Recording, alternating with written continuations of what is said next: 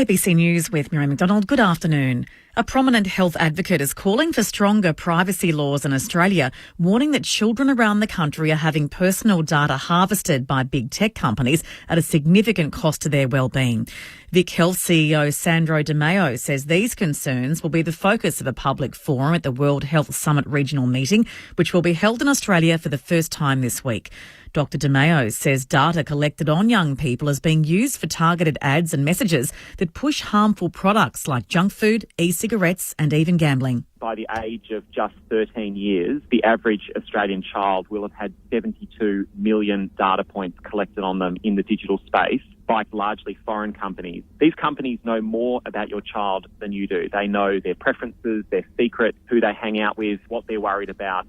More than 1,000 World Health leaders are expected at the summit meeting, which will be hosted by Monash University in Melbourne from Monday to Wednesday.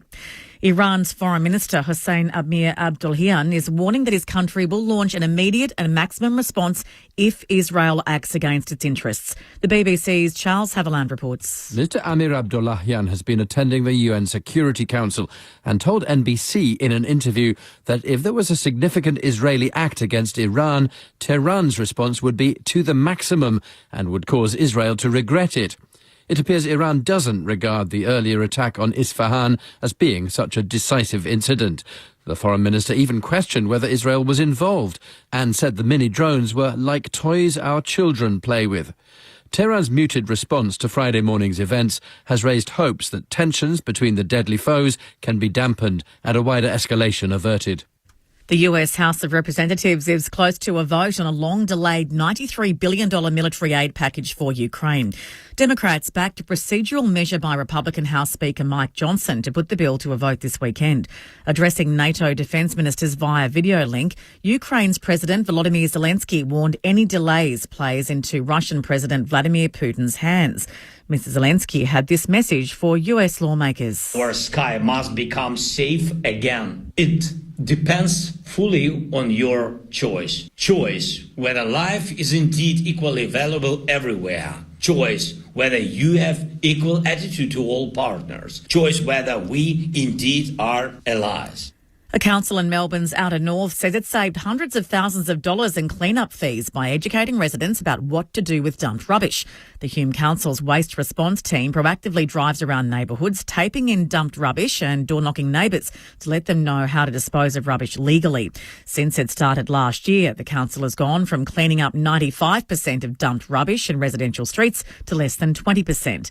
Hume Mayor Naim Kurt says most people want to do the right thing, so education is key. The success has been really profound for us. We've found that in 80% of the cases that residents are taking ownership for the dumped rubbish, that they're using existing council service to dispose of that rubbish, and that's saved council $400,000 in clean-up fees over the past 5 months. The owners of a little dog that escaped just hours before he was due to board a flight from Melbourne to Wales in the UK have had an emotional reunion. Milo, a Jack Russell Cross, went missing for weeks after escaping handlers at Melbourne Airport. Animal rescuers eventually discovered Milo sleeping under a shipping container and staff ensured he got on another flight back to his family. Owner Jason Watnell says Milo is recovering from his ordeal. At the end of the ordeal, he had lost 1.5 kilos and he had a bit of a temperature, so he's a little bit worse for wear. But with some rest and relaxation, he's kind of getting back to his old self, and we'll certainly spoil him with treats. To sport, and the Miami Heat has grabbed the last spot in the NBA's Eastern Conference playoffs, beating the Chicago Bulls by 21 points in a play-in tournament elimination game, 112-91. Missing star Jimmy Butler due to injury, Tyler Hero stepped up for the Heat, scoring 24 points and falling an assist shy of a triple-double. To the weather now for the state. A cool and partly cloudy day with isolated light showers in the far east clearing. A mild, dry and sunny day across the north. Areas of smoke haze. Temperatures slightly below average. Light to moderate southerly winds. For Melbourne, partly cloudy with a top today of 18 degrees. Tomorrow, partly cloudy 17. Monday, sunny 22. Tuesday, partly cloudy 21. A possible shower on Wednesday and 17. Right now in Melbourne, it's 17 degrees. ABC News. Coffee for Tony Armstrong. Extra hot almond latte, light on the froth. Yep, thanks, mate. Okay, so I like my coffee my way. Just how I like my news. If you want to stay in the know your way, it's pretty easy. With the ABC News app or by heading straight to the ABC News website. Or if having emails in your inbox is the go, hit us up for newsletters. It's news your way. All the latest, all verified, all the time. That's a good coffee.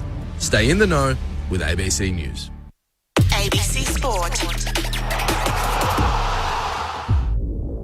This is AFL Saturday with Corbin Middlemass. Hand pass to Ngoe, the Collingwood superstar, to Ngoe, the destroyer. AFL coaching record holder. Mr. Mick Malthouse. The man's about to coach a team for the 715th occasion. Premiership player. Number 12, Luke Ball. Finals pressure. Luke Ball from 45 metres out directly from goal. Score the level. AFL Saturday with Corbin, Mick and Bally. AFL Saturday. On your radio, ABC Sport Digital. And take us with you on the ABC Listen app. A pulsating Friday night in Adelaide, doused in controversy. The Bombers make it back-to-back wins while the Crows take another L. Meanwhile, the Bulldogs were blew St Kilda off the park, rather. It was all the Dogs there. Are we buying what Ross is selling and a mulligan for the Saints? Is the good bloke clause here to stay at the tribunal? And we go inside the Magpies' nest with Jeremy Howe. All of that ahead right here on AFL Saturday. This is ABC Sport. McGrath turns, rolls, kicks to centre, half forward. There's Goldstein. The veteran Marks hands it off to Nick Martin from long range. Puts Essendon back on top. O'Brien wins it down. Walker collects. He's tackled by Caldwell. Trying to knock the ball out. Another pack. The umpire circles. They're appealing for holding the ball. The siren. Essendon edge the Crows on a Friday night heart stopper in Adelaide. What a night it was. Reaction from the AFL shortly. This is AFL Saturday on ABC Sport. As you heard in the intro, Corbin Middlemass, Luke Ball and Mick Malthouse. We are at the Melbourne Cricket Ground. There are a few Collingwood and Port Adelaide players just milling around, and we'll go inside the Magpies' nest shortly with Jeremy Howe. My name's Corbin Middlemass. Luke Ball's here with me, the premiership star from the Pies. What a night, Bally. The Bombers 4-2, but gee, there's a fair bit to pull apart out of last night. There is. Big finish, morning or afternoon. Corby, great to be at the MCG. It's looking a picture too. The first comment as we walked in, not a heap of footy here. It's had a bit of a breather, hasn't it, over the last 10 or 12 days. I think the last game was the Thursday night previous. So great to be here. And yeah, you're right. Bit of a spring in your step, the Bombers, surviving last night. Having said that, they were the better team. They deserved the win. But as has seemed to follow the Crows, really, hasn't it, the last couple of years, a little bit of controversy at the end.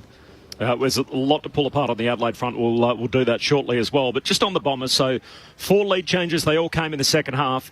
It was a weird kind of game. I worked the broadcast with Josh Franco and Scott Thompson last night, and they said as much in our coverage that just as the game started to find a little bit of rhythm, it would then dramatically change course. The Bombers led by 21 in the second term. They fell behind by 19, so there was a 40-point swing in the game.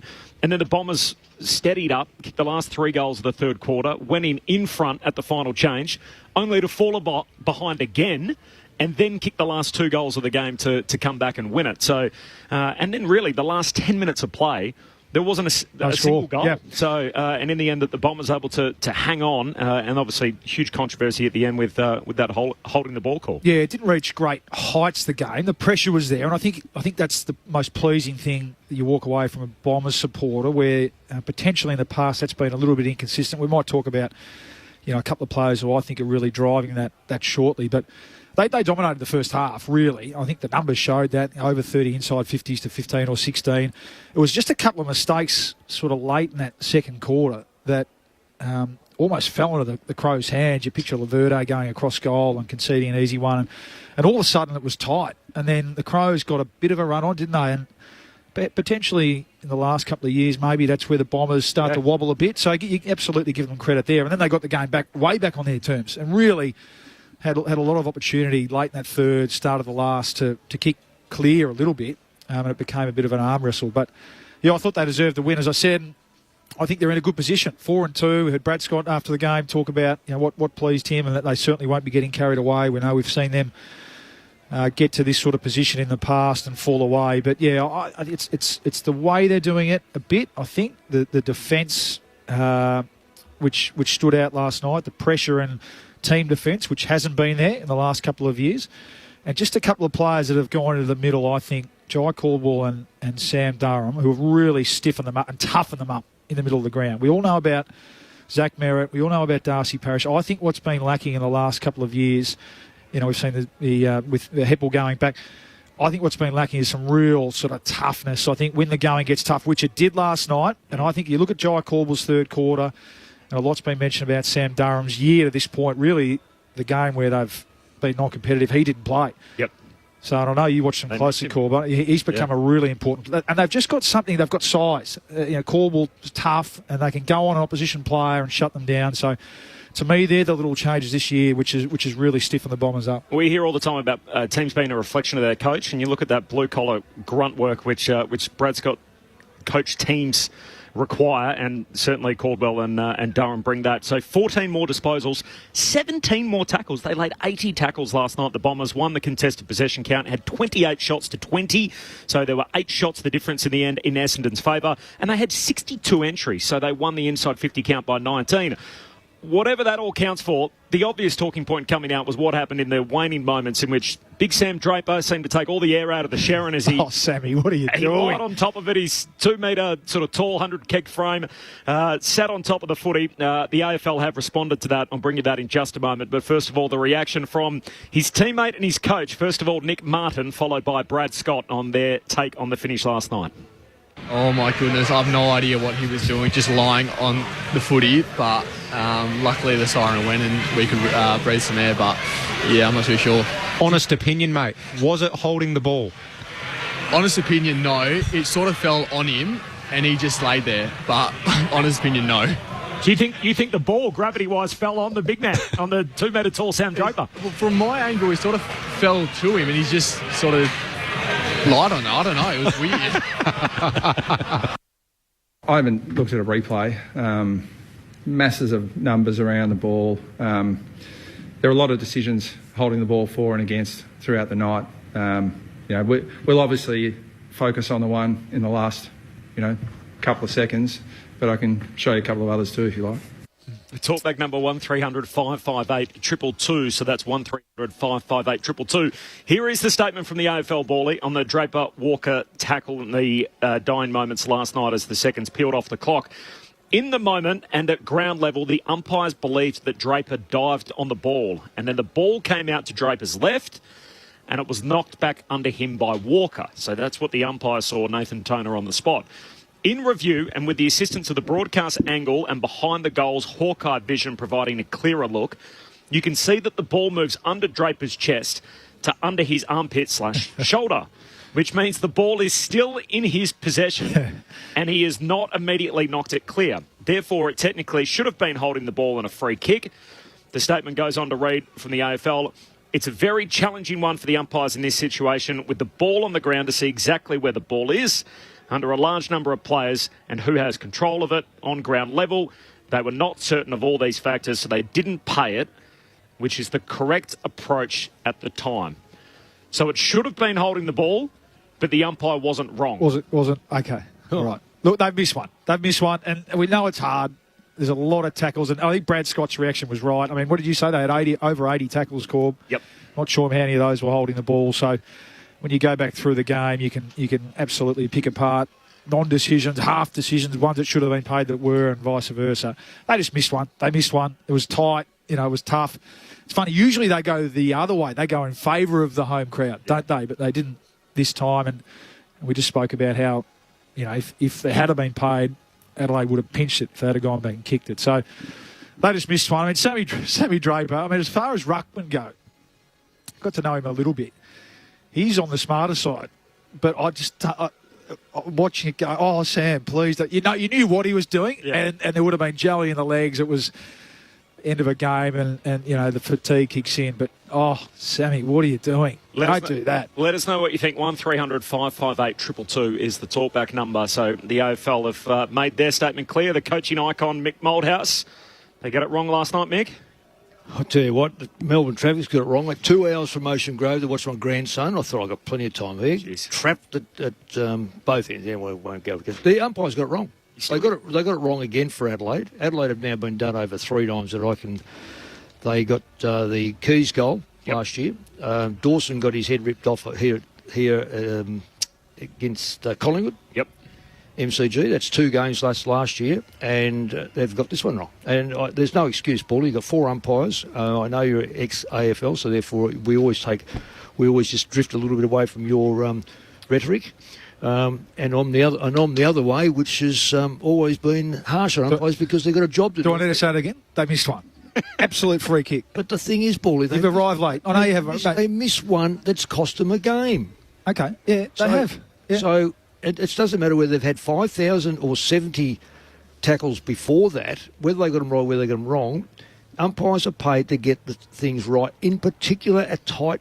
So that's like saying to me, a player's a great player until he gets to MCG and he just can't quite deliver on the big stage. Umpires, the big stage is a close game.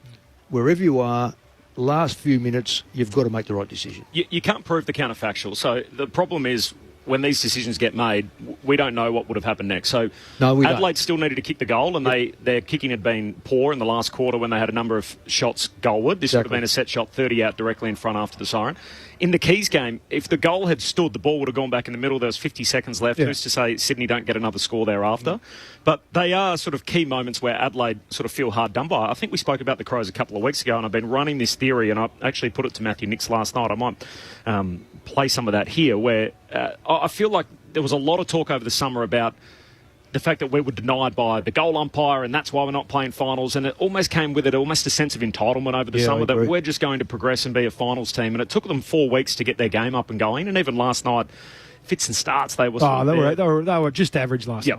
Yep. And so it sort of masks probably the broader picture when you look at Adelaide, these isolated moments, the Keys one, the incident last night, that they're not playing like a top 8 team that they think they are. And they're 1-5. They're just a bottom 10 team. I had them in the 8 on the back of where they finished last year, but more importantly, how they played against the premiers, which was Collingwood. Bits and pieces. I watched my granddaughter play basketball, so I missed a lot of the game, but bits and pieces I picked up and certainly listened to it. They should have been out of the game by half time. Yeah. And we say that all the time. Bad kicking is bad football, but when you dominate the game like Essendon did, they should have had the game sewn up. So, look, I take it in consideration. I'm hard on umpires because everyone's hard on coaches when they lose. Everyone's hard on a player who misses a goal from 10 yards out. You know, I don't know whether we've got it right with 4 umpires, but we certainly got to get it right with those. But I will say this. The best umpires get told something, they listen, don't guess. So if they couldn't see it, I'm not going to change, but I'm going to say you should be in a position to see. But if you can't see it, don't guess it. Yeah, which is what he did. Which is what they said. Yeah. Which is what he did. He fell back on last night and basically decided not to blow the whistle. That's right. Yep. But if he had seen it properly, he may well have recorded. So maybe he wasn't guessing. So I'm going to give him. Do we give him the benefit of the doubt? Maybe. We got lines available. 1300 558 222 is the talkback number. I mentioned Matthew Nix. I put that theory to him last night about whether there was too much focus on the things that went against them and the fact the goal umpire denied them a place in the top 8 and not enough focus over the off season of getting better. This is what he had to say to that on ABC Sport last night. There's something that we will, and we already have looked at with how you prepare for a season where there's a higher expectation, and then when you're a young group and how they're going to attack that. There's little things that you would maybe do differently, and it comes back to the mental side of the game. It's such a challenging game when you're playing with some freedom and I guess not that expectation to perform. You can really let loose. We know the expectation's there. We wanted to embrace it. We're not going to hide from that, but maybe just our ability as a young group to come back to why the expectation was there in the first place, and that is, as I mentioned, system. That's role playing. That's just doing the simple things for each other and playing as a team. I mentioned we were trying too hard in the first 3 or 4 rounds, and that's just where it was. We were doing things that we knew weren't best for the team, unfortunately, and it's. I'm hoping tonight we show again that the momentum's well and truly back with the way we played last year, and the result should look after itself. So that was pre-game last night. He put it down more to trying too hard. Yeah. Which, do you buy that?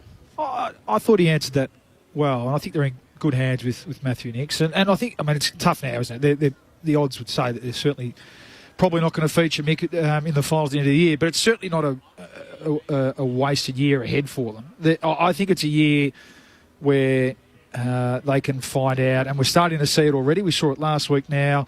Like, does Rory Laird need to... We know what he's going to do. We know what his best is. So is it time just to start to move him out a bit, get Saligo in there, get Rochelle in there more, get Rankin? I think they've accepted that now. They're starting to explore a bit there. Some of those injuries at the start of the year certainly haven't helped them with the big guys, Thorpe and others, but it's certainly not a wasted year for them. This is AFL Saturday on ABC Sport. Corbin Middlemass, the coaching icon, Mick Moldhouse, the premiership player, Luke Ball, taking your calls on 1300 558 222. Neil is the first of our callers. Neil, appreciate your call. G'day, thanks for taking the phone. I just wanted to point out that the Crows are wrongly named. Should be cows. All that bloody mooing last night. Christ almighty, and the umpire's only doing his job. He had a good bloody mind to keep walking past that Crow bloke what was having a go at him. When he finished, I had to take me hat off to that umpire. Good on you, Neil. Appreciate your call. Who do you vote for, Neil? North Melbourne. There you go. Yeah, very good. There you go. Not all just SMS. No, they're not like you, the other Corby. No. Sample of the SMS, anonymous. If the same decision happened in anywhere in the previous 2 hours of that game, no one would be talking about it. Pete in Ballarat, g'day all. I reckon Draper should have got the free kick for the Crows bloke jumping straight into his back. That used to be a free kick once. Stan in Victoria, high team. Yes, the Dons may have been the better side. However, the score ultimately is what matters in the end. The Crows can't do anything about the results now. They should take this and make it their motivation into their upcoming games. That's from Stan in Victoria. And from Bradley in Castlemaine, hi gents, the AFL is mostly to blame for the contentious umpiring decisions. Their constant changes to rule interpretations over the last decades have the umpires, the players and the fans guessing.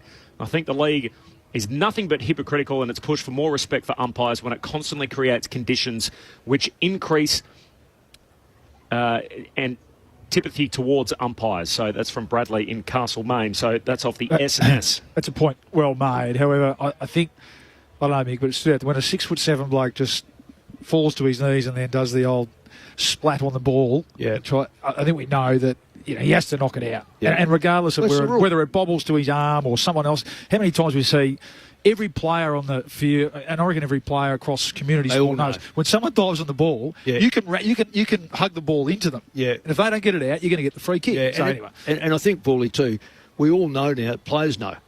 Players know enough to just wrap him up and hold the ball in there. The poor blokes, he may well be making every attempt and every other player's on top. It really what it does, it says to you, you jump on the ball. Keep your feet. That's right. Exactly. I actually like the rule too. Yeah, it's a ripping rule. The AFL conceded as much this morning that with the benefit of the replays and hindsight that it should have been paid holding the ball, but in the moment they were comfortable with the umpire erring the other way given all the circumstances that went into it. More of your calls coming up on 1300 558 222, but we can go inside the Magpies' nest now. We're at the Premiership defender, or perhaps Premiership swingman is what we should call him, from the Collingwood Football Club, in Jeremy Howe. He joins us on AFL Saturday here on ABC Sport. Jeremy, appreciate your time. Thanks for having me, guys. How are you feeling so close to game time, doing a media commitment? We really appreciate you dropping by. Yeah, as far as my prep goes, it's pretty casual at the moment. Generally we'll have our team meeting, and then once we kind of get out of there, I'm one to lock in. But yeah, don't mind the build-up, kind of around, have a bit of a kick and a couch pre, and then happy to chat to you guys. Are you someone that watches Friday night footy the night before a game? Absolutely. If the wife lets me. But, I do. I actually watch probably more footy than I should. But, I enjoy it. Kind of like picking up on the trends of the game and seeing how it's going. And, we're certainly locked in last night. Do you feel like you've got a good guide on what the holding the ball rule looks like after last night? For a bloke who doesn't tackle, probably not. It is challenging. It's probably the hardest rule to officiate, given there's so much that goes into it. But yeah, you've always been told to play to the whistle, and unfortunately, you get the close calls. It can go either way, and that one last night was probably one of those. Jeremy, well done on a fantastic career. Really fantastic. When I analyse where you've played and what you've been doing, it's been an incredible journey. Just on that journey in the last couple of seasons, last year Premiership, this year Hunted. Are you up to it, you guys? Is there something missing? Murphy's out, yeah, we know that now, but young kids have got another year under their belt. Do you see the side better than last year? I firstly appreciate the kind words, Mick. But yeah, I think for us it's just that, unfortunately, for whatever reason, there was a few that we started relatively slowly with the first 3 games and not being able to get a win on the board. And we know how important it is to get momentum in these games, and we were pretty patchy early days. We felt like, the game against Brizzy Easter Thursday was a really important one for us to kind of, get back to what we're good at. Now, pressure is probably the key pillar for what we're good at, and that probably feeds the hunger of what it looks like for us, and we really get going off the back of that. And where we are at the moment, it's certainly not where we feel like we can be. We're on this journey to keep improving, but yeah, you feel that everyone's kind of bringing their best footy against us, and that's what we kind of expect. But like in today, there'll be no different in that. Like, we really respect the way that Port go about it. It'll be a challenging game, but we're always up for it, and we feel like our best is still ahead of us. Just on your back line now we're saying Murphy's retired, so he won't be there. He's an interesting player for you because he was the quiet achiever in many respects, where Darcy Moore become a bit more attacking. You were able to drift across. Have you got a replacement, or do you have to replace him, you personally? Yeah, it's a good question. I suppose it probably comes up to matchups and who we're coming up against. I think Murph was an integral part of the way that we went about it. He's, the way he attacked the ball in the air was second to none, and he made some really good intercept plays for us because he reads the trends of the game and where the ball's going really early. And we feel like, the way that Billy Frampton's performed, especially early in this season, has been enormous, and that probably gets Darcy to go a bit more of his natural role and there for me as well. But when you're coming up against a tall forward line like today, there's every chance that we've probably got the matchups to play a bit more accountable footy. So because they've got some dangerous tools, but yeah, we still look to play system. But Murph, yes, he's a big out, but we feel like the emergence of Frampton, what he's been able to do earlier this year, has been huge. Howie, good luck today. Before we get on to today's game, just the emotional side of the announcement this week. Nathan Murphy, I'm sure you're really great mates with him and played so much footy with him, and the impact on both yourself. In a sense, you play in a similar way, the way you attack the ball in the air, but not just yourself, but the group this week. Yeah, he's such an important person at the club. Like, everyone sees what he does on field, but I think the connection piece for us is how he brings everyone together and really brings the joy to what we do. And yeah, I think what he does, like, we're so fortunate enough to be able to continue to have him around for the remaining of the season. In what capacity, I'm not too sure, but yeah, the person that he is probably his greatest strength. And he loved the game, but he also just loved being a really good guy. And he'll be sorely missed, no doubt about it. But yeah, as long as we can keep him around for the remainder of the season. But yeah, he's got great relationships. He was a hell of a footy player, and in the end, he's made the right call. And we're fully supportive and wish him all the best for what's to come. Yeah, you mentioned tall, dangerous forwards today. No Charlie Dixon. We were just talking off air. In a funny way, I actually think that potentially or could be an advantage for Port. They look for him so much. I think I saw a stat this week. He's targeted the most out of any tall forward in the competition, and they actually haven't been getting a hell of a lot of bang for buck. I'm sure you would have gone through that in your analysis this week, and potentially there's a few more. There's obviously more options for them to go to. It makes them a little bit more unpredictable today. Is that how you've read it as well? Yeah, I think so. Yeah, we were lucky enough to get that stat fed through us to well, and why wouldn't you, considering how big the bloke is? Yeah, but yeah, you're probably right. They've got guys that play versatile roles down there, so I wouldn't say they're one-dimensional, but definitely they're going to look for other opportunities to score. So with Marshall and Georgiadis, very, very hybrid type aerial players, as well as if the ball hits the deck, they're quite capable. So Street comes in, that's probably going to hold up at one of our key pillars, but yeah, we'll have to be on our toes in our A game because they are quite efficient when they do go forward. So, the aerial dominance both in front and behind the ball has been really important for them. So we'll look to bring the ball to ground as much as we can. Jeremy Howe with us on AFL Saturday right here on ABC Sport. Corbin Middlemass, Mick Moldhouse and Jeremy and Luke Ball. Jeremy Howe's downstairs, of course, getting ready to play in this game. I wish. Both Collingwood Premiership players, though. You have that in common. Bally. Jeremy, I don't know how closely you follow the news cycle during the week. Charlie Cameron was able to get off, really citing the good bloke clause at the tribunal and his character reference, which went in his favour. I think he's had 5 previous guilty charges, which all came back as fines. Was one of them against you in last year's grand final? Yeah, no, he clipped me. Sure was. I was right in the front row. I saw that. He got you a beauty. Yeah, he got me a nice one in the back of the rib cage there. Yeah, it's an interesting one. I did, if anything come out, I did see that I that I come under that barrier as well. So 200+ games and with a good behaviour bond. So I might have to use it at some stage, no use doubt. it today, mate. There you go. So there's a few of us. Fill your boots. Have you got people who give you a good reference, though? That's the difference. That's the challenging part, Mick. I reckon you'd have them lined up for you, mate. That'd be nice. It is a perfect segue for us. Just to shout out Collingwood's Community Foundation. Can you tell us a little more about this and the amount of work that the Magpies are doing? And this sort of goes across a number of different areas, which probably a lot of people out there aren't aware of just how much the club does in the community. Yeah, absolutely. We invest a lot of time, and we've got some amazing people that do a lot of work, and the boys get heavily invested in that space. And, you know, we try and look after and support as many disadvantaged and, you know, people that are sleeping really rough. And I feel like it's at the forefront of one of our values, and that's community and supporting those people. And, yeah, like we said, like we were able to get down there during the week and really do some really rewarding work. But, you know, it's one that we're really proud of, one that we're continually working on to get better at. And, yeah, as much support as we can possibly get. You know, the Collingwood Foundation does a mountain of work, and it doesn't happen without the support of others. So if you can, you know, we're always looking for some donations along the way, because everything helps. community.collingwoodfc.com.au/donate. And just lastly, Jeremy, so many of our listeners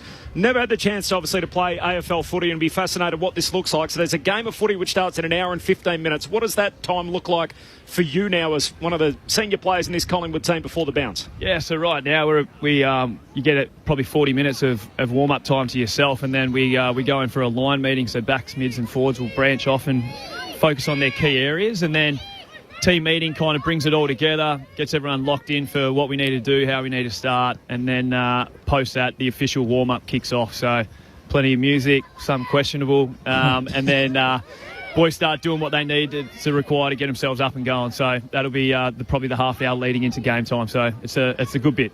We're very lucky, Jeremy, not only to watch you play, but to have access to you so close to the bounce. Appreciate you dropping by for a chat with us on ABC Sport. No, appreciate it, guys. Thanks for having me. Jeremy Howe, champion defender of the Collingwood Football Club with us. That's great access, isn't it? Right Terrific. Before a game. Yeah. Unbelievable. Yeah. I think not every player could handle that ball.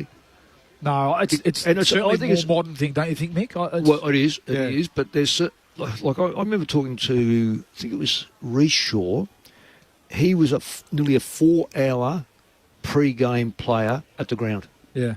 Wow. And yet others, and we've spoken to others just recently, who said, you know, if preference, I'd rather just get there an hour before 90 but minutes. we always say 2 hours. Yeah. Some places lock themselves up. They don't want to know. But that there is so open, and one, he's a ripping bloke, and two, outside of the fact he can play the game pretty well. It's very interesting that they can actually get that out, and perhaps that's their method of just relaxing a little bit. I think just most clubs now focus on mindset as much as physical preparation. I think you just see it more and more across the competition now. AFL Saturday on ABC Sport. Corbin Middlemass alongside Luke Ball and Mick Moldhouse. We are at the MCG, Collingwood and Port Adelaide first up for broadcast today. There's a heap to come on AFL Saturday. We've got Cool Hand Luke with Luke Ball. Mixed messages coming up. Dean Margetts is going to join us on the back of the contentious umpiring call last night, the former AFL official. But up next, we're going back to the phone lines. Liz and Roy will be first up. And there's time and room to take your call as well on 1300 558 222. This is AFL Saturday on ABC Sport. Here's my top footy tip for the season. You can get your games live and ad-free on the ABC Listen app. I know, right? AFL, NRL, men's, women's. Whatever footy you're after, we've got you covered. Every goal, try, mark and tackle. Called by ABC Sports' expert commentary team. This season on the home of 100% pure footy, the ABC Listen app. You're listening to AFL Saturday with Corbin, Mick and Bawley. This is AFL Saturday on ABC Radio, ABC Sport Digital, and take us with you on the ABC Listen app. Just look for the AFL button. AFL Saturday on ABC Sport, live from the MCG. Corbin Middlemass, Mick Moldhouse and Luke Ball. The phone number 1300 558 222. Liz from Marupna is the next of our callers. Hello, Liz. Hi, Liz. But anyway, look, I just wanted to say two things. First of all, one, umpires aren't going to change their mind once they've made a decision. And two, I really do feel sorry for them because every action is basically scrutinised and then it leads to all these other things. give the umpires a fair go. Because if you didn't have them, you wouldn't have the game in the first place. So, they make the decision, that's it. Yeah, no, good call, Liv. We've spoken about that a few times. They've never changed their decision. And it was the Jordan Clark one from a couple of weeks ago. That was the old school lesson from that, right from the under-9s. One of the first things that your dad will tell you, don't argue, even as frustrated as you might be, that you've never seen one change their mind over 150 years. No, but I will say... But I think, sorry, you've got to get them right. Yeah, you're right. And I think you're holding them, and they and I've worked with them, they would like to hold themselves to a high standard as well. So, we don't need to name names, but... The four umpires that did the game last night, they'll review their game, and if there were instances where they've made the wrong decision, then they'll, like a team, like a footy team, they might find themselves in trouble for a game next week. That's how it works. Yeah. The holding the ball decision was inconsistent last night across. It felt like the four umpires that were out there as well. Sometimes there's just games, aren't there? And usually when there's a lot of tackles, and usually when there's 160 tackles, 150 tackles. There's always ones that are, almost, or was that, maybe not play on. Yeah. Sometimes I think usually you like, almost like in a final, you like to see them give the players a benefit of the doubt at times. I think the one we're talking about looks so clear that's why we're talking about it. But anyway, it's a tough job. Roy in Hobart on the talkback number 1300 558 222. Hello, Roy. Good afternoon, fellas. How are you? We're well, thanks. Roy, you hear me all right? We got you. A couple of words in there. It's great to talk to you. A free kick not being paid, and that's the reason why Adelaide lost. I mean, there were many errors were made by the Crows. At one stage, they were leading. Now, if you're leading a game and then allow the opposition to get back into a game, I think you've made too many errors, and you don't select the last player as being the reason for the loss.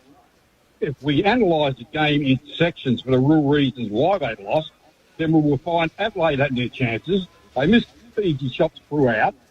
And further, umpires will always make mistakes. It could be at the start, middle, or near the end of the game. You just got to learn to move on, people. Good on you, Roy. Appreciate your call. We touched a little on Adelaide. Here's what Matthew Nix had to say about it all last night, and in particular the inside 50 count, which they lost by 19. Well, that's an outcome. That's an outcome off the back of getting a lot of things wrong with the process. That is the contest that we're talking about. That's if you're not winning the footy, then it's going the other way. So we're just under pressure all night. And then we didn't find a way to keep it in our front half or get it in there. So we're not going to score many points doing that. In saying all that, we talk about the last 5 or 10 minutes of the game. All of a sudden we're in with a chance, and with a bit of luck, maybe we fall across the line. But we would still be disappointed about the way we played the game tonight, even if it went our way. You said a bit of luck. Did you think you should have had a holding the ball decision? Oh, no, sorry, I didn't mean it that way. I meant there are a number of different opportunities that, I don't know how many times we went in a row, but we found our aggression and our assertiveness, and where had that been for the night? That's what was another disappointing part of sitting around. Where has that been? We understand too at that stage the opposition may shut down a little as well, so the game changes, but we had some chances. What did you make of the non-call at the end then? I'm not going to make a comment around umpiring. That'll just add to the night.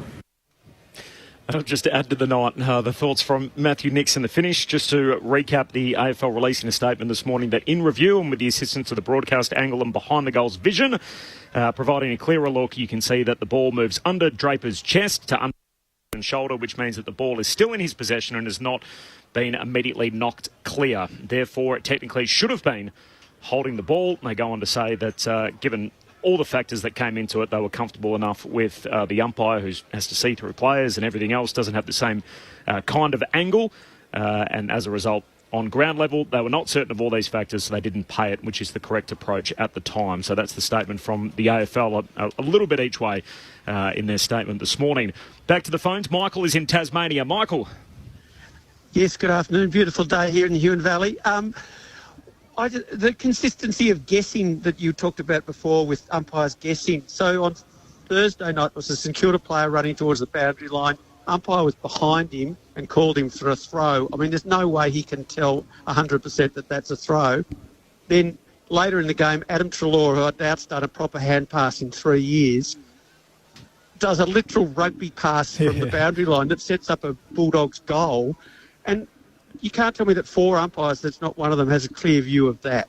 The action of that. And so that's one thing. And then the second thing is 50-metre penalty. So on Thursday night, at the start of the game, Rowan Marshall gets a ball. Bulldogs player drifts past him. No 50-metre penalty. A minute later, a St Kilda player doesn't retreat the metre and gets a 50 against him. Now, then I noticed through both games, players just drifting past the man with the ball all the time. No 50s paid. So if they just stop that now, there's been a 50-metre penalty when they just drift past. They're not actually following another player. They just amble past within the 5-metre. Thanks, Michael. Appreciate that. It helps survive my... Michael, No, they haven't stopped that rule. They've certainly relaxed, I think, the interpretation for the better. I think, the frustration around that rule was always when it was really adjudicated to the absolute letter, and the player had absolutely no impact on the person with the ball, trying to move the ball on. So I think, and that hasn't happened recently. I think it might have even happened last year. There was a relaxing or a little tweaking of the wording around that rule for the better, I think. And I still think it's been a positive for the game. I thought the Saints were on the wrong end of a few the other night, but again, that was the least of their problems in that game. And it's funny how that happens sometimes when a team's up and about and playing good footy like the Dogs were. They get the rubber to green at times. This is AFL Saturday on ABC Sport. Corbin Middlemass, Luke Ball and Mick Malthouse. The talkback number is 1300 558 222. Mixed messages, Cool Hand Luke, all on the way. But I'm very pleased to say we are now joined by a former AFL umpire just recently out of the game. His name is Dean Margetts, and he's been good enough to join us on ABC Sport. Dean, appreciate your time. Good morning, Corbin, Mick, and my former umpire and boss, Luke Ball. Morning, Dean, or afternoon here. It's great to have you with us, Dean. Obviously, a controversial ending last night. The AFL released their statement this morning. In short, did they get it wrong? Yes, they did. Yeah, unfortunately. And I speak through an umpire's lens, Corby, as you know, clearly. But in that situation, that rule was designed to obviously prevent stoppages, congestion. When a player elects to dive or drag the ball in and you don't knock it out immediately or successfully, a free kick shall be paid. And I think we should have paid that one last night. So we hear a lot of sort of old adages around footy, and one of them is, the umpire swallowed his whistle. They don't pay any free kicks in the last few minutes of a game and deep into time on.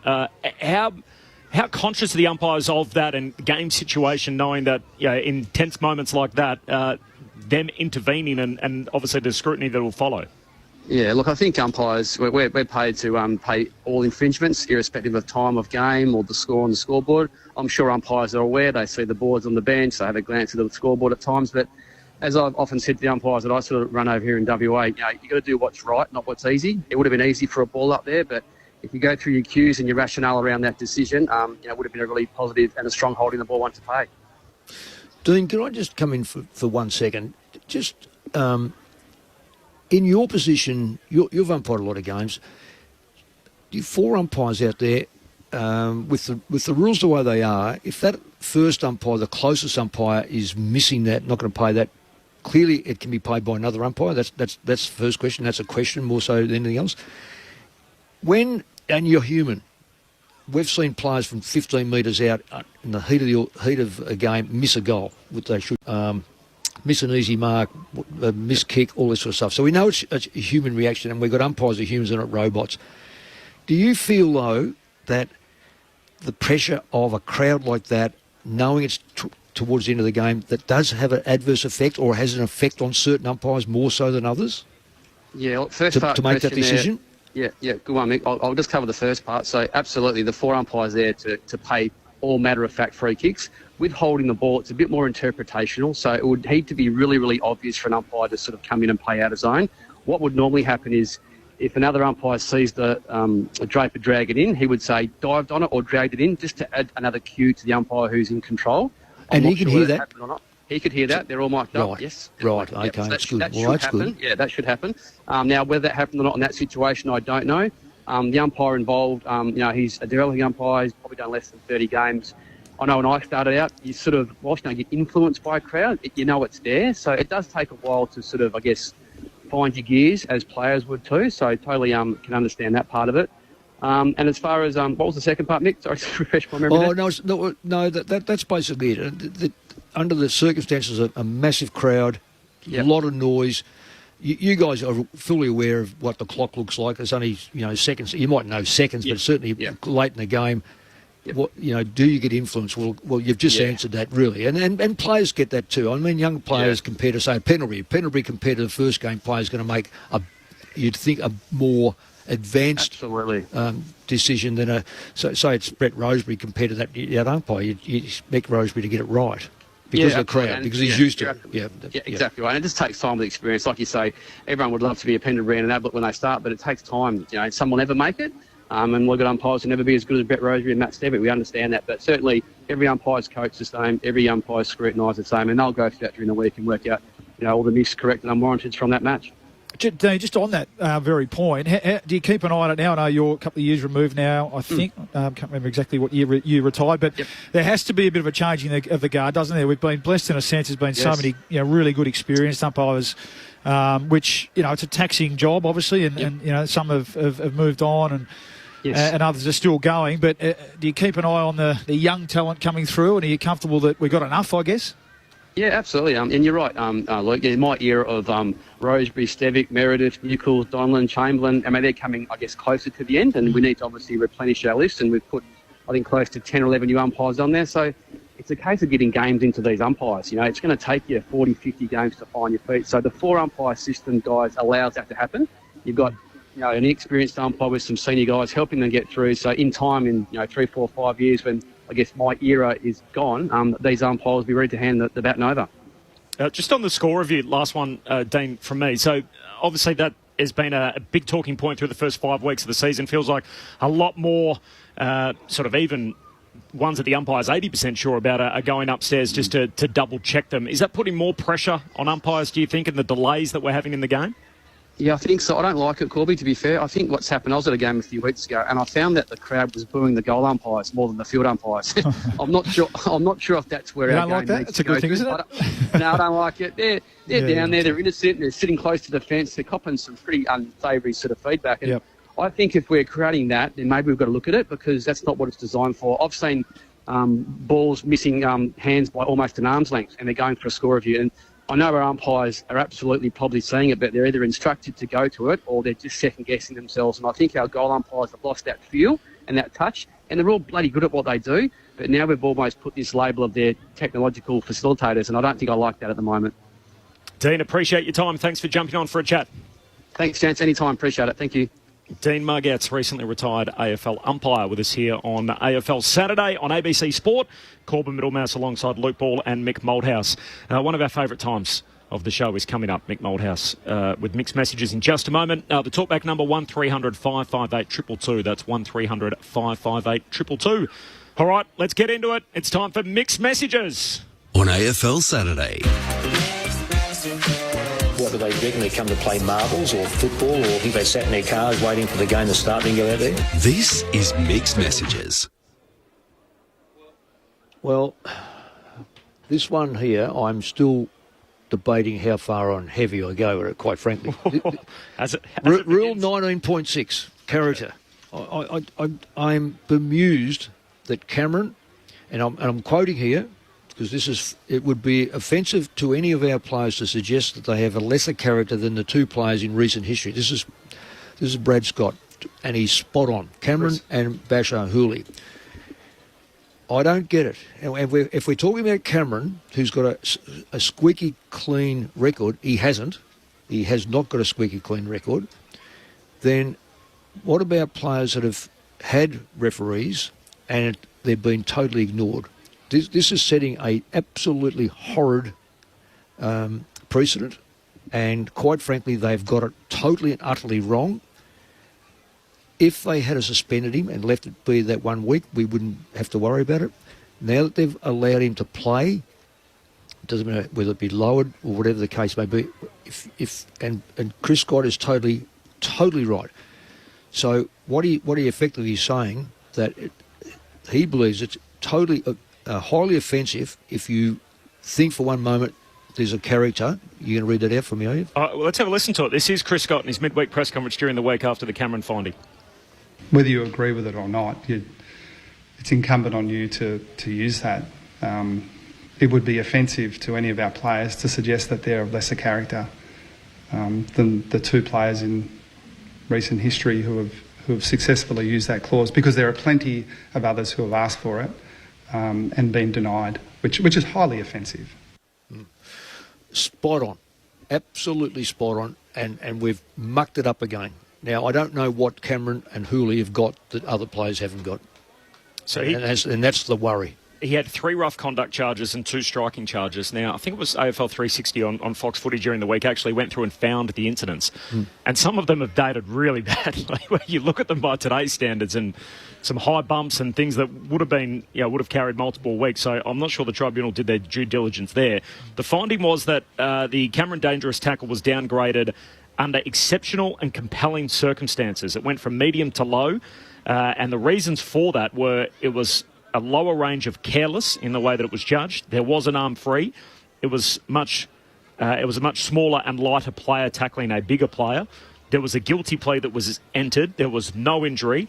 And the character reference showed impressive work that Charlie Cameron had done in the community, and it is his first suspendable offence. Andrew Dillon was on his own media network on afl.com.au, and he was asked about it. This is what he had to say during the week. What I will say from an AFL point of view is I was really happy with the way the MRO graded it with a one-match suspension, and that was what we were hoping the outcome would be. So will you appeal it? No, we won't appeal. We've had a look at that, and we think the discretion was there for the tribunal to use. But as I said, the MRO graded it a one-match suspension. That's where we thought the right result would have been. So we'll then look at the tribunal and how we go for the rest of the year. But as we do at the end of every year, we'll review our tribunal guidelines. Should character assessments and overviews off the field relate to on-field incidents overall, do you think? Oh, God, I actually think that's a really good question, and I think that would be one of the things that we would look at towards the end of the year. So it's under review at the end of the year. That's Kel Toomey chatting with Andrew Dillon during the week. Well, I'm happy about that. If they're going to review it, good, but there's got to be an outcome. Like anything in life, when you start doing something like that, the outcome is essential. So not just to look at it. I'm bemused by those two players, especially when there's been a heap of others that have gone up. So their character obviously doesn't count. So that's an indictment on the people who have read that and haven't taken action. Feels like it's going to create more work for the tribunal, which is what the MRO system was trying to avoid. If you've got a 50-50 one, you could argue.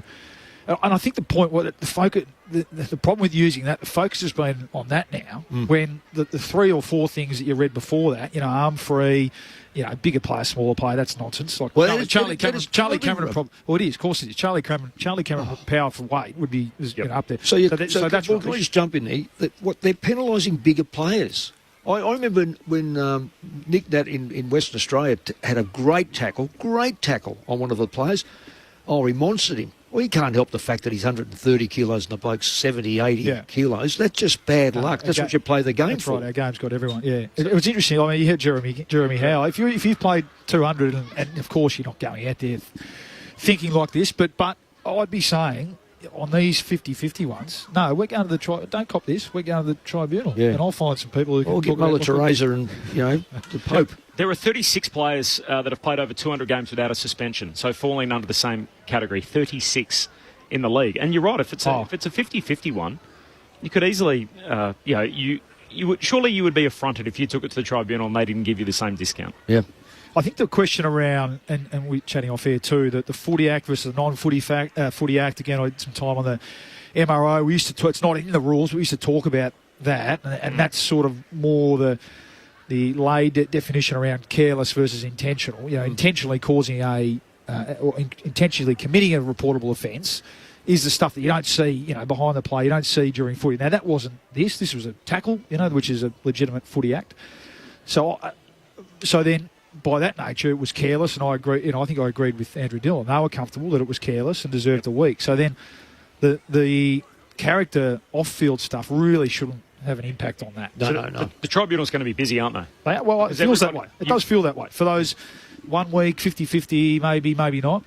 They're going to be queuing up. As Chris Scott said, it's incumbent on the clubs now to challenge it. Well, we've got to defend our players and put their character on trial and hope we can get it down great. As long as you've played over, 50, 100 games? So you've seen enough of it? I will say this, first year, Charlie Cameron's played 207 games, so it's not as if he's been cited 5 times and found guilty but only fined.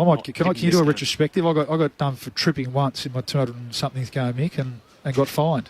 Yeah. Can I go back and challenge that? Or money back? My money back. So if the AFL's unhappy with the loophole, why don't they close it immediately? Do it now. Yeah, do it now. Yeah, that's a great thing, Corby. Why are we going to sit on it to know the outcome? The outcome, we know there's going to be a change. Do it now. It's not going to change the dynamics of the game. What it will do, it's not going to stop you from scoring 6 points or a point for a kick-off or kick-in or mark or free. It is something that can be done right now through that administration. Why? I mean, that should be the question that you guys should ask the AFL. We would love someone to come on from the AFL. We put the request in again this week. We're told, hopefully, in the coming weeks, Laura Kane's going to do the media round. So hopefully we will have someone in the box. She should be available every week by the key players, and we are a key player in this. Well, hopefully in the coming weeks we can put a few of those questions to the AFL. This is AFL Saturday on ABC Sport. That's a pretty sharp mixed messages. Let us know what you think. 1300 558 222. That's 1300 558 222 is the talkback number. Cool Hand Luke coming up as well after a little 2-week layoff, Bally. So making a triumphant return after the latest from the ABC newsroom. The other thing was the Jeremy Finlayson incident during the week, who was involved in a podcast. Basically, they do a good, bad, and indifferent, or whatever it was, and the thing that he found offensive of the week, he said he was a little peed off that he got a 3-week suspension. Then he had to come out and subsequently apologise for that again. He said, "Look, I'm upset about myself and the actions that I took on the night. That I said the word. I accept the AFL sanction. It's got nothing to do with that." But part of the discount that he got, the AFL said, "Look, it would have been more if it wasn't for the contrition that Finlayson showed." And then all of a sudden he finds himself in hot water during the week. But we talk about sort of changing policy on the run and changing the rules, and why the AFL don't close the loophole now. That they did the same thing when it came to vilification. You look at the difference Clarkson got in the pre-season compared to Finlayson. That changed dramatically in 8 weeks. If you feel like you need to get it right, you may as well do that today than wait until next year for the sake of this so-called consistency. Could you imagine a coach coaching a side and they know that something is wrong? What we'll do, we'll go to the end of the year, let it go, then we'll change our system at the end of the year. You've just got to operate immediately, as long as it doesn't change the rules for the umpires. And I'm against change where an umpire is, because he's got enough rules. Yep. To be added another one. This is clearly something that can be done without the game changing. Yeah, it does feel like it's getting a little ratty around the edges, though, doesn't it? At AFL House, we've got a couple of sort of on-field things with the end of the Carlton Fremantle game, the game last night, the inconsistencies with the tribunal, this clause, the vilification inconsistencies, which the AFLPA weren't happy about. So it's a new administration. I felt like they had a little bit of a grace period out of the gates. They were very accessible, and then just as the season gets up and running, there's more and more issues. All of a sudden, there's a few little spot fires that are appearing, and that was on AFL Media during the week, which is obviously the AFL's sort of in-house media network, but we haven't heard as much from them more broadly than or further than that. Yeah, I think Laura Kane's doing a weekly segment on AFL Media, isn't she? Which is a new thing for that role. But yeah, there's a lot to deal with. But if you listen to those, though, Bully, it's fitting they dislocate their shoulders, patting themselves on the back. Yeah, there's a bit of that. Yeah, but I think it's about just controlling narratives and that. But you talk about media, Clubland, this sort of modern podcast age. Yeah, that becomes a bit of a nightmare for clubs too, doesn't it? Because I'm not sure how aware they were that there's so many. Everyone's got a podcast now. Yeah. A player just shows and fronts up somewhere exactly, and all of a sudden it bobs up, and they're not aware of it. What do you mean? Where's it? Yeah, but you're always on air these days. We have lines available to take your calls after the latest from the ABC newsroom. So 1300 558 222. That's 1300 558 222. A little sample off the SMS line. The most controversial thing in the dying seconds of that match was Taylor Walker throwing his head back to blatantly milk a free kick for a high tackle that was clearly not there. Now that's from Pete. That was also clarified, and the AFL said, look, that was absolutely correct. Letting it go is lazy umpiring. A free kick should be paid wherever and whenever from Michael off the SMS. Thanks for that. And Stefan in Tasmania. Jeremy Housen, ex-Tasmanian. What are the chances he could come to the Devils in the back end of his career, of course, with their entry in the AFL fast approaching? If you're in South Australia, you're off to the Power and the Pies. For everyone else, we're back in 5.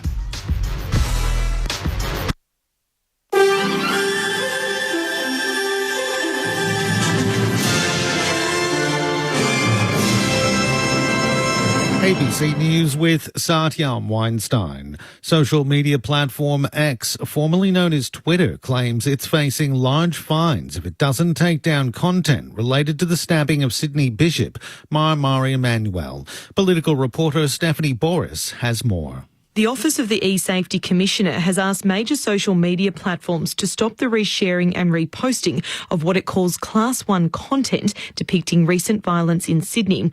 It's defined as promoting, inciting or instructing in matters of crime or violence and is likely to cause offence to a reasonable adult. In a statement, E-Safety says it expects platforms to make genuine efforts to protect Australians from harmful content. However, X argues the request threatens free speech and claims it could face a daily fine of $785,000 if it doesn't take the content down.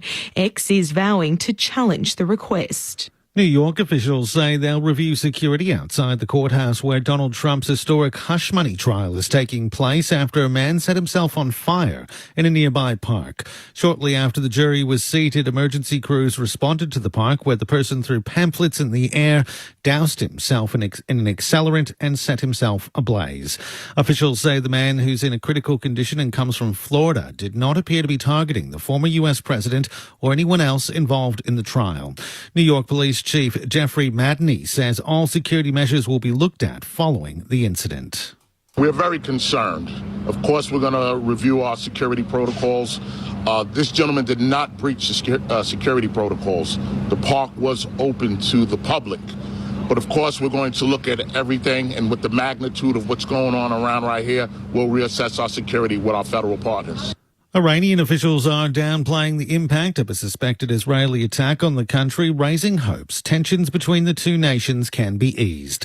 The BBC's Jeremy Bowen reports. If Israel has no more attacks planned, it looks as if both sides have decided to move back from the brink of what might have been an all-out war in the Middle East. That was the fear of President Biden and other Western allies of Israel. China, a key buyer of Iranian oil, didn't want an escalation either. The Russian Foreign Minister Sergei Lavrov, also an ally of Iran, says he's told the Israelis that Iran is not planning to retaliate for the attack on Isfahan. None of this means that the long-term crisis between Israel and Iran is fixed. It just means that both sides have looked at the potential hazards ahead and decided it was time to stop. Two mayoral candidates in Mexico have been assassinated amid a spike in political violence there. One candidate was killed in the northern border state of Tamaulipas. Another candidate was found dead a day after being reported missing in the southern state of Oaxaca. The June 2nd national elections are shaping up to be the country's most violent on record. Survivors of coercive control are concerned police won't be able to identify and investigate abuse cases when it becomes a criminal offence next year in Queensland. Here's state political reporter Rachel Riga. For more than a decade, Michelle, which isn't her real name, has been subject to coercive control, defined as a pattern of behaviour that can include isolation, intimidation, sexual coercion and cyber-stalking. She has fears police will struggle to gather evidence when the abuse becomes a criminal offence next year. Coercive control isn't evidence-based, it's emotion-based. The Queensland Police Service insists it will be prepared for the incoming offence, with specialist training to be rolled out, which will involve police looking at domestic violence through a holistic lens, not just from an incident-based response. Two people are in a critical condition following a fire in inner Sydney city, Brisbane. Emergency services were called to reports of an explosion at Bowen Terrace and New Farm this morning. A man and a woman were taken to Royal Brisbane and Women's Hospital in a critical condition with extensive burns, while another man in his 50s was taken to hospital in a stable condition. A crime scene has been declared. The Gold Coast City Council says millions of litres of sewage could have been leaking into the Albert River catchment every day for several months. A broken sewer main was detected on April the 8th and repaired 4 days later. Council investigations have revealed the leak may have started in January, spewing out an estimated 4 million litres of sewage a day. And golfers Jin Hee Im and Ataya Titikan have both hold a share of the lead after 2 rounds of the LPGA's first major event of the year in Texas. You're up to date with ABC News. Join us to commemorate Anzac Day across the ABC. We honour all who have served in our name. From live coverage of the dawn service and march in your capital city to the services at Gallipoli and Villers-Bretonneux. At the going down of the sun and in the morning. Anzac Day 2024. We will remember them. On ABC Radio, ABC TV and iView, online and on the ABC Listen app. You're listening to AFL Saturday with Corbin Middlemass, Mick Malthouse and Luke Ball on your radio, ABC Sport Digital. And take us with you on the ABC Listen app. Just look for the AFL button. Their effort, their fundamentals, their foundation of their game has to be better than tonight. No, they're not great list-wise. I just don't think they've got a strong list and they're competing to be a top 4, top 6 team. That's Cameron Ling on ABC Sport back on Thursday night. It was a horror show for St Kilda. They lost by 60 points. It was very nearly their biggest loss ever under Ross Lyon at the Saints, falling just a point shy of that due to a late goal for Jack Steele. This is AFL Saturday on ABC Sport. Corbin Middlemass alongside the premiership player Luke Ball and the coaching icon Mick Malthouse. We are at the MCG ahead of Port Adelaide and Collingwood. I don't think there's a late change. So there were some rumours that there was going to be one, but that's not the case. Pendlebury is playing. Out there, yep. So he's going to play. There's no room for Harvey Harrison, who was the emergency. Reef McInnes is going to start as the sub, and Jed McEntee is going to start as the sub for Port Adelaide. That was a bad night for the Saints. Ross Lyon was pretty quick to explain it away. Third game in 12 days. I think it was mentioned as 11 days in the press conference. Basically gave them a mulligan. And he's quite right in the sense you heavy travel. They played in Adelaide and then Canberra and then back to Melbourne. Short turnaround. But are we buying what Ross is selling in trying to preach that, hey, this was a cumulative effect? I do. Yeah. It's an aberration of the way they've played. Yeah. And also, because my tipping is zipping too, I've got to find a good excuse myself. And the Dogs have been horrid. They've jumped up. Different forward line. Just looked different. The game, they played a different style. I think that I don't like excuses, but I reckon he's got a very good reason. And I think that they will rebound. I don't know whether they're good enough, but they'll rebound back to something that resembles what St Kilda are. Which has been competitive and hard to play. Exactly. And that's what would have hurt them. And that's where he's coming from a bit. I think they know that, and I went along and sat in the crowd and watched the other night. But evident pretty early on that they were off a bit and the Dogs were up. I mean, even Bailey Dale, who sat in the vest the week before, he led it. His first quarter was brilliant. They were great out of the centre. Tim English, who was terrible the week before, he led it against Rowan Marshall. So you knew pretty early on where it was heading. So in a sense, they probably did okay to scrap and fight and only get beaten by 10, really. Given, Norton was great as well, and they looked really dangerous ahead of the ball. And on one hand, you go, geez, I mean, how can the Dogs produce what they did the week before and then do that? But from a Saints point of view, I think that's right. I think in his year and 6 games, they've really only had 2 howlers, which he called out. Yep. But they do know that, and what stood out, the top end talent, tied or not tied, between those 2 teams, who we think are around similar marks, is to me what's different. The Saints, when they're fresh, and are really hard to play against. We know they run, they chase, they pressure, but when it comes to top-end talent, and Max King wasn't out there, there was a big gap. It only buys you 1 week anyway, doesn't it? Yeah, and they come out and they get smashed next week, then it's all of a sudden a trend. Yeah, that's right. We're having a different conversation. Well, they got Port next week over there, so that's a tough test. I think people are eyes wide open with Ross, though, given that they feel like some members of the media not just drinking the Kool-Aid, they're chugging it by the keg when it comes to Ross, and he's got a lot of supporters in the media. And why is that? Why has he got more lenience than someone else? Because of just missing out on premierships? I think a lot of hardcore footy people that probably want to consider themselves the X's and O's types like to think he's this coaching genius and he does all these amazing things, and so they love that aspect of it. And he obviously spent time in the media in the not too distant past, so as you build up friendships. As we all know, you build up friendships and everything else that goes along with it. But they've done an amazing job, St Kilda, at changing the narrative. So they sacked Brett Ratton because they felt like, according to Andrew Bassett, our list was capable of more, and then that was probably their first mistake in saying that is the reason that they sacked him. Really, they sacked him because they rather Ross Lyon. That they looked, and it's a brutal reality of coaching. They said, we rather that guy than what we've got. But ever since Ross has come in, which was straight after Bassett made the comments that we're sacking Ratton because we feel like we're capable of more, the narrative's changed to, we haven't got enough top-end talent here, we need to go back to the draft, we need to rebuild, and that's very different than the reason they gave to when Ratton walked out. I don't think supporters miss that either, because people I've spoken to, or spoken to St Kilda people, they haven't missed that because we're supposed to be now fighting for the top four. Blah blah blah. We're a mile off it. Interesting game last night when the Dogs played because no Liberatore, and we know there was no King, and have we found out? Were we supposed to know why he missed? He went back home out near Warrnambool for a family matter. Right, that's all we've been told. That's all we're told. Yeah. Okay, and you shouldn't dig any deeper than that. Okay.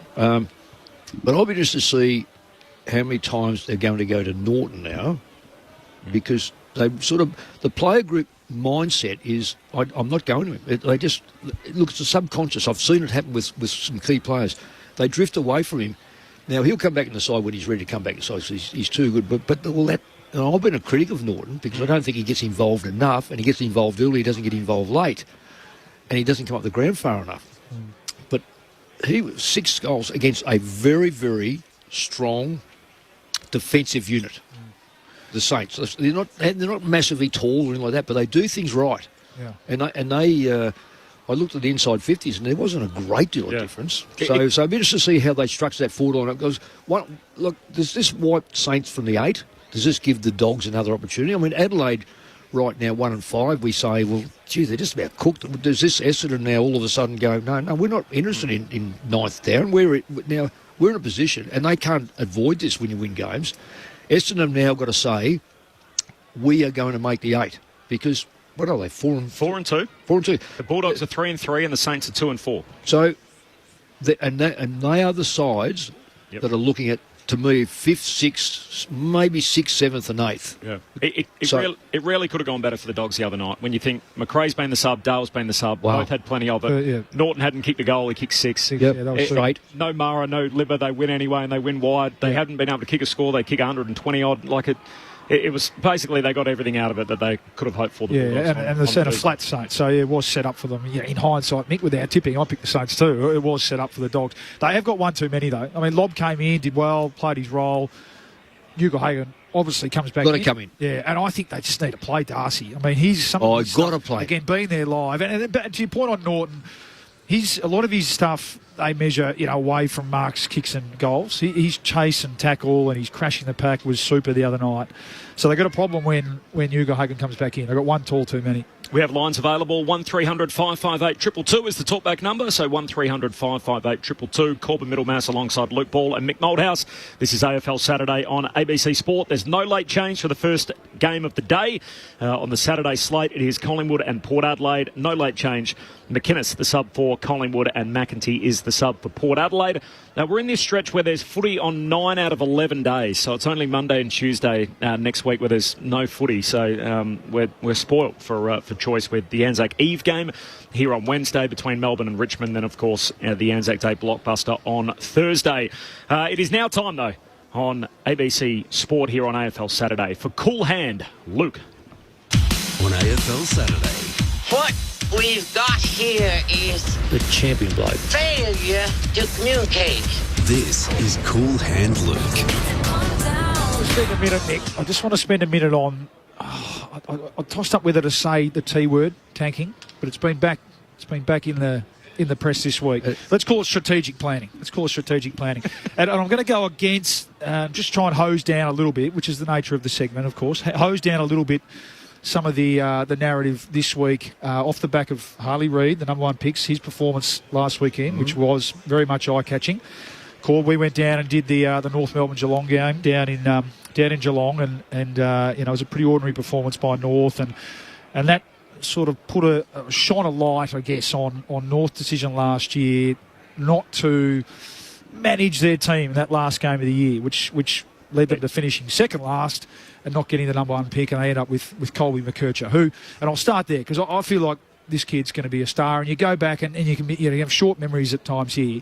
You go back into the under-18s last year, and okay, Reed's was the number one prospect from very early on, but this kid McKercher came really, and there was a lot of judges, let's call them recruiters, saying that that it could be a toss of the coin, that this kid McKercher could be the number one pick.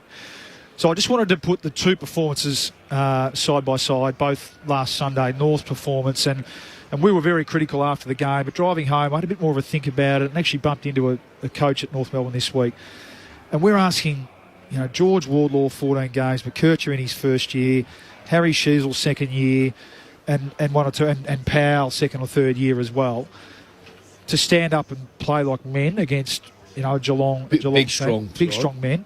Harley Reid's popped over the last couple of weeks, and look, I agree with everyone. He's going to be a star, and I love, but he's popped over the last couple of weeks off the back of the improvement of Yeo, Duggan, and Tim Kelly. And you think about that midfield group compared to the North midfield group. Again, I'm not downplaying the performance of Reid individually, but it makes a big difference, Mick. And I remember being a skinny 17, 18-year-old midfielder myself, high draft pick.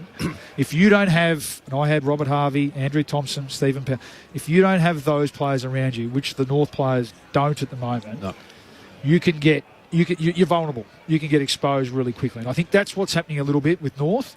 I'm not saying that we don't hold them to a high account, but that's what's happening at North quickly. And I just think we need to just be a little bit careful how we're judging these players up against their peers over the last couple of years. And I guess, the link to North have made up a massive blue by winning that game last year. Well, I see that point of view. Yeah. Well, but they could have managed, and they could have taken Larky out, who kicked 7 goals. They could have found a way to lose it. So and maybe history will say that they should have. Yep. I'm just cautioning. It's tanking, though, Bawley, taking Larky out. Well, I've heard the word now from a couple of people who are in the boxes next door to us. Yep. And they'd be the first to jump on someone who, look at this side, you can see they're tanking, they're pulling this player.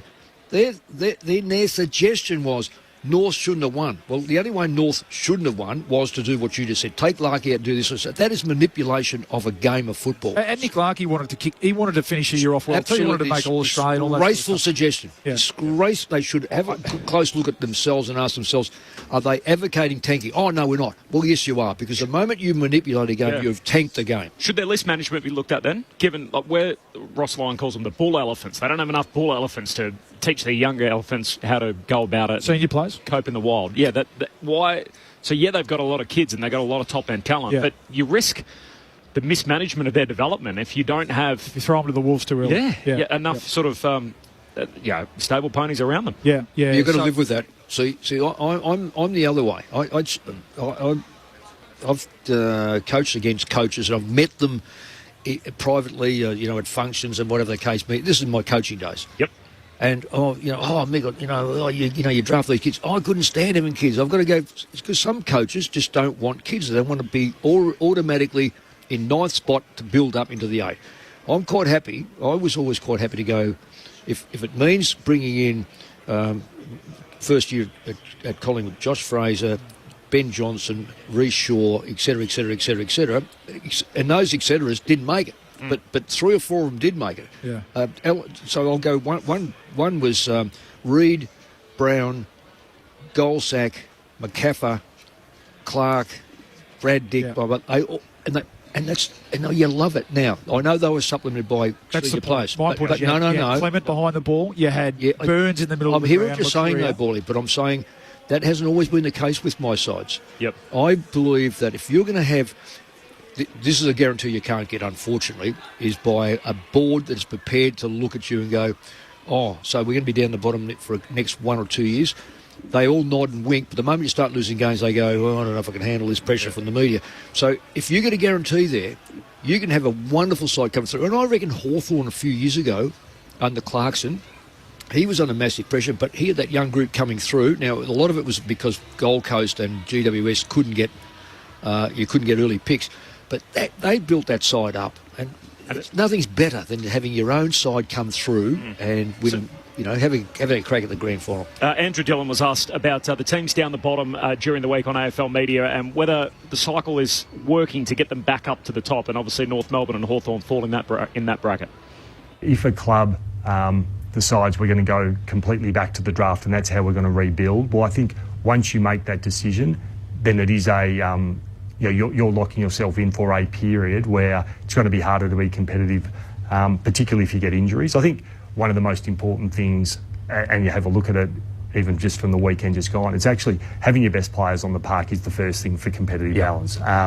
But yeah, we would what we want is a competitive balance competition when you're looking at it longitudinally over years, but even within seasons. We want our supporters every weekend going to the footy hoping that you're a chance to win. Very quickly, because we've got a couple of calls to get to here on AFL Saturday on ABC Sport. Can North beat Hawthorn tomorrow? I know some people are tipping the Roos. They can. That's more of a reflection on how poor Hawthorn are going. No, I think Hawthorn, and they were terrible, so they should respond. And we saw the mouth guards out this week, and I expect them to. I just think they're too young, the North at the moment. And you think about the players they brought in, they're not. So it was in that middle bracket. It was Fisher from Carlton, who, nice player, but we know he's not a real sort of core player yet. Dylan Stevens, same, outside on the wing. And then they get a few injuries. There's just a tipping point. And then they lose Mackay, who they couldn't hang on to. North or Hawthorn, who wins, Mick? Hawthorn for me. I might have gone forward. Now, Corby, as the media, from looking in, and you're very much in, and Bawley, you're a former player and you probably know these places. I keep hearing Clarkson and Mitchell just cannot even look at each other. Is that the fact? So, is that a fact or not? Yeah. I'm glad you brought this up. So you're the perfect person to speak to about it. I will get to Lyle and Steve in just a moment on the talkback line, which is 1300 558 222. When you coached against Nathan Buckley, every single promo on television, billboard, whatever it was Nick versus Bucks, and here we go, let's see. And it was Carlton Collingwood anyway, but I think it was on a Friday night, it was spotlighted. This appears to be so bitter, whether it's the two of them or whether it's Clarkson and Hawthorn, given the Human Rights Commission and everything else, that when they played this match against each other for the first time last year, it was like Saturday afternoon in Hobart or something. It was buried away. This is Sunday, sort of off Broadway. There's no big banners or TV commercials, or it's sort of, you would think that rivalry in itself, given everything that's baked in, they had so much success together, the same way you and Bucks did, where you think that's a great sell for media, and yet it's almost this thing behind closed doors. They don't want to do it. It's not spoken about, and everyone thinks, gee, this has deteriorated to a point that we're not even, like, it's almost not even, like in your... It's taboo. It almost like... Correct. And in your situation, it was almost this bit of a theatre, pantomime sort of stuff, but this feels like another level from that. Well, that's why I asked the question, because I don't know either. I know Clarko only from a distance. I hardly know Mitchell. In fact, I've probably only spoken to him once or twice in my life. So I don't know, but my thought process looking at the media saying, well, they don't like each other. So I'm bemused that there hasn't been a bigger play on this. Yes, one of these sides will be on the bottom, winless tomorrow night. Tomorrow night. Yes. But is it going to be because of their talent, or is it going to be because it's going to be just... Are the sides going to go at each other because of the coaches going at each other? That's the thing I want. I'm doing that game tomorrow. I must admit I have a certain macabre fascination about it. I can't wait just for tomorrow night at Docklands. Lyle in Hobart is the next of our callers, been waiting patiently online. G'day, Lyle. How you going? We're well, thank you. That's good. I just want to talk about legend status. Oh, yeah. Yes. Dunstan got it during the week, right? What do you have to do to get legend status?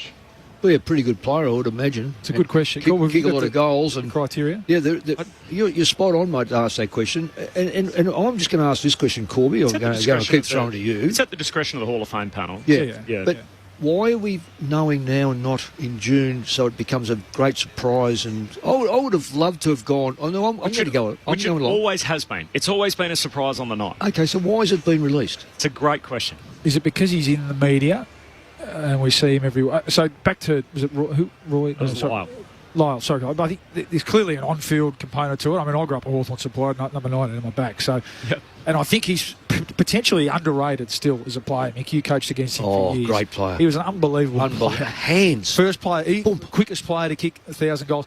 Hands amazing, goal kicking amazing, but also his I think he was the first of the big forwards. His defensive work, his chasing, his Well, tackling. he had a coach called Alan Jeans. That would have made him think very seriously about his defence. I would have thought. Yeah, that's right. Yeah, unbelievable. I know Jeansy. But clearly, and now he's in the media and he's on the bounce a bit, and we see him in that mould. He actually had a massive impact on. From a footy administration point of view as well too, didn't he? Particularly at the Hawthorn Footy Club. I mean, he really, you could say, masterminded that stretch of. It insisted that they got Clarkson Alison came Clarkson in, instead of a more senior coach. That's right. Yeah, so That's a good question, though. Yeah, and the question follow up is why? Why now? So, yeah, because I remember the last couple of legends that went in, people were saying Dunstall's name at the time, saying, "Look, when's he going to go in?" He becomes just the 32nd in the history of the game. We'll say it every single year, Mick. I know you understand as someone who spent a whole lot of time in WA. They need to just have a gala night at Perth Stadium and at Adelaide Oval, go back through the waffle and the SANFL, put all the old boys in that need to go in, do it on one night, get it up to date, and then go from here. But it just sort of feels like every year we sort of drip feed a few from the old. There are so many players in the WAFL and the SANFL. It would be the same in Tassie and in other leagues around the country. It is the Australian Football Hall of Fame, not the VFL AFL Hall of Fame. And just get it up to date and then start from that point. I think that's something they could do in the short term. Steve in Tasmania is the last of our callers. G'day, Steve. G'day, boys. How are you? Good, Steve. I just want to know what your opinion is from a person sitting at home who didn't really care who won the game. What Draper did as he walked off the ground wasn't a good look. Like, he looked like he was laughing and joking and staging how he fell on the ball. Like, it just didn't look good from a spectator point of view, if you're impartial. Yeah, I thought the act itself, and then we'll give you the benefit of fatigue, was almost as silly as you can find at that stage of the game. And then, what's that old one? The guilty party who returns to the scene of the crime and reenacts. I don't know whether he was, knowing Sam, he's a terrific player. I don't know whether he was mocking the crowd or anything like that. I think maybe, you know, in the sort of the emotion of the game, he was talking to a teammate about what had happened, and maybe I've got away with one here, because he's such a big bloke, the camera's caught it. So I'll give him the benefit. I don't think he was mocking the crowd or anything like that, but it was a bit. Yeah. I agree with you. I genuinely think he didn't know the rule though. So maybe he didn't. The way that he sort of flopped on the footy and then threw his arms out, and that was the rule 5-6 years ago. It's like, mate, if you're on top of the footy, it is incumbent on you. He knows the rule to knock the ball out. You can't just throw your arms up. He made no effort either, did he? He was exhausted, you could tell, and he was like, I just need to squash this footy, it can't get out. But as soon as he went to his knees, I went, no. Brad Scott would have been just about jumping out of the coach's box, I reckon. It's an amazing round of footy where all these teams are so evenly placed. Quick word on today from you, Mick. Ball is going to be part of our call team in just a moment. Pies and the Power, where have you gone? Oh, well, I'm going very briefly. I'm going Pies because I still think they're a sleeping giant. I understand why they've had a slow start. I think they're going to get better. I would love to say I know about Port, but in my mind, the jury's still out. This feels like a big day for Port, doesn't it? I even though Dixon's out, I think that they've got to come away with a victory to prove that they're going to be genuine. And in fact, I don't think they can even take a small loss. I think this is going to be the one that's testing against the reigning premiers. The rest of the Saturday slate, Carlton play GWS. All the guys with their hammies out for Carlton. So Martin and Motlop already sidelined. They lost Sard, Chera and McGovern last week. So 5 hammies in a relatively short period of time. And obviously GWS with no Cornelio, no Taylor. Who do we like? I'm going Carlton because there's no Taylor. Carlton... Yeah, I think they'll just respond from last week's disappointment. Tonight at the Gabba, Brisbane and Geelong. Lions got their mojo back last week. Yeah, I don't. Close one. The Cats haven't been tested this year. This is a great test for them. If they hold up their genuine 8, I'm going to go Brisbane. Charlie Cameron's playing too, isn't he? Well, apparently. He definitely is. He getting cleared during the week. And the Derby. Have the West Coast Eagles turned the corner? Can the Chooks beat the Dockers tonight? I'm going for the Eagles. Ooh. Because there's no tipping contest, and no one. I'm in a family one, and it doesn't really matter because I'm 10th of 10. So I'm going to stick with my Eagles. Yeah. Dockers need to win. They've lost 2 close ones in a row. That's They should have exactly at least won right. one of them. So I think they'll shut it down and scrape out a win. We did the Eagles 2 weeks ago. If they play like that and they did last week, their midfield, they're going to be a handful for a lot of teams. Too right there. With, you mentioned Yo and Kelly back up and about, and obviously Harley Reid. Mick, I really appreciate your time as always. Sorry, mate, I was in fight. I could have done it by the phone on the Westgate Freeway, but this road works. Anyway, I'm sorry. We get more out of you, even minus that 10 minutes, Mick, than having anyone else here for and the. You get to walk home now. That's a beauty. No more traffic from here on for the day, Mick. Well, I might watch the first 10 minutes. Just have a See you, Coach. Just see what happens. The coaching icon, Mick Moldhouse, thanks to Luke Ball as well. He's sticking around for the game call. I'm Corbin Middlemass. This has been AFL Saturday on ABC Sport. Catch up in the podcast store.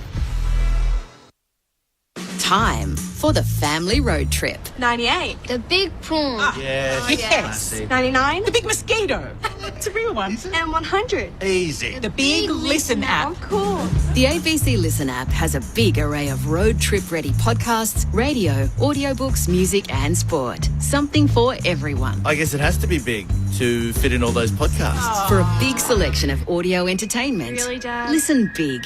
Download the free ABC Listen app today. ABC Sport. We begin this broadcast by acknowledging the traditional custodians of the land on which this match will be played today and pay our respects to their elders past, present and emerging. We extend that respect to Aboriginal and Torres Strait Islander peoples listening. And the moment of truth has arrived. If you think you have anything other than a split second in this game right now, you're kidding yourself. It's all to play for. Every single bloke has stood up. They are leaving nothing out there. I wouldn't want to be anywhere else on earth. Welcome to ABC Sports coverage of the 2024 AFL Premiership season. From 55, Simon launches, goal! The Crazy boys are on top of the AFL world. They win a spellbinding game of footy. Collingwood are premiers. This is ABC Sport. The umpire holds the footy up. You want your very best players having the ball in the moments that matter. Take your moment. This is that moment. Something's in the air. Listen to the roar. Feel a different energy. The pressure's certainly gone up. Feel it on your skin. Punches the air with the right hand. Feel the electricity. That's why we love football. Brilliant to watch. Stand by. The arms are outstretched as he pumps his chest out. Fill your lungs, fill your lungs. Are you ready for it? Wherever you are, do not move. We're going the full journey. 'Cause here it comes, here it comes. This is the 2024 AFL Premiership season. From outside 50, goes bang with everything he's got. Former bad boy looking to redeem himself with kicks like that. Something big's coming, something big's coming. One step nonchalant banana finish. Wow. Charlie Cameron snaps, goal. Something big's coming. Hey Siri, play John Denver. AFL. From deep in the pocket. Oh, that was amazing. Fill your lungs, are you ready for it? This guy wants it at home on the biggest stage. And Gordon can finish from 35. Oh, Errol. It's there. Superb finish. What a hanger. He joins the party. Whacks through the goal. Oh, what a moment. Brilliant, wasn't it? There's nothing this man can't do. Rioli with some magic. The check side finish. He seizes the moment. Stolen. Snapped it over his shoulder. He's kicked an absolute ripper. Spins around and buries it. Lightning speed Bobby Hill. He's Bobby Thrill. This is just football at its best. Weaves around an opponent and gets a brilliant goal. Gathers, snaps, to bring the house down. Time to steady and pull the trigger. Right foot drop punt is pure. We're not done yet. The 2024 AFL Premiership season on radio, Sport Digital, and take us with you on the ABC Listen app. Just look for the AFL button. Something big is coming, I know. We're in round 6 of a possible 24, which means it's almost time for the quarter poll to establish some early season hierarchy. Collingwood up against Port Adelaide. Last year's reigning champs started 0-3. They've strung back-to-back wins together. They play Port Adelaide at the MCG today, and despite the power being 4-1, Can they claim a genuine contender? And the defending champs certainly fit that billing this afternoon at the MCG to give them a statement win in season 2024. Saturday afternoon footy on ABC Sport. My name's Corbin Middlemass. Ben Cameron's here to call the footy with me. There is no late change. The two subs, Reef McInnes and Jed McEntee. Ben, good afternoon to you. Corb, it's great to be here. I know you love your boxing. If you want to be the man, you've got to beat the man. And round 2 last year, Collingwood really launched their premiership attack with a massive win over Port Adelaide at the MCG on a Saturday afternoon. But I am looking forward to seeing the new triumvirate of Butters, Rosie and Jason Horne-Francis in the middle. And let's not forget Willem Drew, who's so important to them too, Corb. They had 2 meetings last year. Collingwood won the first by 71 points on this ground. The second, they got home by just 2, having trailed at three-quarter time. It was the night that Ken Hinkley said July's a good time to be ranked number 1. Collingwood went on to win the whole shooting match, and of course Port Adelaide went out in straight sets. The Pies make their way out in the black and white stripes, which these two teams have feuded over at various times throughout their history in the national competition. The youngest Essendon Premiership player on planet Earth. Big smile on his face this morning, understandably. Adam Rabinaskas, as always, on Saturday afternoon on ABC Sport. A very good afternoon. Betty's already sort of bamboozled me with that. What was that word that you used for the Port Adelaide? Triumvirate. Where's that word from? It's sort of it means like a trio who have all of the power. I assume that, but is that ancient times? Yeah, in the English language? Or? Yeah. I'd assume it came from Latin. Yeah, he's been Googling yeah, this. We're more trio operators. Yeah, we are. Look, I think today it's sort of like an entree, dessert, and a main sort of thing. You got this game, and then we go into Carlton and GWS, and to finish off, you got Geelong and Brisbane. So it's a terrific afternoon night of football. So, but you're right. I think everybody's absolutely right. We're wondering if Port have got the credentials to be a genuine contender this year, and no better test than coming up against the reigning premier. But at the same time, I think it's also we're going to find out a lot about Collingwood today. Are they truly up for the fight? They gather around against Hawthorn. They just fall over the line, really. So now they're up against, in my opinion, a genuine contender. Can they come out on their home ground, as we saw so many times last year, and play the football we expect? Premiership player with the Pies, Luke Ball, is here on the back of AFL Saturday with us for the game call.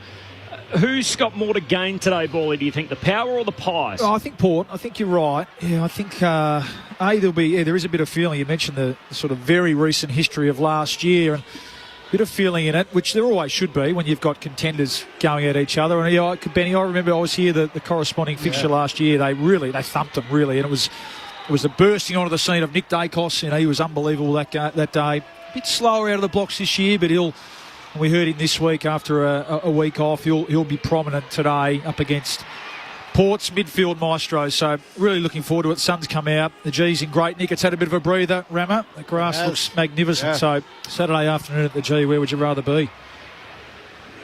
The breakdown, you mentioned the Port trio. I mean, it's interesting. I was sort of leaving Adelaide last night, and I thought about that game a fortnight ago in which Port Adelaide made a complete mess of Essendon. Yeah. And then the Bombers come out, they beat the Bulldogs, they beat Adelaide last night. And it almost made me think differently about that night. And as much as I sort of walked away thinking, gee, that was ordinary from the Bombers, Port are going to do that to a lot of teams this year. And the way their midfield were able to hop all over Essendon, that they're overwhelming when they're able to do that. Yeah, I think they are. And I think, and I'm glad you threw in Willem Drew, Benny, because, often the plaudits go to the offensive, the game breakers, which, as they should, and both. Actually, they had a down week last week, didn't they? But in the last quarter against a really good midfield in Fremantle, Rammer, the guns came to the fore. And it was a mixture of attack and defence. They shut down Freo when they needed to, when Freo needed to score. And then they took their moment when they needed to as well. Horne-Francis kicking the winning, or the go-ahead goal, and Rosie was involved in that passage of play as well. So from a Collingwood point of view, but Drew, back to Drew, yeah, you're right. And that midfield trio, the real trio, the number one scoring team in the competition from centre bounce, Butters, Rosie and Drew. And I think it's Drew's ability to put the clamps on the opposition's best midfielder, which you feel like you'll get the Goey/Nick Dacos when he's in the middle today. That's, to me, I think the best, most balanced midfield group. And I think Soldo going in has really helped them as well. I've got my eye on Ollie Wines today. I'm still not 100% sure how they're using him. Now, I think clearly Rosie and Butters and Willem Drew have gone past Wines in terms of attendance at centre bounce and the like. So how they use him, what role they use him, is he going to play more as a defensive midfielder, a centre-back midfielder, so he gives coverage then to Rosie and Butters and the like and Horne-Francis when they push forward. So, he's not a natural winger. There's no way Noni can just run up and down a wing and play that certain role. So, Ollie Wines a great player. He's a Brownlow medalist. So let's not forget about all that. So, it's like, how does Ken Hinkley use him? And I don't have an answer. I'm sitting here going, I don't know. It's amazing to think that we're talking about a 29-year-old Brownlow medalist from a couple of years ago. I think last year he looked a bit underdone, or a bit injury, or sort of hobbled a little bit. I think he's back to covering the ground a lot better. So I think that's a real positive. And in a sense, at the pointy end, you need 6 or 7. You need a B team, don't you? You need. Correct. You need when the guns are out of the middle of the ground, you need to be able to replace them and not fall away too much. And to me, that's the question mark over Collingwood. I'm looking down now. Jack Crisp doing a lot of warm-ups in the centre bounce. To me, he's had a really slow start to the season. He was almost out of the team a few weeks ago before the bye. He needs to play a big role today because from a leg speed point of view, Rosie, Butters, the twinkle toes, and Horne-Francis in there. Collingwood potentially look a little bit one pace with Mitchell and Pendlebury going through the middle of the ground. I remember Mick Moldhouse's quote after the Collingwood-Hawthorn game where he said, look, the coach that leaves here most disappointed tonight will be Sam Mitchell, but the coach with the more concerns going forward is Craig McRae. So that was after Collingwood. They've stopped scoring out of their back half runner, so I think they're averaging only 12 points per game. That's well down on last year, and they've had, as is for a stat, 219 opportunities to move the ball from their back 50 into the forward 50 and kick a goal. They've done that only 9 times, which is well down on what they did previously. What is the way you look at it, Ram, and you pull the game apart as well as anyone? What do you see Collingwood's major concern with early in the new season? Oh, ball movement, no doubt. Yeah, look, that's very simple, but it's also defending ball movement as well the other way. So that's a big one. They've had real trouble with that. Now, you talk about last year and how they were able to score from the back half. Well, the first half of the year, Nick Dacos played in the back half of the ground. So a lot of those scores were generated by him. He goes up into the midfield now permanently, and you don't replace that. It's really hard to replace that creativity, I think, from half-back balling. Yeah, and they go hand in hand. You point spot on. They haven't been able to defend the turnover. And so they're turning the ball over, and then they're not able to defend it. And part of it last year was, everyone turns the ball over, no doubt about that. But their ability to commit numbers to that contest there and win it back, and then that's when the game's a lot more open, and that's when you're able to transition the ball and catch the opposition team out a lot more. Dacos' point's a good one. His ability, you picture him last year, piercing 45 kicks inside through the middle of the ground. That's gone out of it a bit this year. They're attacking a lot more boundary rather than corridor. I mean, teams no doubt are onto them and are defending corridor better, but they're going wider and they're getting held up and getting the ball turned over on the wing and across that sort of half back line. And their inability to score. And look, Nathan Murphy's gone out. He's clearly a big part of that as well, and it's exposed a little bit more. That's something that Collingwood supporters will certainly hope they addressed over the bye period. Very quickly, you guys both had great premiership defences, made it all the way to a grand final and fell short in 2001 and 2011 respectively. Interestingly, Collingwood only have 3 different faces, so they've got 20 premiership players. The 3 different faces, Reef McInnes is the sub, Lockie Schultz and John Noble, who agonisingly missed out of the final series having played the previous 83 games. Murphy's now retired, Ginnivan's at Hawthorn, and Markov isn't in the team. Is it enough of a change to be able to have guys that are trying to drive this team forward and that burning ambition to try and get there with so many that have just achieved it? Well, it can be if the previous year you were a dominant team and a 10-goal side better than any other team, which we know they weren't. Yep. So it only takes 5, 6, 7% rammer from last year. And Craig McRae knows this. He said this several times. We know that those 1%ers and playing the minutes was the difference between winning and losing a lot of games last year. They're not doing that this year, so they're losing those games and they're looking more average than they did last year. How do you measure hunger? And then there's that. It's an impossible measurement in football. How do you measure effort? It's an impossible measure in football. And if Collingwood are just a couple of % off in those areas, teams are good enough now in this competition to beat them, regardless of position on the ladder. So 3 changes is still a lot, Corb, like from any team. So, and but their core is still reasonably young as well. If you talk, Dacos's, DeGoey, Darcy Moore, they're still young. We've just had the coin toss. Jess Webster is on the boundary for us this afternoon. Jess, great to hear from you again on ABC Sport.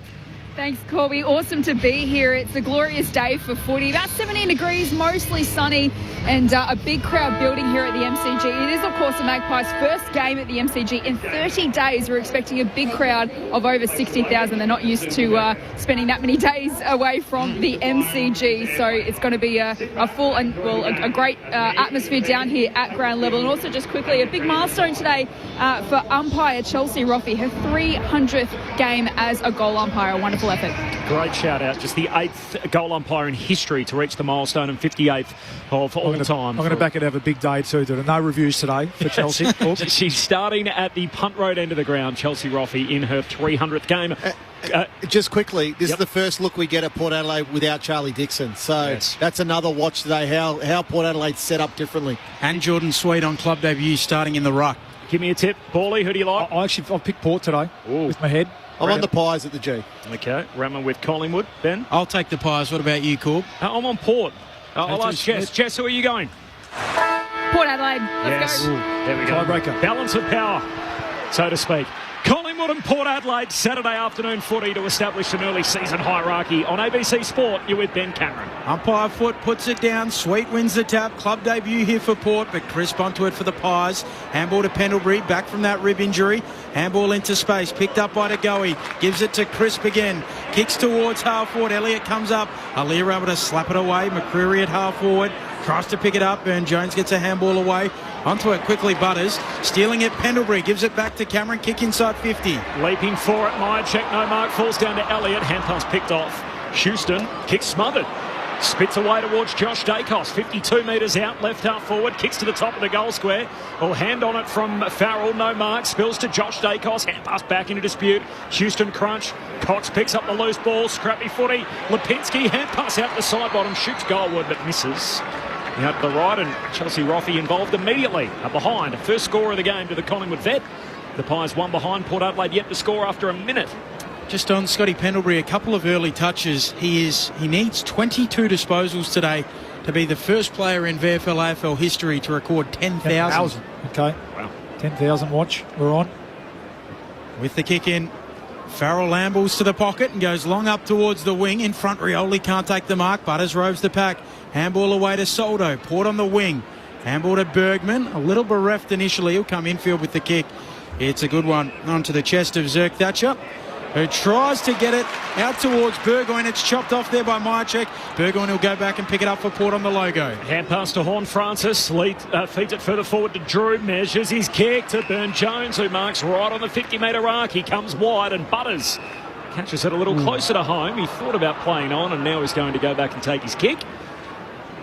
Kick from right on 50, right half forward, slightly worse than a 45-degree angle.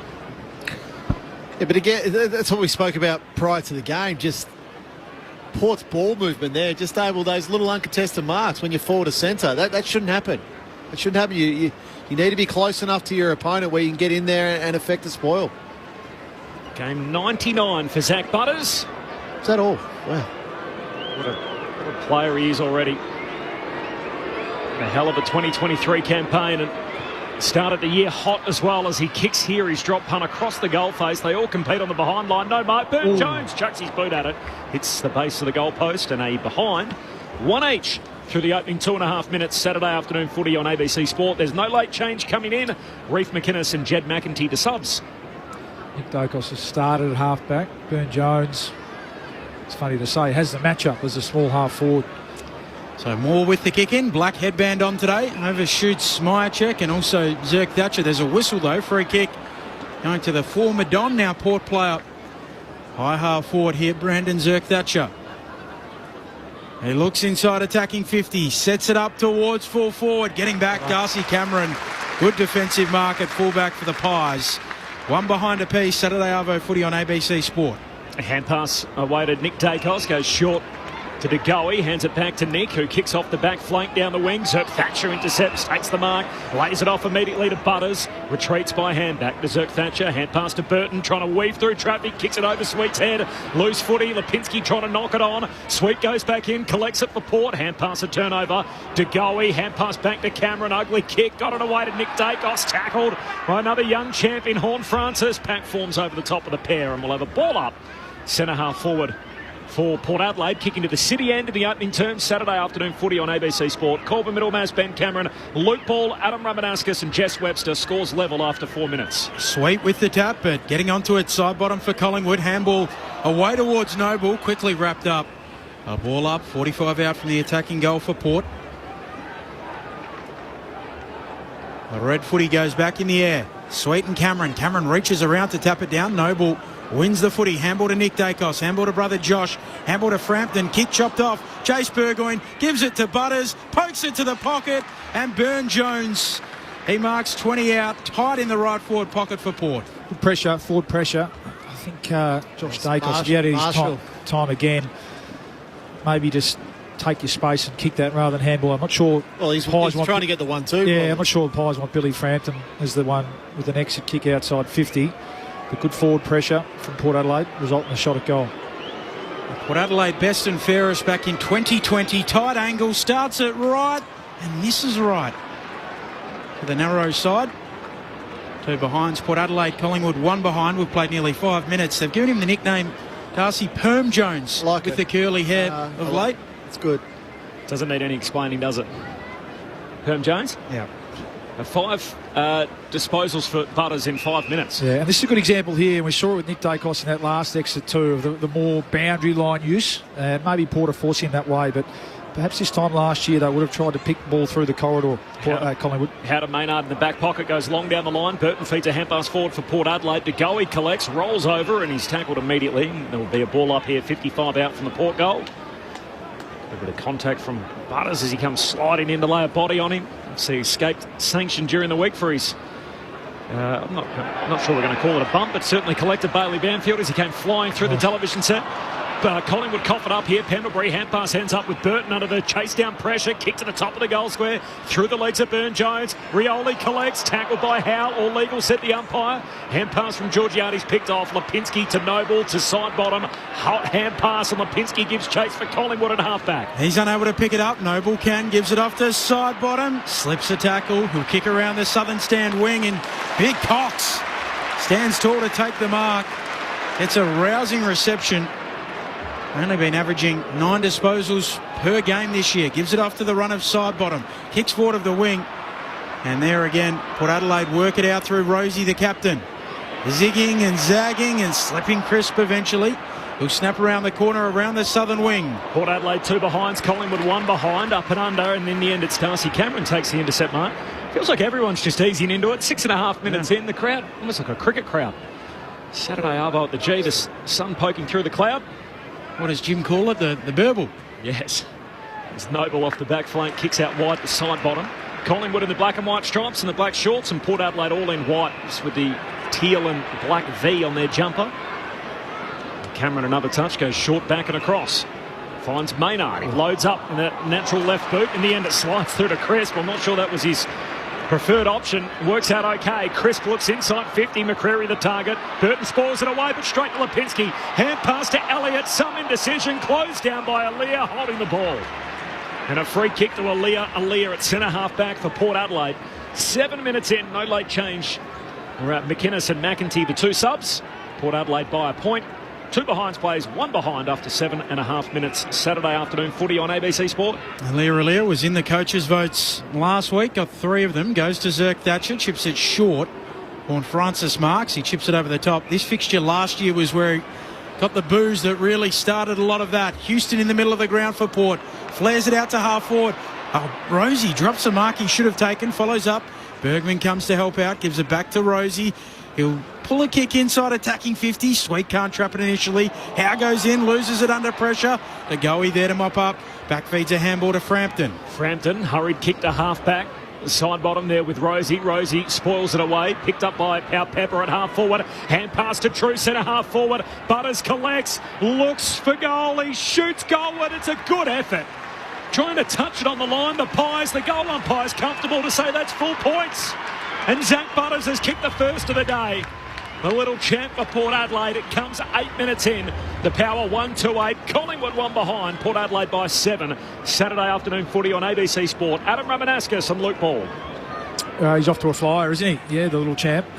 He looks to the boundary to come off for a rest, but gets turned away. But 7 possessions and a goal, and 3 scoring involved. He's been involved in every one of their scores. So his good form continues, Raman, doesn't it? It's really interesting, Bally, because Collingwood don't play with a stopper type of player. Now, if you're going to allow Butters, Rosie, etc., to run around today, geez, it's going to be a lot. He's had 7 possessions and a goal in the first 9 minutes of this game, Butters. So you got to put some work into guys like that. There's got to be a red flag that comes up in the coach's box and said, well, Zach Butters is dominating here. Haven't lost a first term this year. Port Adelaide to go in the middle. Toe poking it on. Now following up. Fresh Airy coming through. Jones for Port Adelaide. He's able to gather it. Loses it. Nick Dacos picks it up. Handball to brother Josh. Clever little tap from DeGoey onto Lipinski. Kicks to full forward. Aaliyah breaks it up. Brings it down to ground level. Now picking it up quickly. Myercheck. He's tackled. Taken to ground and a ball up to come. 35 out from the attacking goal here for the Pies. Very clever from DeGoey, wasn't it? It was, yeah. But Aaliyah again saving the day. Saved a certain goal. Great start for him. Butters 7 early touches and a goal as Port Adelaide have the first of the day. They lead by 7 points from the restart. Elliott, slick hand pass through to Josh Dacos. Measures the sticks but misses near side. And the left half forward at behind. So Collingwood have 2 of those. Port Adelaide 1-2. The Power lead by Butters' goal. 10 minutes into the opening term. Saturday afternoon footy on ABC Sport. Started the clearances from the Pies. Just haven't capitalised yet. They're 4-1. 2 zip out of the centre bounce. Just haven't been able to. Again, it's really been Aaliyah, hasn't it, who's saved the day twice for Port. So Houston with the kick in. Hoists it as long as he can. Launching Georgiadis. Good mark. Loses it at the end, but the umpires paid it. Good to see him back. 3rd game back from an ACL injury. Yeah, he gets a big opportunity today, doesn't he, without Charlie Dixon. Kicks around the members' wings. Sweet will take it. Put Adelaide just forward of the logo. Now standing the mark. Former Bulldog, Adelaide native. Kicks inside 50 and Pau Pepper's all alone. He bobs up to mark 45 out, 30-degree angle to the right. Sorry, Benny. This is really ordinary by Collingwood to start. You know, a couple of occasions now forward to centre Port have been able to win the football and then just hit targets because Collingwood, as towards their direct opponent, are simply too far away. Yeah, it's not through great play of Port Adelaide, Bally. It's a real lack of care and system. So they talk about being a system defence at the moment. The system's breaking down. We know that pressure on the footy helps that, and there's been none to this point, but been way too easy in the first 10 minutes of this game. Creating a heap of chances, Port Adelaide, and Pau Pepper's taking them. The first 2 majors of the afternoon. They're 2-2-14. Collingwood 2 behinds. We've played 11 and a half minutes in the opening term. Saturday Arvo footy on ABC Sport. And they're not just peppering at the moment, Port Adelaide, they're Pau peppering. Oh, nice, Benny, nice. Well, inside 50s, what is that, 7-5 in Port Adelaide's favour. But it's probably the ease that Port Adelaide, one, are able to mark that sort of 90 metres out. And it's the next kick. It's sort of that 50 to 35 metres out for goal where Collingwood are simply sitting too far off their opponent. At the moment, Port Adelaide simply playing in front as a forward group, and the Collingwood defenders are guarding grass. Like, you look at them now, they're pointing at each other, trying to get matchups correct. So a little bit all at sea, the Pies, to start this game. Adam Ramanauskas, Luke Ball, alongside myself, Corbin Middlemass, Ben Cameron and Jess Webster on the boundary. Saturday Arvo footy on ABC Sport. Port Adelaide again, first hands on the footy in the middle. Hand pass ended up with Rosie, tackled, lost it. Lockie Jones, his hand pass picked off in the tackle from Crisp. Out to Pendlebury, long kick forward into space in the right forward pocket. Aaliyah, the first one there, closed down by the chaser Bobby Hill. Ball slips out of bounds. Did it come off the boot? The umpire says yes. Well, I think he's called insufficient intent there. Right. So it's going against Port Adelaide. Well, he was right there, the umpire. I thought he disguised it pretty well, Aaliyah. No, the umpire, insufficient intent is called on Alia. Bobby Hill's had the peroxide rinse through his hair, so he's ready to take the kick, and he's going to snap across the body as he hooks the kick goal. It hasn't got all of it. Hoskin Elliott marks on the behind line.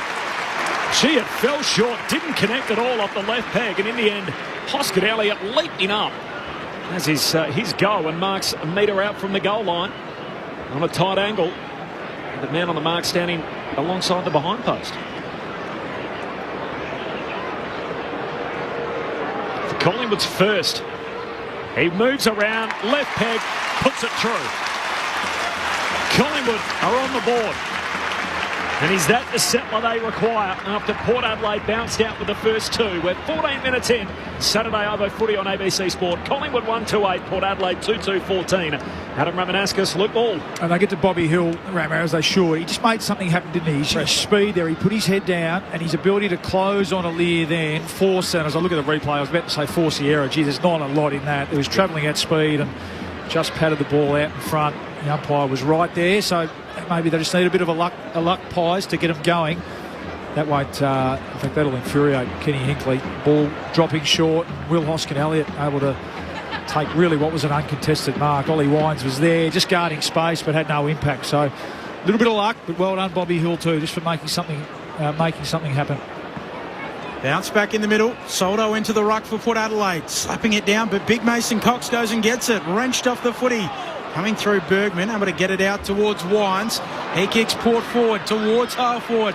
Bouncing ball for Burn-Jones. Suckers it on. After it, Georgiades. Back feeds a handball. Back to Bergman. Handball back to Georgiades. Wide out at half forward Port. Handball from Burn-Jones. Knocked down. Close to the boundary line. They still go after it. Pendlebury trying to get involved. Bergman wins it. Off to Pau Pepper. Hooks it to full forward. Marshall fumbles it through. Minor score. Move along to 2-3-15, plays 1-2-8. Port Adelaide leading, quarter hour mark of this opening term, Saturday Arvo on ABC Sport. So we mentioned the MCG has had a good break, so the grass coverage looks fantastic, but the grass is lush.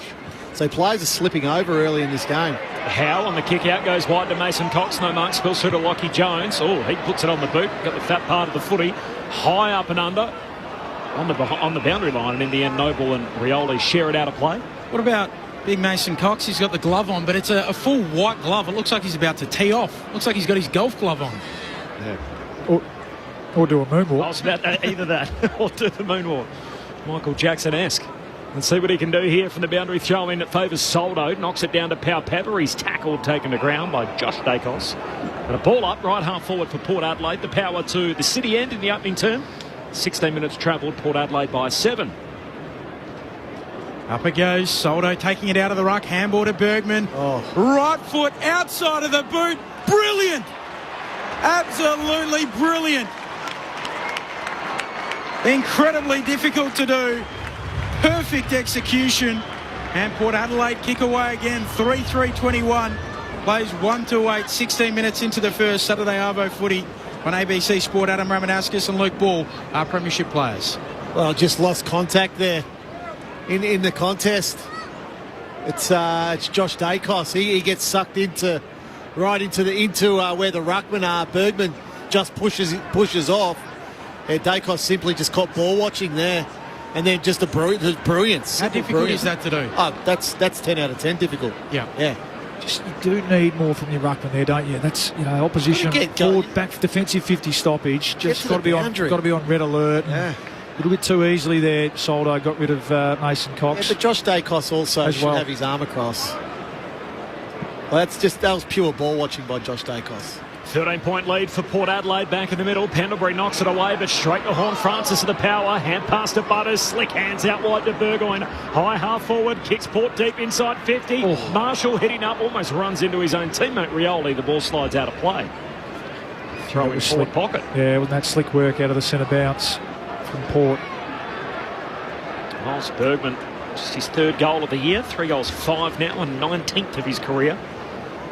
What is now game number 63. Port Adelaide by 13 points. 18 minutes into the opening term. Saturday Arvo footy on ABC Sport. Sweet gets rid of Cox. Gave away a free kick in the process. So Cox will have it in the back pocket.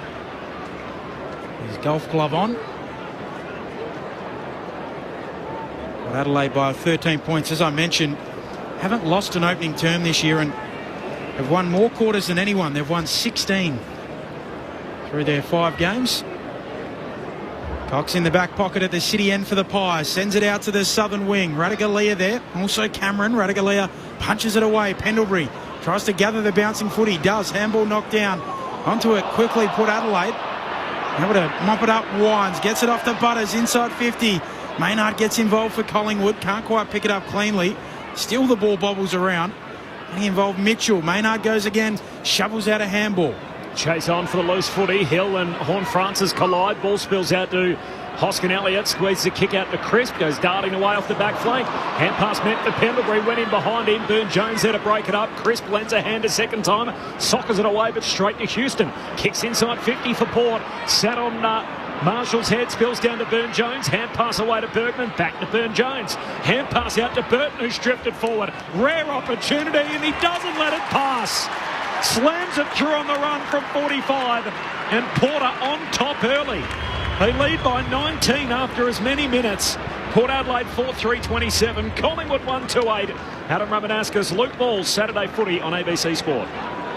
Again, Bally, it's just a mistake coming out of defence by Collingwood. The handball, Pendlebury's out, but the handball from Crisp is behind him. Really missed the ball. Yeah, and then it's just then Port Adelaide. They're just working at the coalface. They're there. They're in numbers, and they could. The ball just basically works across the 50-metre arc until they find Ryan Burton, who's a beautiful kick of the football, and on that occasion finishes. But it's quite a strange feeling being at a Collingwood game, and the noise is very. I can hear the Port Adelaide cheer squad. Actually, usually Collingwood's supporters are up and about, but it's very reflective of the way the team are playing at the moment. Restart in the middle. Cameron and Sweet. Cameron knocks it on for Collingwood.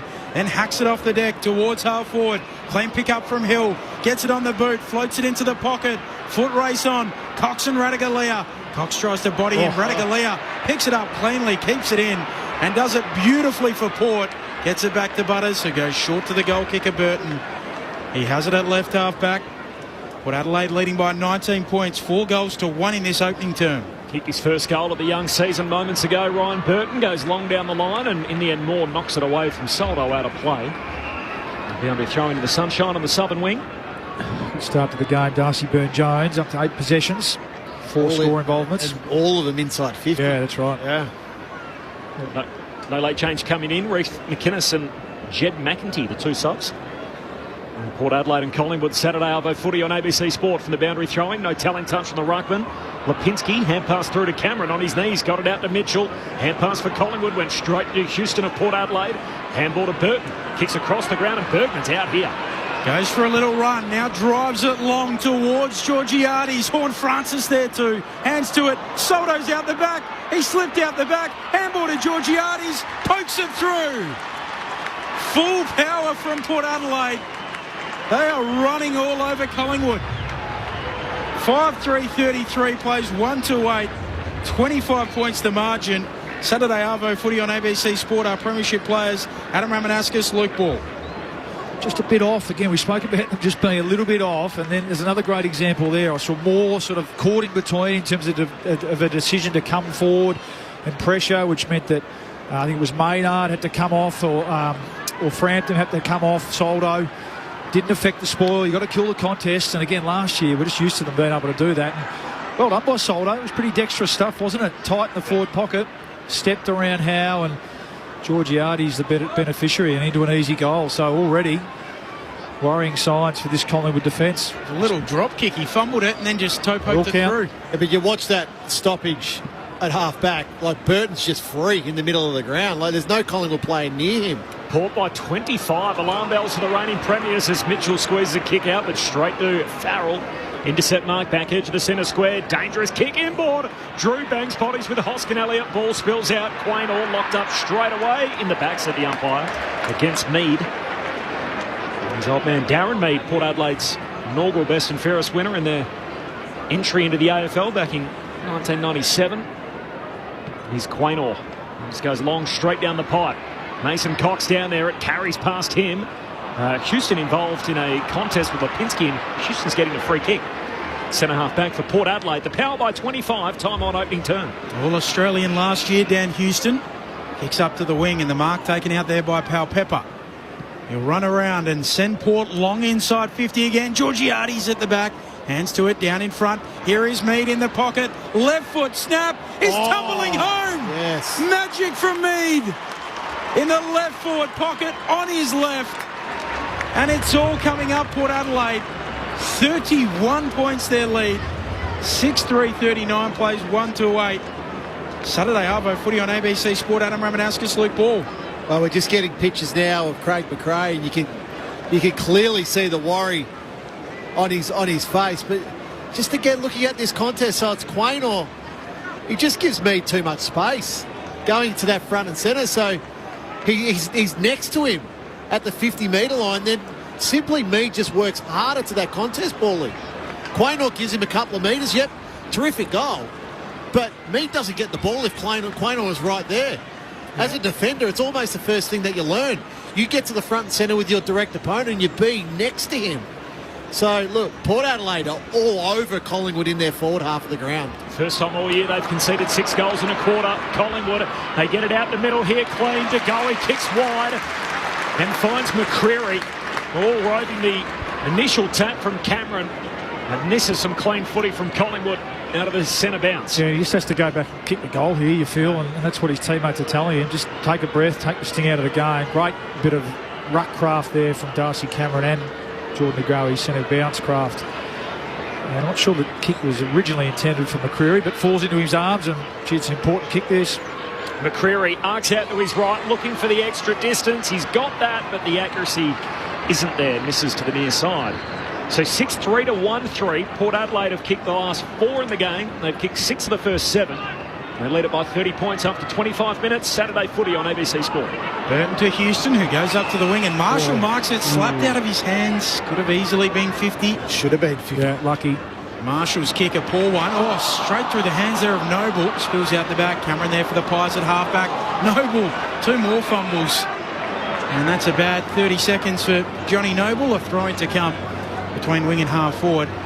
30 points, Port Adelaide's lead. And as Corby said, they've kicked the last 4 goals of the game. Saturday Arvo footy on ABC Sport. Corbin Middlemass, Ben Cameron, Adam Ramanauskas, Luke Ball, Jess Webster.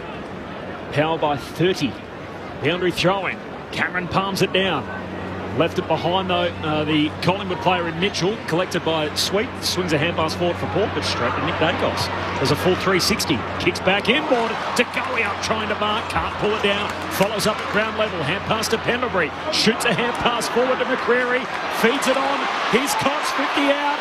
Tackled by Hall. Says he broke it. Hand pass releases McCreary. On the run, he finishes. They knocked it on, surged it on, broke tackles, and it results in a goal. One Collingwood desperately needed. As the coach, Craig McRae, can exhale for the time being. 26.5 gone opening term. McCreary makes Collingwood 2-3-15. Port Adelaide 6-3-39. Margin back to 24 Port's way. Saturday footy on ABC Sport. Well, it was a Dacos bit of play, wasn't it? He, instead of turning out, he turned back inside, Rammer. And again, that's what we've been speaking about, the difference between last year and this year. And the kick was a little bit risky. Wasn't a great kick to De Goey, but he's one De Goey that's keeping them in it. He's certainly having a crack. Created the contest, bit of smarts from Pendlebury to stand up in the tackle and force the ball forward, and then it just felt like Mason Cox was going to have a Mason Cox moment, didn't it? Get run down. But he was good. He was strong in the tackle. He shrugged the tackle and handballed it over to Bo McCreary, who finishes this time. And yeah, to put it lightly, they needed that one, the Pies. Certainly did. Sweet wins the tap, hooking it in the direction there of Drew, but De Goey outpoints him. Drew goes again, gathers the footy right there with him. Nick Dacos steals it. His kick goes 3 metres. Jace Burgoyne able to mop it up, gives it back to Butters, who will kick on the outside of his boot to Rosie. And he marks on the Great Southern Stand wing. 24 points, Port Adelaide's lead. It's a Saturday Arvo footy on ABC Sport. He kicks out to Burgoyne again, who at least, if nothing else, looks like a Burgoyne. Socks up, jumper tucked in. Goes to Butters, who kicks forward of the wing and then trying to rove the pack. Off the drop from Rosie is Burgoyne again, tackled by Quaynor. Maynard picks it up and kicks up to the wing. Hoskin Elliott getting out underneath it, let it bounce. Butters ends up controlling it. That's great work from Butters. Hand pass forward. Burgoyne had it, lost it under pressure. Here's to go for Collingwood. Hand pass inboard to Pendlebury. Gives it to Maynard in the centre square. Kicks down to half forward. Cox trying to trap it on the bounce. Can't bend down to pick it up. Lipinski clever. Paddles it in the advantage of Hoskin. Elliott shoots goal and they've gone and behind. Just off target. Not to be for Hoskin Elliott, but Collingwood starting to have some wins around the ground. Port Adelaide by 23, having kicked 6 of the first 7, 28 minutes gone. Now, this might sound like a very strange story, but, Rami, you had some of the party pies that we're provided with here, and you actually had a hollow pie. I had an empty one. Empty pie, which you showed me. That's not a good omen, is it? Yeah, I'm starting to think that was a bad omen as Port Adelaide work it up to the wing and he's able to mark. I thought I broke my teeth. So just pastry. Just pastry. Did you knock it off or did you go back can't waste food. No. Wines kicking around the members' wing. Soldo presenting well, hands to it. Trying to take the advantage is Rosie, but it'll come back. You know I'm a vegetarian. I think those ones were meant for me. just pure air. Soldo gives it off to Butters, running around the back. Long kick into the pocket, looking for a marker, Pepper. Chris punches it away. Live footy half forward for Port. Schultz able to mop up for Collingwood. Handball to Noble. Misses him out of play, thrown to come. Port by 23. This is Saturday Arvo footy on ABC Sport. No surprise, Ben, you're all across what's happening with the party pies.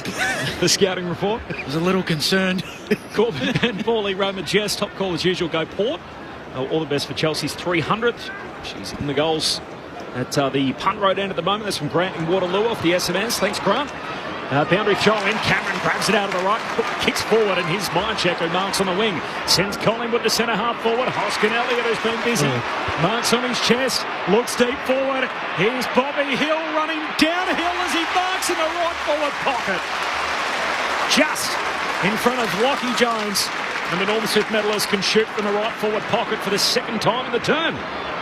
Good kick, wasn't it? Yeah, terrific kick. It's a good build-up. It was really good work by Darcy Cameron at the ruck contest, because it looked like Solo was going to win that tap, and Cameron was just able to get a body on him at the last moment there. And then Myercheck with a great mark. So Cameron's had a 10 possession in this quarter to be Collingwood's leading possession winner.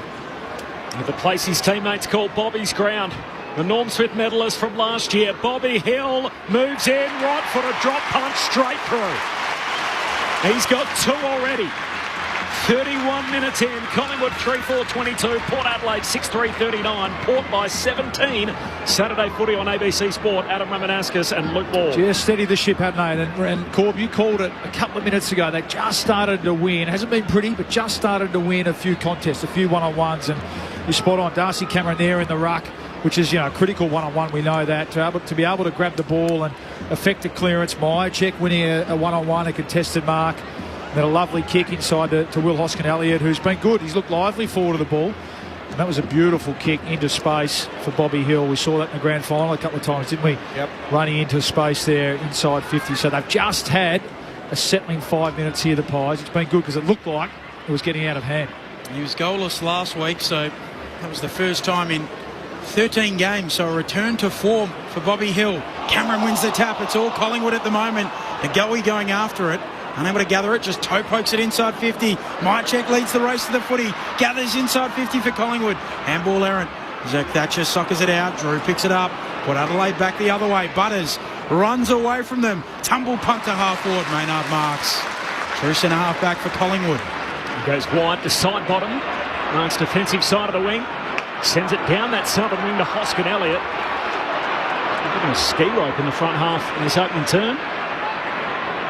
Oh, that's not a good kick. So long for Hoskin Elliott. He had to come inside too. He had 2 queuing up in space inside. Well, Isaac Quaynor pushed hard to get into space, but Hoskin Elliott just wanted to stand with the ball in his hand. Turns it over to Lockie Jones, who goes short for Port to Drew. Defensive side of the logo. Shane Warne stands side, kicks down to half forward. The pack collapses, they all miss it. Wines, hand pass out wide to Rioli. Tries to get back on his right foot, straightens up. The captain underneath it, Rosie, he marks. In fact, he gets a free kick for the front on contact. The seconds peeling off the clock here. The clock stops with don't give him the ball. 4 seconds. They've got to go in a hurry, Port. Time restarts, 3, 2, 1, and that's it. It's quarter time, and Rosie would have to be 65 out when he's going to take this kick. Here comes the talk. Has he got it in him, Bally? He's capable of most things, isn't he, on the footy field, this bloke? I haven't seen him kick a talk from 65, 70 yet, though, Corb. That's what he's going to have to do. Pendlebury would be 10 metres out outside of the forward 50 arc. So Rosie loads up, didn't quite hit it. Going to be marked by Quaynor in line with the goal square. So that'll do us to quarter time. Port Adelaide by 17. They did lead the game by as many as 31. And Collingwood have responded with the last 2 goals. So the goal kickers to quarter time, 1 each for Port Adelaide down the page. Powell-Pepper, Burton, Butters, Bergman, Georgiades and Mead. While for Collingwood, 1 each for Hill, McCreary and Hoskin Elliott. Port Adelaide by 17 points at quarter time. Saturday afternoon footy. Your thoughts on the SMS, which is 0437 774 774. Fran says, hi team, enjoying the call. Not sure whether I'm nervous about the Pies losing or Rama's lethal. Special comments. Love your work. You too, Luke. What we would do what would we do without Ben's side notes from Fran? So, a fan of yours as well, Ben. 0437 774 774, the SMS. This is Saturday afternoon footy on ABC Sport. There's a swag of great movies on ABC iView. Bold, beautiful, and uniquely Australian. Give me a bucket. There's Mystery Road's Detective Jay Swan in Goldstone. Things are going to change sooner or later. Dan's sport drama in Strictly Ballroom. I want to dance with you your way. Tim Winton's novel adapted in Breath. Plus Sisters of War, Looking for Alibrandi, and so many more. 'Cause that's how life is. Great Aussie movies. Always free, always entertaining on ABC iView.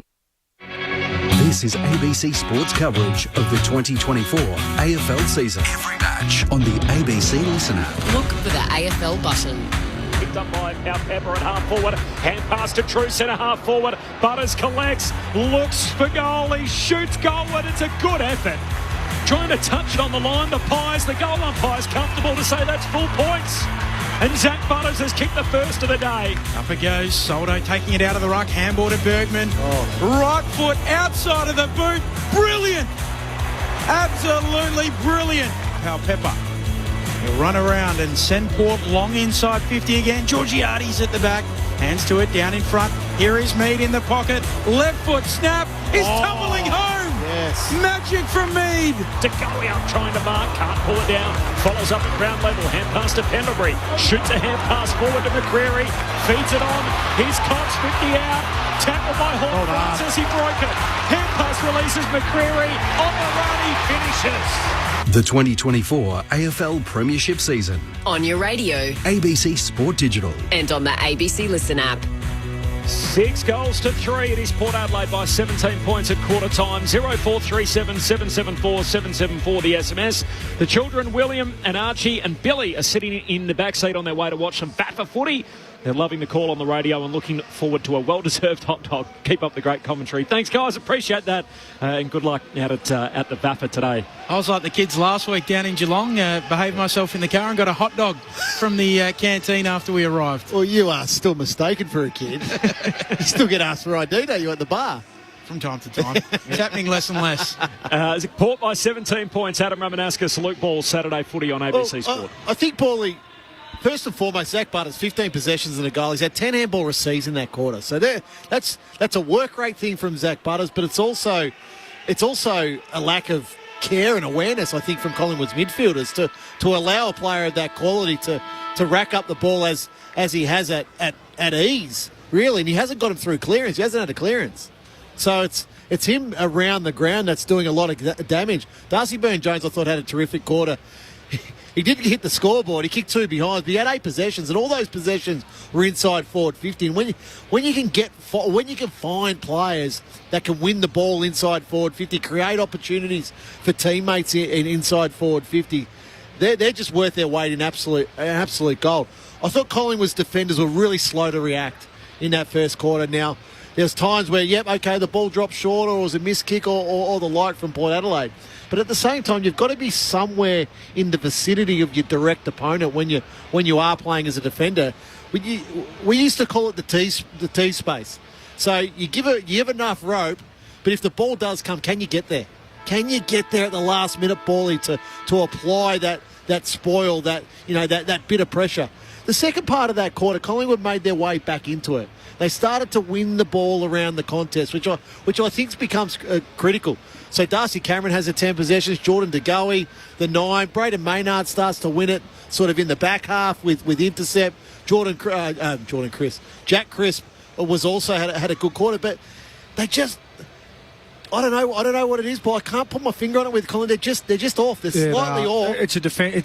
Talk about being a system defence, and you spoke about the defenders. I think across the field, I think their forwards were too slow to snap into defence. Their midfielders definitely. I mean, the numbers show that. The amount of times that Port were able to march the ball up the ground uncontested is a real concern. It was something that we thought that Collingwood had started to right the ship on just before the bye, and surely, and we know they would have done a lot of work over it on the bye. Well, it hasn't materialised yet. They are being way too easy to attack against. You're right, they got themselves into the game by winning some one-on-one contests. I think Darcy Cameron's been superb in the ruck in that last 5 or 10 minutes, but it was hard work in terms of being able to score. But really, that inability to stop a team marching the ball up the field and defending, just through being a bit off all across the field, that's mid, that's a responsibility for everyone, we know that, is the most concerning thing for the Pies at the moment. It has been all year to this point. It's been the big shift from last year to this year, and it hasn't been addressed to this point, quarter time in this first game back after the bye. 6-goal opening term for Port Adelaide. They lead it by 17 points. We start the second term. Sweet on club debut. Wins the first hit out of the second quarter to Horn Francis. Hand pass picked off. Cameron squeezes it forward for Collingwood, and here's Bobby Hill. Hitting up, marking still in the centre square. Short kick to De Goey. He was the one clear winner for Collingwood in the forward half, Bobby Hill. Oh, De Goey trying to hit up Elliott and dropping in front of the leading lane is Farrell to take the intercept mark, goes long to the wing. Jones, courageous, knocks it on to the advantage of Rosie. Well, collides with his opposing captain. Moore does well to win the ball after the pair crash legs. Spills down towards Josh Dacos. Hand pass to Moore. Now to Nick Dacos. His hand pass broken up. Holding the ball, says the umpire. Here goes Horn Francis to 55 out. Eyes the goals. It's wide out to the right. Won't even tumble out. Now we'll get back and pick it up and kick Collingwood out towards halfback, out in front of Quaynor, slaps it on towards side bottom, and a throw in to come. Still side bottom today, passes Tony Shaw in second all time on the Collingwood games record. That passage of play there, to me, that's the difference between the Pies last year and this year. Remember, they had that ball, clearly had the ball here at halfback. They would have chained it through the middle. They had players queuing up in the middle of the ground. Little handball behind, missed handball, invites the pressure, and all of a sudden they've got themselves a stoppage in defensive 50. Saturday Arvo footy on ABC Sport, trying to extract it. Rosie does so eventually, feeds it to his running mate Butters, chips a kick to Drew. Somewhat like the fifth Beatle, sort of the forgotten member of this midfield. He looks into the pocket in the direction of a leading Marshall. It goes over the head of Pau Pepper, and Marshall at the back hugs it to his chest, 25 out, a tight angle 3 or 4 metres in from the boundary line. Clever from Butters, wasn't it? Just the vision there. And again, the difference between the two teams at the moment. Port Adelaide choosing those right options, executing the kicks, putting Collingwood's team defence under real pressure. Todd Marshall, tight angle, drop punt. Is straight through, threads the eye of the needle. And Port Adelaide reinstate their ascendancy in this game. They're out by 23 points, 7-3-45. Plays 3-4-22, 2 minutes into the second. Saturday Arvo footy on ABC Sport. Adam Ramanauskas, Luke Ball. But it's a terrific kick by Willem Drew there. So, but you look at then, you got Darcy Byrne-Jones having his player behind him, so that's Maynard, so he can't get him into the contest. Then you got Pau Pepper.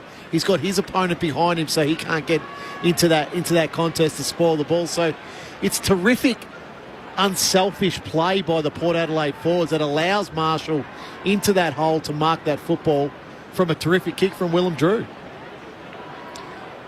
He's been their most efficient going inside 50, Willem Drew, this year. So Butters and Rosie, they get kick the ball. Yeah.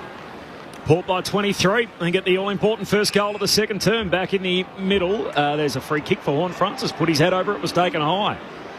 The number 18 for Port Adelaide. Gee, that's a high up and under towards the hot spot. They come from all directions. More hands on it, no mark. Spills down to Soldo. He's tackled immediately and the pack forms around him. And I say that, Petty, because we see so many players now. They want to put a hole their teammate's chest with a spearing pass inside forward 50. Willem Drew just weights the ball beautifully. Forward 50 stoppage from Port Adelaide. Sweet wins it down. Pal Pepper through traffic, shoots goal, would miss the whole set. Out on the full. 7-3 to 3-4. Port Adelaide by 23 points. 4 minutes into the second quarter. Corbin Middlemass, Ben Cameron, Luke Ball, Adam Ramanauskas and Jess Webster, your call team. Partly cloudy day in Melbourne, but no rain forecast, 17 degrees. Out with the low ball out of defensive 50. Cameron launching at it. Mitchell roving the pack. Quickly gets a handball away. Radigalia punches it away and a throwing to come. Gina off the SMS. Hello, team. Thanks, as always, for the call. Listening from, I think it's Mulan, near Lake Gregory in the Tanami Desert. I tip Port, so happy with the start. I hope the empty party pie is a good omen. Hi, Team Port have waited a long time through injuries, etc., to get their side up and running. Very formidable now from Phil, who's listening in Victoria. So 0437 774 774, the SMS. Port by 23. Ball in at half forward for them. Mitchell emerges with the footy for Collingwood. Kicks up to the wing. Cox in front of Radigalia. Brings it down to ground level. Then roves it, Cox. Tumbles a snap towards half forward. Bouncing ball. Alia's there. Picks it up for Port. Handball to Drew running backwards. Under pressure, Port. Handball to Houston. Handball to Alia. Alia with time and space. Works through them. Kicks up to Radigalia on the wing. Big Sav, defensive side of it. Broadcast side in the shadows. The grandstand here on the member side, the northern side of the G. Radigalia down to half forward. Sweet. Launches at the footy, no marks. Spills down to Cameron of the Pies. Hand pass away to Maynard. Handball to Crisp. Took on Burn Jones, got around him. Handball to centre half back. Here's Quaynor. Good chase from Butters. Affects the kick. Goes bouncing away out to the southern side. Butters is going to get there first. Slides in, grabs the footy. Knocks it out to Burgoyne. He's tangled. He's pushed in the back. And Butters in the end, through all his hard work, his teammate is going to get a free for a loose tackle applied by Maynard. Burgoyne to get it on the southern wing. Son of Peter, nephew of Sean. Forward of the logo. Kicks out towards half forward. It misses its target of Marshall. Can't gather on the bounce either. Throw in to come. Butters up to 16. Yeah, but I think that's why we love him too. His ability there to work off the ball. Yeah, it was just as important, isn't it? Yeah. Defensive pressure's outstanding. Thanks for spending your Saturday arvo at the footy with us on ABC Sport. Umpire brings it back in. Sweet. Knocking it to the front. Pepper. Slick hands. Hort Francis burns them off. Outside of the boot. On the run from 30. That's all class. And Port Adelaide just reasserting their dominance to start this second term after a mini Collingwood run. Back out by 29. 8-3-51 plays 3-4-22. Adam Ramanauskas, Luke Ball. They're dangerous with those front half stoppages, aren't they? And Powell Pepper is often seen as the one bursting through. That time he was involved with the quick hands to Horn Francis, and once he gets a head of steam up, he's pretty hard to stop. You really got to... It was Tom Mitchell there, just letting him out goal side. Man, it's not a great matchup, is it? Mitchell on Horn Francis, we know. And that was the danger for mine coming into the game. And at the moment, it's playing out that way. He's off to a fly in this second quarter. Horn Francis, after a quietish first quarter, that's his fourth disposal. There's a couple of clearances and 3 inside 50s to go with that goal. So, again, warning signs or red alert here for the Pies. They desperately need the next goal. Went to America the back end of last year with Travis Boak. Involved in training camp over there in the off-season, and what a start he's had to the new year, the number one pick from a couple of years ago. Cameron out of the middle, gets the centre break for the Pies, out to half forward. Hoskin Elliott can't mark, spills to McCreary from half forward, kicks to the top of the goal square. They come from all directions, and in the end it's knocked through for a minor score. They're behind for the Pies, but it's Port Adelaide by 28. So 3-5 plays 8-3, 7.5 gone second term. Port Adelaide by 28. Just on Horn Francis too. Are we seeing a little bit of a renaissance of the socks up? No. Oh, Riley Sanders is rolling with it. Count how many players out there have their socks up. Long kick up to the wing. Burgoyne does. 2. I think it's 3 or 4. 2. Kick to half forward for the Pies. Hoskin Elliott having a mark. Pendlebury shovels a handball out to his mate side bottom. Handball into the pocket. Elliott on the left. Hard up against the boundary across the face. Snakes it through for 1. Port Adelaide by 27 points. Burton goes straight up the middle. Saturday footy on ABC Sport. Oh, Jones trying to give a hand pass to the running teammate in Farrell. He ran past it, wasn't expecting it. Collingwood back on it. Elliott to side bottom, back to Elliott. And his kick smothered. Nice work from Aaliyah. Probably saved a score there. Yeah, they're just scrambling better. Even that last opportunity that looked like Collingwood were going to find an easy mark inside 50. Port, they're in sync behind the ball. It's been really hard to score against at the moment. Ben Cameron's theory, shot down, needs to pull his socks up in the ABC box. Saturday afternoon footy from the boundary throw in. Cameron palms it down for Collingwood. Forward 50 stoppage for the Pies. Lockie Jones had it, lost it. Elliott, hand pass out to Pendlebury, feeds it forward. Aaliyah grabs it. He's tackled straight away by Schultz. And the ball up in front of the behind post left forward pocket for the Pies at the City end. Port by 27, 9 gone in the second. I don't think Rammer was that big on the theory, was he? Well, there's 46 players out there and there's 2 with their socks up. From the ball up, Sweet, decisive. Boundary side for Port. Wines gets it onto Drew. He clears the defensive 50. And Port might be out down the wing. Butters. Handball releases Marshall. Run down. It affects his kick. It tumbles up to the wing. And picked off there by Josh Dacos. Hand pass to Nick Dacos. He's crunched as soon as he got it. Marshall got the loose foot. He tumbles a kick forward straight to Moore of the Pies. Hand pass to Josh Dacos. To Noble. To Mitchell. Logo southern wing. Feeds it back by hand to Howe.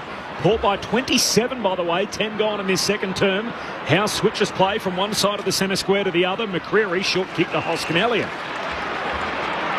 He looks up, Corby looks up and sees Aaliyah. Brick wall, 30, 40 metres out from Collingwood goal, all by himself. Someone's got to go and engage with him here. Hoskin Elliott short to John Noble. Takes some ground and then kicks long into the forward pocket. There's Aaliyah again, imposes himself, tucks it out of play. He initially had the match-up on Jamie Elliott to start this game, Aaliyah. So they're sort of just mixing and matching the Port defenders. But Aaliyah has just been a real nuisance inside Collingwood's forward 50.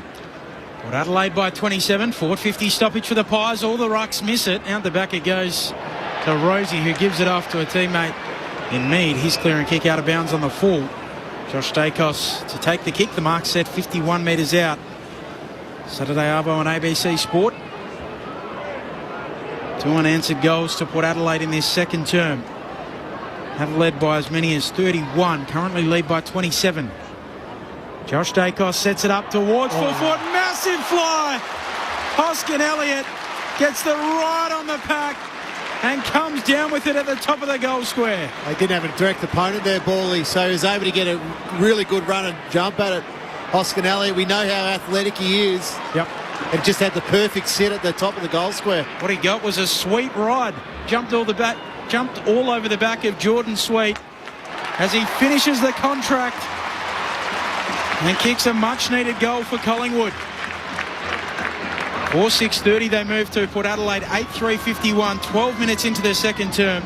Luke Ball, Adam Ramanauskas. So Bolly and I were just having a quick look at the stat sheet and what's happening? Which players can lift for Collingwood? Lockie Schultz has won. He's only had the 2 possessions for this game. He could be one to throw up into the middle of the ground, Bally, just for a 10-minute burst. We know how good he is defensively, but he might be able to get his hands on the ball 4 or 5 times. Just build some confidence in there. Even go and run with Butters for 10 minutes or Rosie just to... He's sort of he looks a little lost. Yeah, well, and he's not affecting the game defensively either. No. That's been the issue. But that was one. I mean, have a lot of respect for Will Hoskin Elliott from Port Adelaide's point of view. He's the one that's looking most likely at the moment. Forward of the ball for the Pies. Pies first goal of the quarter. Port by 21 out of the middle. Rosie first touch, fights through the tackle. Hand pass to Burne-Jones, gives it to Houston, kicks inside 50. 30 out from their attacking goal, but Moore picks it off. Sweeping hand pass collected by Burgoyne, crunched in a tackle. Ball spills out. Horne-Francis, handball back to Wines. 60 out left half forward, kicks into the pocket. Moore hands to it again. No mark. Moore tackled Powell-Pepper without the footy. Surely up says play on. Maynard, hand pass to Josh Dacos, gives it to Mitchell. Burgoyne's got him. And we'll have a ball up again. 52 metres out from the Port goal at left half forward. Yeah, agree. I think you got away with one there, Darcy Moore. Port by 21, 13 gone in the second term Saturday footy on ABC Sport. Up it goes. Cameron reaching over Soldo to put it into the path of De Goey. It tumbles over, can only slap it out. Houston there for Port. Handball away to Burton. Handball to Burne-Jones. Chopped off. Pendlebury. Handball away for Collingwood to centre half back. Mitchell able to gather. Handball to Cameron to the run of Noble. At centre half back, sends it out to the great southern stand wing. Hoskin Elliott marks. He'll look forward of the wing, looking for Bobby Hill. He punches it down to his own advantage, shows the footy, delivers inside 50. Radaglia, saving fist, punches it away back beyond the defensive arc. Going in again, Myercheck. He's over the footy right on the arc of 50. And it's held in, holding the ball. And Crows fans everywhere said, wait, what? He dragged it in. Come on. He got absolutely clobbered, in fairness to him, and he saw Brody Myercheck. He didn't have somebody else dragging him like Tex Walker last night. Turk Thatcher from one back flank to the other. Burgoyne marks. 21-point advantage for the Power. It's great scrambling, though, by Port's defence again there. Yeah, Collingwood out on the turnover. Looked like they... Radagalia's fist, that was just terrific. Well, that was going to hit Myercheck on the chest. Burgoyne short to Radaglia, and Radaglia long out to Burgoyne, to Bergman, rather, who marks it half back, goes long down the line. Georgiades flies, spills down to Burn-Jones, comes bursting through, tackle, dispossessed, follows up his own footy. As it comes out, gives it to Georgiades, he kicks inside 50 and Marshall marks. Well, he was tackled, he lost it, Burn-Jones, he had a second crack, the ump said that was all okay, and now Marshall will shoot it right half forward from about 45 out. Yeah, they probably have a little bit to be upset about, the Collingwood supporters there. So Burn-Jones had the chance. Knocked out. Yeah. See them not get paid, but there's a difference. They find a way to get that mark inside 50 on the counter-attack. Correct. Tight angle here for Todd Marshall. 45 out. Against the boundary line, right half forward. I think he kicked that into the man mark. It was touched on the way through by Noble, and the ball spills out of play, so a throw in right forward pocket for Port Adelaide at the Punt Road end. Corbin Middlemass, Ben Cameron, Luke Ball, Adam Ramanauskas and Jess Webster. Port by 21 halfway through the second. Saturday Arvo. Watch for Al Pepper here. MCG. Punched away by Cox, back boundary side onto it. Mead gives it off to Rioli. Tied up against the boundary line. Out of bounds on the full. I don't like that from Willie. There'll be a lot more discipline than that. Get that ball back to the top of the goal square. Thoughts of Adam Ramanauskas in the back pocket. Pendlebury closing in on becoming the first man to 10,000 recorded disposals. Gives it off to Maynard. Long kick to the wing. Hoskin Elliott again. This time up on Alia. Not quite as spectacular as the first time. He's super bouncy, we know that. Looks into the middle of the ground for De Goey. Offhands it, spills its way through to Mead. He's tackled. Ump says, I'll have it. The ball up in the middle of the G. Shout out to Jane, listening from Osaka, Japan, usually from Altona. G'day, Jane. Nice to have you with us. And to Oscar and Charlie, who are crossing the Nullarbor, still able to get the ABC Go the Power. Every single corner of the country, lads. Appreciate your message. As the crowd sees the replay of that holding the ball, shout on Mead. We've got another stoppage in the middle of the G. Soldo wins the hit out for Port Adelaide. De Goey arches the back, puffs out the chest, kicks it deep inside the forward 50 for Collingwood. Back is Lockie Jones, and he can just bang it back out of the defensive arc. Port by 21, 16 gone in the second. De Goey wants it, paddles to his own advantage, gathers just in play. His kick back into the corridor, a turnover to Houston. He's trying hard. He's trying hard, Jordan De Goey. He's trying to lift that midfield group, give it a bit of a spark. Benny needs a couple of helpers though. Sorry, Ram. Port by 21. Wines kicking up towards the logo. Frampton bringing it down, roves his own pack. Kicks to half forward, tumbling ball. Bounces into the hands of Hill. Handball away to McCreary. Wide out at half forward. His kick is very wide as well. And hits the behind post on the full. Oh, did it? Maybe a little half volley. On the full, yeah. I think it was on the bounce, wasn't it? I thought it was on, wasn't it? I definitely thought that was on the bounce. I think a few of those Collingwood fans in that forward pocket do as well, as you can probably hear them in the effects mic. No review, Corb? No review. I guess either way it wouldn't be a score. Is that the theory? That's craziness. Probably one. Long kick out towards half-back from Radaglia, but it's picked off. Frampton, hand pass to Pendlebury. The veteran shoots goalward, and there's a collision on the behind line. Hill and Alia, they see the ball go through together. He got hit in the ribs after he kicked it as well, Scott Pendlebury, and looked a little sore. Obviously carrying around those fractured ribs, but playing today. Port by 20 points, 18 gone, second term. Up to 12 possessions. What does he need, Ben? 20, was it? 22. 22, okay. Just looking at the replay of that behind poster and yorked it. Yeah. Houston with the kick in, then receiving it back from Burton, kicking up to the wing. And able to mark Georgiades, pushing the back as well. Free kick to Moore. So that York hit the ground and the post simultaneously. So what's the call? It's like the LBW and the bat and the whether it was the bat or the pad. Boof tick or tick boof, as Jim would say. Rule number 1, Rammer, don't ask questions you don't know the answer to. Spot on. More kicks to half forward and Myercheck presenting. Bally had the choice between football and cricket. I thought he would have sort of jumped in. Mark's been set 51 metres out here. Does Myercheck have this in him, gents? Yep. Very I'll take his best, but I think he's got it in him. Nick likes to tell us he's got those strong Tasmanian legs. Brodie Myercheck. Boot to ball from 55. He whacks it long. It looks pretty good. It's got the journey. Have a look, Benny. Oh, no. Nice. The goal umpire backs themselves in. Yeah, love it. Yeah, way over. And Collingwood are creeping back into this match. It's back to 14 points. 8-3, 51 plays 5-7, 37. Luke Ball and Adam Ramanauskas.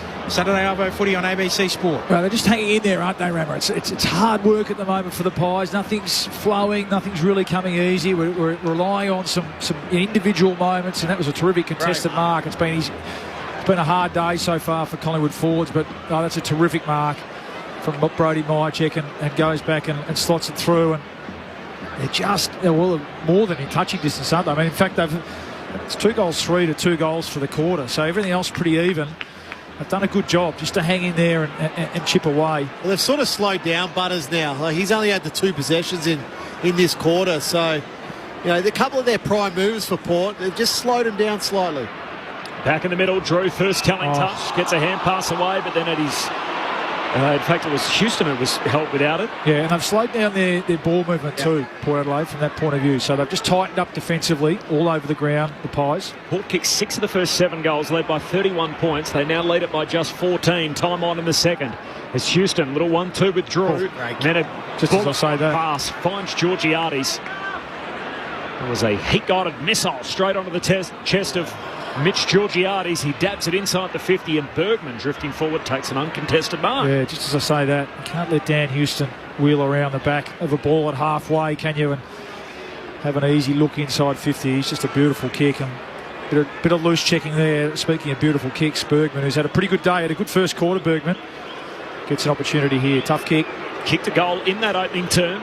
He's wide out at right half forward. He's dropped punt towards the punt road and won't get there. They all compete for it on the goal line, and in the end there's a free kick spotted.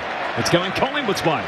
And amongst all that, and Billy Frampton's going to get it. A free kick from 40 metres away, the umpire picked. I have no idea what it is. It's amazing.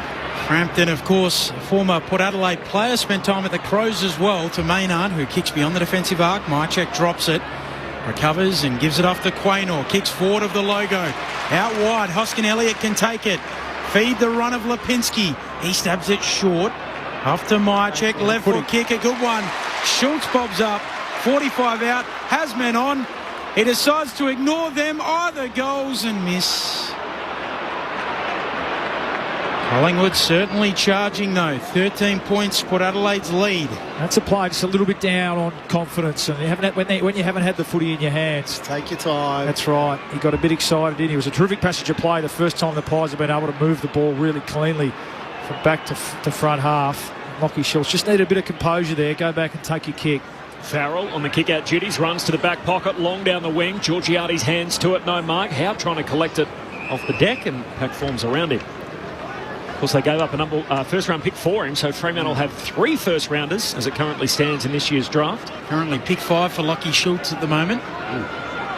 Port by 13 points, 23 gone in this second term from the stoppage. Side bottom squeeze it, kick to centre half forward. Elliott's onto it, kicks inside the forward 50. Punched away by Zerk Thatcher, but it could favour Bobby Hill. Trying to wrong foot Farrell against the boundary line. He slips over as he goes to kick it on this lush grass at the MCG, and Houston off the back flank kicks up to the southern wing.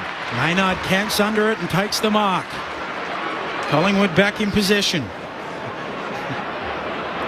Just controlling territory here. Just got the game on their terms, the Pies. Puts his left boot through it into the pocket. Cox coming up, juggles it, marks it. Come on. Big Mace. 40 out, 45-degree angle to the left. It's funny, Colin, you talk about the lush grass. If Kevin Sheedy wanted you to change boots at half-time, he would walk with you either to the boot stutter or to your bag and watch you put the long stops on. Right. Well, to make sure you don't... To make sure you absolutely do it. It was amazing. Mason Cox, 45 out. His drop punt never looked like missing. Collingwood are right back in this one. It's back to 7 points. They've kicked the last 3 goals of the game. 8-3-51 Port. Collingwood 6-8-44. Saturday Arvo on ABC Sport.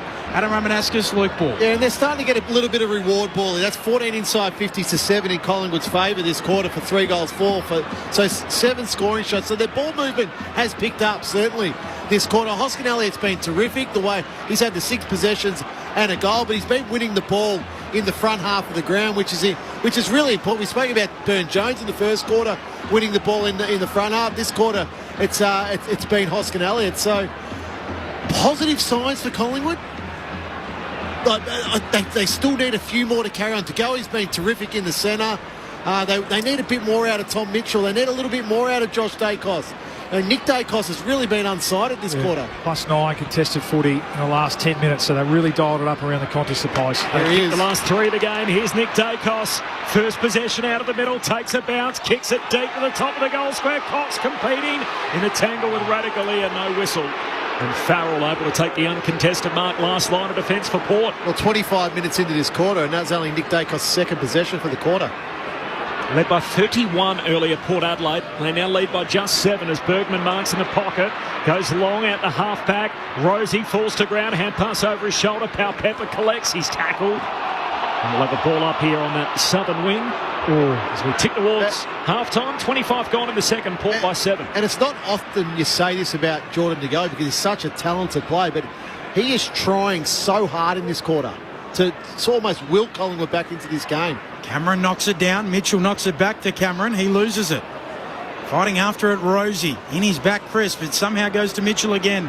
Handballs forward for Collingwood. Onto it, Burton. Handball errant. Hoskin Elliott, clever little toe poke. Hill at half forward for Collingwood. Slips a tackle. Kicks inside 50. Off hands. Schultz has to play on. And touch through. Good hand by Zerk Thatcher. Able to punch it through on the last line for Port. A goal-saving effort.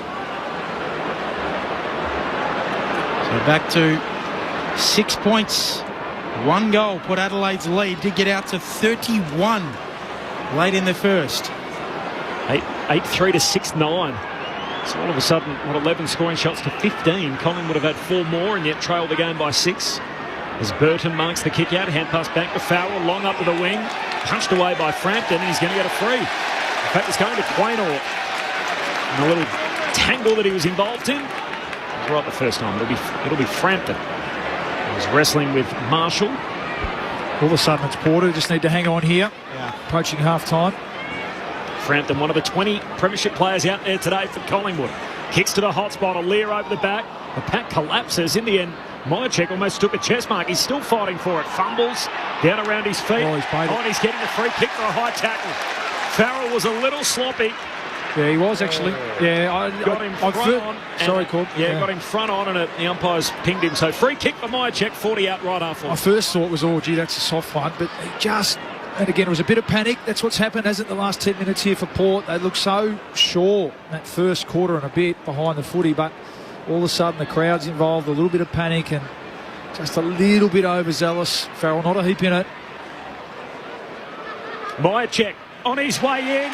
He's got his second. And that 31-point lead for Port Adelaide is long gone. You got to play the minutes. The Magpies sign up for 80 every week. 28 gone in the second term. Port Adelaide 8-3-51. Collingwood 7-9-51. Scores level at the G approaching half-time. Adam Ramanauskas, Luke Ball on ABC Sport. That's the hard work factor inside forward 50, Bally. You look at Myercheck there.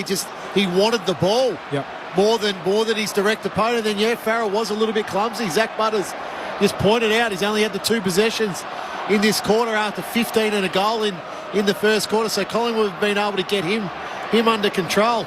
It's amazing how quickly modern day football can turn around. 31 points. It's gettable quickly now in football. Bally, and we're old dinosaurs. Yeah. It was a long way back, 31 points when we played. Back in the middle, Soldo able to win the tap down to Drew. He's under pressure immediately, knocks it out to Butters. Onto it quickly there, Mead. He coughs it up. Collingwood back in possession. Momentum definitely in black and white. Kicks inside 50. Mychek drops it. Lipinski roves it. He snaps it and bounces it through. It's a black and white surge at the G. They're in front. 8-9-57 plays 8-3-51. From 31 points down to 6 points in front. Luke Ball, Adam Ramanaskas. Oh, it's great. Just that you can see the mindset all of a sudden, the hunt that just wasn't there in the first quarter, both defensively and then their ability to switch that into attack. The clearance work and Porter put all their big guns in the middle, but you're right, Jordan Agoe's only had 3 possessions this quarter, but it's the most impactful 3-possession quarter you'll ever see. He was brilliant then, tracking the footy, hunting the footy, creating the turnover. Dacos was the recipient, and then they surge the ball forward and really gets his Port defence. If you bring the ball to ground, we know how good they are in the air. If you bring the ball to ground, then anything can happen. And it's just been an avalanche. Started around the contest though, plus 14 for the quarter. Collingwood contested possessions. They've kicked the last 5 in the game. A crooked bounce. And Brett Rosebery, the best umpire in the game, as is widely considered by the playing cohort.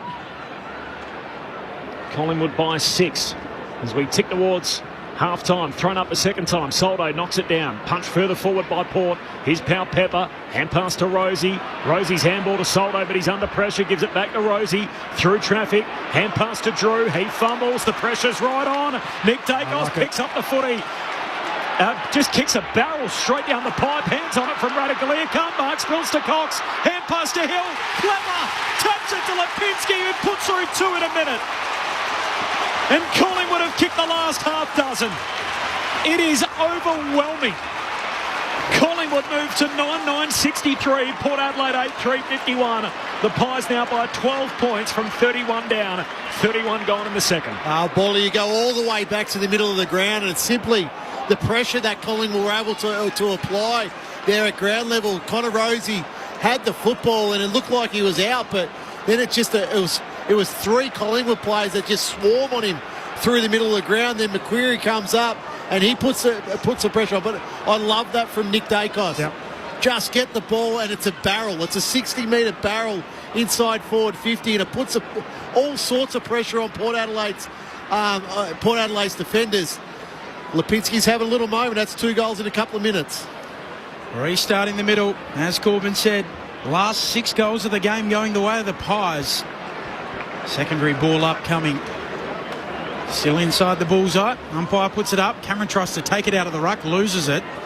Spills out towards Tagoe. Rosie trying to lift his side. Soccers it on. Nick Dacos has to retreat with the handball. Oscar Elliott able to pick it up. Hooks a kick up towards the wing. Bouncing ball for Wines. Traps it. Gives it off to Houston. Port forward of halfway. He'll look into the pocket. Looking for a marker down there in Sweet. Spoils it down. Pau Pepper coming through. Picking it up. Howe. Run down by Sweet. Handball into space. Mitchell there for Collingwood. Gives it off. Away towards Nick Dacos. Does a 720 dispossessed. Holding the ball. Free kick going to Port at half forward. Burn Jones. Concede here. 30 seconds Porter got. Burn Jones will take it.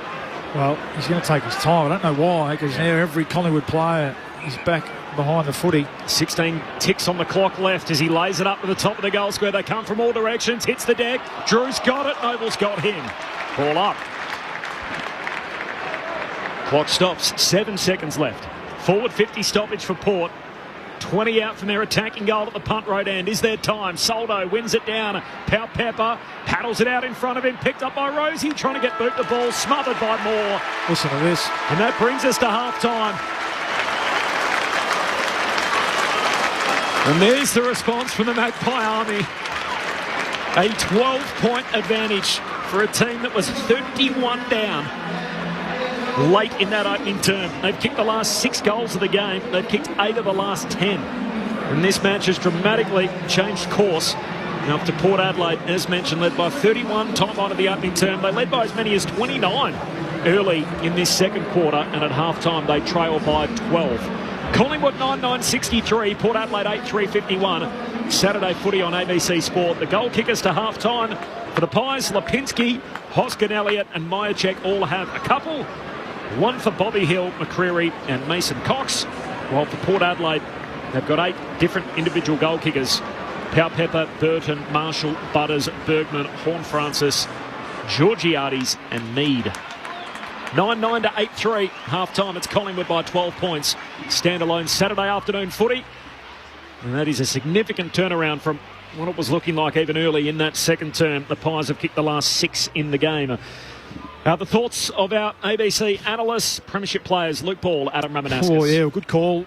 What a turnaround, Ramo. It didn't look like it, did it? Halfway through that quarter even, and Port's first 10 minutes of the quarter, they were on top around the clearances. Horn-Francis was involved, and they were finding easy marks inside 50, and really it was about the 15-minute mark onward where the Pies, the switch flicked, didn't it? And I like your call around Jordan Agoe. To me, he stood out as the one that really drove it, and then the others jumped on board. I thought Tom Mitchell got going a bit that quarter, not necessarily with ball in hand. When you look at the numbers, it was a pretty even spread. Hoskin Elliott had the most for the quarter with 8 possessions, but Mitchell had 5 contested possessions and 4 tackles, 2 clearances. They brought it back into a bit more of a dogfight, I thought. We know that the Port, their ability to spread away from clearance was probably going to outshine the Pies, and it did in that first quarter, but they brought it back into a bit of a dogfight, started to win the contest, plus 16 contested possessions for the quarter. And sometimes it's just as simple as that, isn't it? You've got to roll the sleeves up and get to work. It's a massive number, especially against this Port Adelaide team who really pride themselves on that. And it was all over the ground. It was around the ball, but then it was forward of the ball as well. Get the ball into a contest ahead of the ball. We spoke about Port looking really sound behind the ball with Alir and Radagalia in that first quarter. Well, they were brought into a contest. The long kick, ball comes to ground, and then the smalls get to work, and just moment by moment, minute by minute, which we know that's the Collingwood way, they're able to work themselves back into the game and then get reward for effort. Myercheck getting on the end of 2. I mean, Hoskin Elliott's playing some sort of a game, isn't he? 6 marks for the quarter and a goal, Will Hoskin Elliott. Really, not a lot of respect from the Port Adelaide defenders for Hoskin Elliott's game to this point, and he was the one with his early goals in that quarter that sparked the Pies into action a bit. So just didn't see it coming. But I mean, maybe premiership team from last year, and really pride was on the line a bit in that second quarter, and they got themselves going, and amazingly turn at half time with a 2-goal lead. Rema. Well, the interesting part there, Collingwood have had 90 possessions or 89 possessions for the quarter. 45 of them were contested. So that they've really gone to work on the contest. So clearly that was the message at quarter time from Craig McRae. Hey boys, we're getting smashed around clearance and contest here. We need to go to work. So they win the clearance battle also, albeit it's only +2, but it's still a win. So they're big numbers. So 6 goals, last 6 goals of that quarter, from the 11-minute mark to the 30 minutes. So we're talking about 19 minutes of football. Collingwood have been able to bang on 6 goals. Sorry. So yeah. That's just really going to it. But it was back. What I liked about the Collingwood, it was back to their DNA. Yep.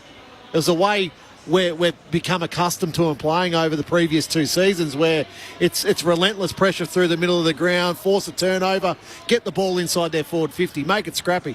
I thought a really big moment was the Myercheck mark, just right on the 50-metre line, where it was a big pack mark, and then he goes back 55 metres out and he's able to kick that goal, and you just felt the momentum swing. I thought Bobby Hill had a really good half of football. He looked like Collingwood's most electric forward, whereas Hoskin Elliott looked like probably their most dangerous forward. Then Lipinski chips in with 2 goals. But the Port Adelaide, I don't think, will go in at half-time disappointed, because the reality is the first quarter and then the first sort of 5 or 6 minutes of that second quarter, they played some really good football. So it's just I guess the relentless attack on the football from Collingwood in the second half of that quarter, where we see the scoreline of Port Adelaide being 2 goals down. So look, the game's reasonably poised in terms of evenness. What can Port Adelaide do? Well, they need to get Butters back into the game. There's no doubt about that. And probably the other one, and I've been sort of watching how how he's been going is Ollie Wines. He's had the 10 possessions for the half, but it looks like he's swapping with Horne-Francis sort of as a forward. Like at one stage, Ollie Wines is at full forward. I've never seen Ollie Wines at full forward in my life. Yep. So I don't know how. I don't know how they're going to play. I don't know how it's going to work. So if they haven't got a spot in the midfield for him, they essentially don't know what to do with him. Pretty much. Yeah. That's what it feels like. So they can't play him on a half-forward flank. They've tried him on the wing a bit too. But Powell Pepper plays as that higher half forward. Yep. Then they got Burn Jones in there. They got Willie Rioli in there. They don't need him behind the footy. He's not going to replace Farrell or Houston or anyone like that on a back flank. No.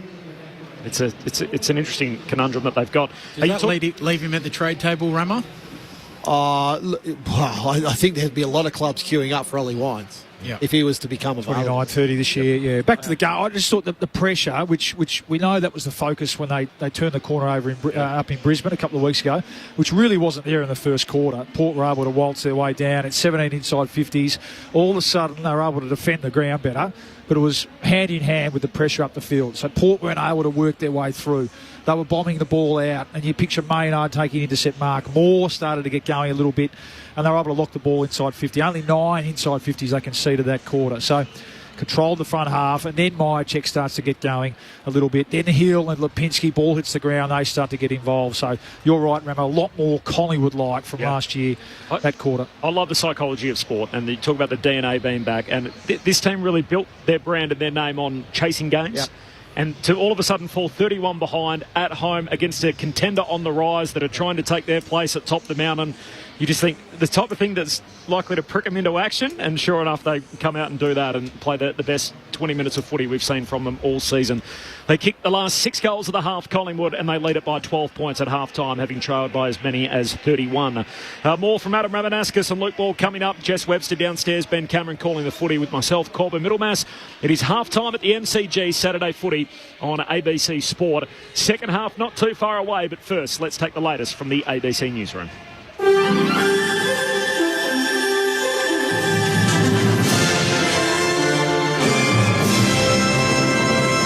ABC News with Satyam Weinstein. Iran's Foreign Minister Hussein Amir Abdullah Ohain is warning his country will launch an immediate and maximum response if Israel acts against its interests.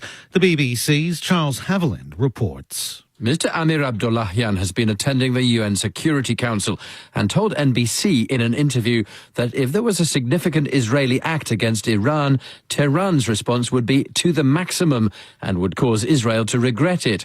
It appears Iran doesn't regard the earlier attack on Isfahan as being such a decisive incident.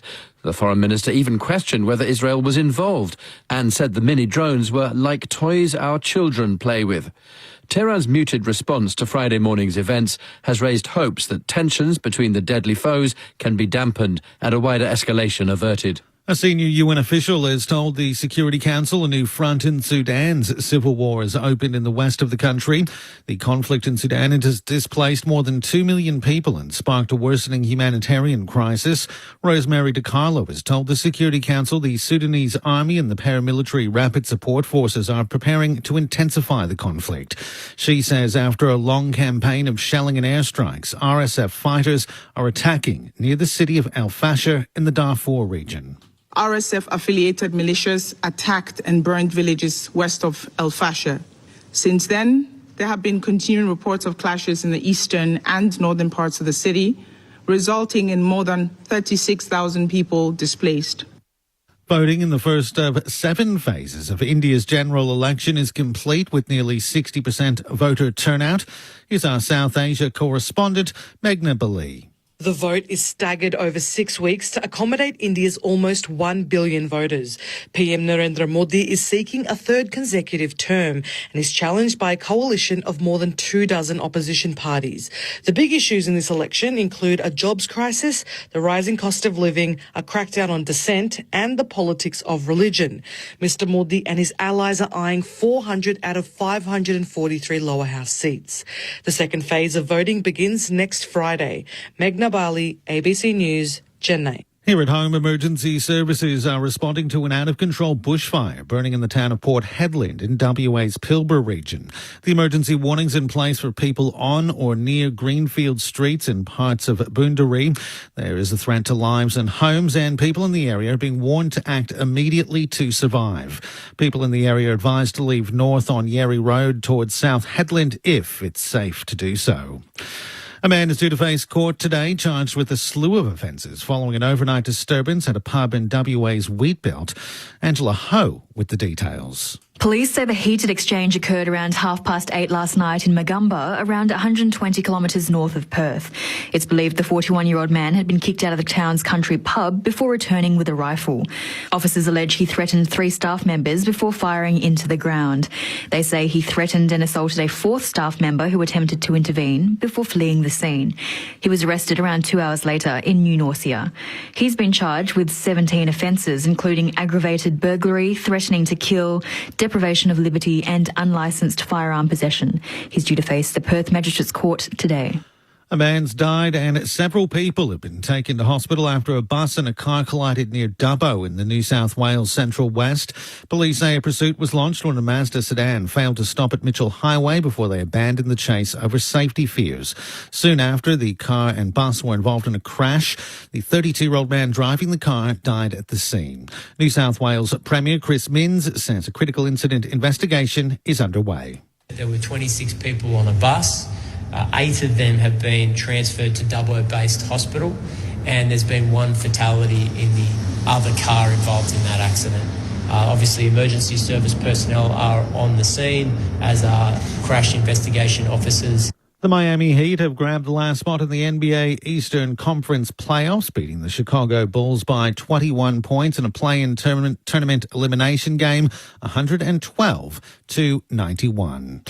And a German big wave surfer may have just ridden the world's biggest ever wave. Already the world record holder Sebastian Stutner has ridden a wave measuring at 28.57 metres in Portugal. His unofficial new world record is now awaiting official confirmation. You're up to date with the very latest from ABC News. If healthy living is your thing, the ABC Listen app has all the podcasts. Try the Health Report. These are ultra-processed products, and if you compare the calories... You might also like What's That Rash? You're talking about zits. Teenagers love to go... Or Life Matters. Love online after 50. It took me 18 months to download my first dating app.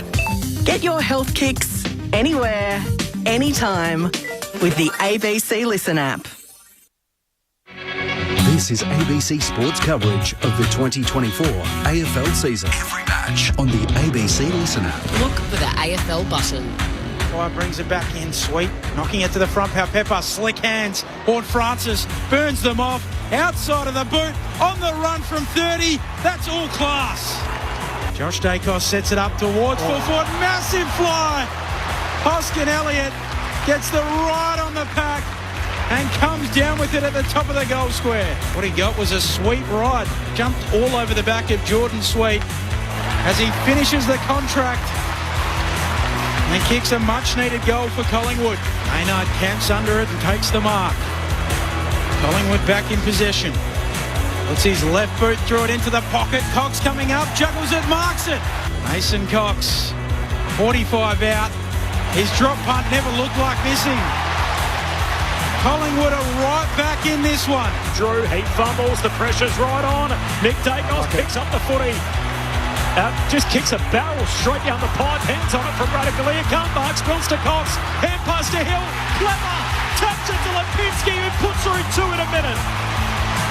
And Collingwood have kicked the last half dozen. It is overwhelming. The 2024 AFL Premiership season. On your radio. ABC Sport Digital. And on the ABC Listen app.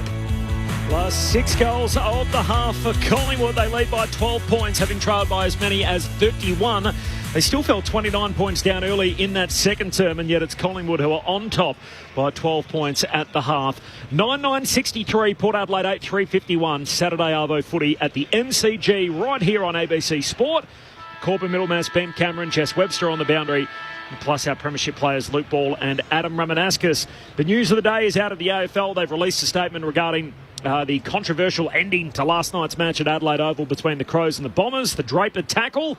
Now, the statement reads as follows. In review with the assistance of the broadcast angle and behind the goal's vision, providing a clearer look, you can clearly see that the ball moves under Draper's chest to under his armpit and shoulder, which means the ball is still in his possession and he is not immediately knocked it clear. Therefore, it technically should have been holding the ball. It is a very challenging one for umpires in this situation with the ball on the ground to see exactly where the ball is under a large number of players and who has control of it on ground level. They were not certain of all these factors, so they didn't pay it, which is the correct approach at the time. So essentially what the AFL is saying there is the correct decision would have been holding the ball, but under the circumstances we can understand how the umpires arrived at the decision they did. So I take that to mean the decision was wrong, but the umpire wasn't. Well, a little bit two bob each way. Yeah, that's what I was about to say. They went up to the teller and said, we'll have a buck each way. Off the SMS, 0437 774 774. Catherine says the Dacos boys could learn a lot from Willem Drew. Gee, that's tough, Catherine. They're very different roles, aren't they, in the midfield that both guys are playing. I shouted out Oscar and Charlie, who are crossing the Nullarbor. Hopefully you guys are driving safe. Jeremy in Sydney, the right to wear the prison bars should be on the line every single time the Pies play Port. That would be good high stakes, wouldn't it? Imagine the next time they play, you fight for the right to wear the black and white stripe. Hi, guys. Great call, all class. Go Port. Kerry, Grant and Shelley gardening in Warnborough in WA. Nice to hear from you guys. Listening to your great call at the Gippsland Power and Sydney Swans game from Michael. That's the under-18s? Under-18s, yeah. I actually ran into Nick Dacos at the Nick Davis at the airport yesterday, and of course Nick's academy boss heading up the Swans Academy for both the men's and the women's. Yeah, so NT down here this weekend, and Brisbane, I think, Academy down here this weekend as well. So they're part of the under-18s league, are they? Yeah, they play 7 or 8 games, I think. Scott Pendlebury, Ben, how's he going in the race for 10,000 disposals? He's currently up to 12, so he needs 10 more in the second half to be the first ever player to record 10,000 disposals in VFL AFL history. Thanks, Ben. Joan in Geelong off the SMS. Afternoon, fellas. I'm enjoying your broadcast while doing some gardening. Perfect combination for a Saturday arvo. Happy for the Pies to win. I'm looking forward to my mighty Cats beating the Lions tonight. Go Cats. Talking about gardening, I've got the pressure hose out this morning. Yes. Outside of my house, copped it. Feel good? Oh, fantastic. You're a real Saturday morning sort of get the house back in order, aren't you? Yeah. Rama? Yeah, you sort of, because tomorrow we've got kids' football, so there's not a lot of time. So Saturday morning, it's a bit of me time outside, have the radio going, just a bit of me. What was Fev like as a teammate, Rama, from Riley? The diplomatic response or the truth? No, he was terrific. I actually got along really, really well with Fev, and he had a terrific bottom age year for Dandenong, where he won the league goal kicking as well. So at the under 18 level, but he was. It's fair to say we were both probably scallywags back then as young kids, it's fair to say. And as adults. Darren in Northcote. The Pies flicked the switch to Goey, but also Hoskin Elliott sparking the team. The Pies sign up for 80 every week. Great stuff. Good on you, Darren. Appreciate that. And from Bill, Marshall's regularly off his line when kicking for goal from tight angles. The umpires should be policing that. We'll keep an eye on it. 0437 774 774. The SMS. Jess Webster's on the boundary. Jess, you mentioned Chelsea Roffey a little earlier, obviously celebrating a milestone today. Just the 8th goal umpire in the history of the game to reach 300. Yeah, it's a magnificent effort. I actually know Chelsea from my Brisbane days. So I was a boundary umpire for a short stint way back when, about 20 years ago as a teenager, and I had the pleasure of meeting Chelsea and training with her as part of the Queensland football umpiring fraternity. So a big shout out to our umpires back home in Brizzy. But what a pioneer. Obviously born in South Australia, but grew up in Brisbane, and to do what she's done from Brisbane before making the move down to Victoria, I think is absolutely superb. So deserves all the media attention, even though she's not quite comfortable with it, but has done an outstanding job as being one of the many women pioneers in our game across all different kinds of roles. So, yeah, a big congratulations to Chelsea. She's one of a kind. 2012 AFL Grand Finals, 16 finals, 58th umpired of 300 games across all areas, so boundary, field and goalies. Jess, the key bit of information just to bury the lead there is that you're a former boundary umpire. Yeah. The Ben's been banging on about this 18-18 thing, 18 metres high, 18 metres in. Were you coached that in your boundary umpire days? I can certainly say we were not certainly trained for any kind of score reviews or any kind of that back in the day, but I certainly wasn't at the heights of Chelsea was. I was on the boundary at community level, boys. Thanks, Jess. Collingwood by 12. Second half underway. Here's Ben Cameron. Rosie trying to get the opening clearance. Can't do it. It ricochets away to Cameron there for the Pies. Off to Nick Dacos. Handball trying to release Pendlebury. Gathers on the bounce. Another disposal closer to 10,000. Kicks a poor one. Mark taken by Houston. But good Houston. Yeah. It's 18 possessions. And fullback for Port moves it on to Bergman, who moves it out to Sweet. Just backward of halfway on the southern side of the ground. Collingwood by 12. I'm starting to feel this 18 metres up and 18 metres down. It's got holes in it. I'll find it in the rule book. Sweet on club debut. First game, by the way, since 2022. So it was emergency 20 times last year. Jordan Sweet didn't play, though.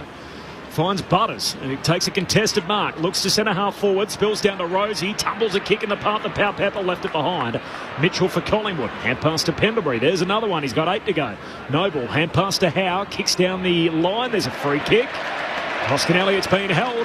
Talking about Jordan Sweet being emergency, keep an eye on Jackson Binns and how many times he's been emergency for Carlton over the past 2 seasons. Which is even rarer, as given he's not a ruck. Yeah. It feels like the Tom Campbell types where you're sort of a ruck every single week and you're the emergency big man. But Jackson Binns, you're right, he's been on the precipice for some time for Carlton. As Nick Dacos on the wing hits up Elliott, who marks out wide at right half forward. So that's the first true inside 50 where Elliott's been able to get some separation from Aaliyah. And what happened is they isolated one side of the ground. So Aaliyah's been able to lay off and spoil and intercept, whereas at that stage, Elliott had all the leading space on one side of the ground and Aaliyah just couldn't go with him. Jamie Elliott from wide out and right half forward. His kick won't get there. It'll sit up in the goal square, and whacking it through, Lockie Jones finds the goal line. So a rush behind. It is Collingwood by 13 points. 2 gone in the third term. Saturday footy on ABC Sport. Corbin Middlemass, Ben Cameron, Jess Webster on the boundary. And our premiership players Luke Ball and Adam Ramanauskas. Former boundary umpire Jess Webster too. Yes. Burton with the kick in. Wants to go up the middle in the Soldo direction. Right there with him, Frampton. Frampton spoils it down. Mitchell shrugged as he gets a handball away. Now to Goey, picking it up. Squeezes a kick inside 50. Elliott going up. Burton spoils. Live footy half forward here for the Pies. Rolling Moore. And a ball up to come. Really like the work of Tom Mitchell from about halfway through that second quarter. He's one that's really rolled his sleeves up, got going. A lot of good in and under work, and 4 tackles as well, and he gets a free kick here, does he? Yep. Yeah, ball up half forward for the Pies. Free kick going to Mitchell, feeds it off to the Goey, kick smothered. Ricochets inside 50 to full forward. Elliott wants to get on his left and snap on goal. Brilliant from Jamie Elliott. Collingwood in control. First goal of the second half makes it 7 in a row. They're out by 19 points, 10-10-70 plays, 8-3-51. 3 minutes gone in the second half. Saturday Arvo footy on ABC Sport. Well, it's sort of been a Collingwood dominance. You know, I know we're only 3 minutes into this quarter, but you look at the possession count, and it's 15-7 in Collingwood's favour, but contested football again. Now, 8-2 in Collingwood's favour to start this quarter. So, again, just hunting around contest. And what I like from Collingwood is its numbers. They're overwhelming Port with numbers at the contest. So there's options. Okay, you go get it. I'll just slip out here. You give me the handball, and then away we go. So the interesting part too, we mentioned Butters. He only had the 2 possessions in that second quarter. He started at half forward for some reason in this third quarter. Bounce favours Sweet at the restart. Palms it down for the power to Horn Francis. Kicks out wide. 1-on-1 Mead. And side bottom takes a juggled mark, the Collingwood vet. Are they going to come again, Porter, or is this it now? Well, you hope so. I just wonder if Butters took a knock somewhere in that second quarter. Well, it's a great test for the young leaders, isn't it? It's their moment. Side bottom looks for Cox, can't take the mark, knocks it back to side bottom, who picked it up from the spoil, kicks the centre half forward, might check down there, Elliott, little volley, on a solo it out of there.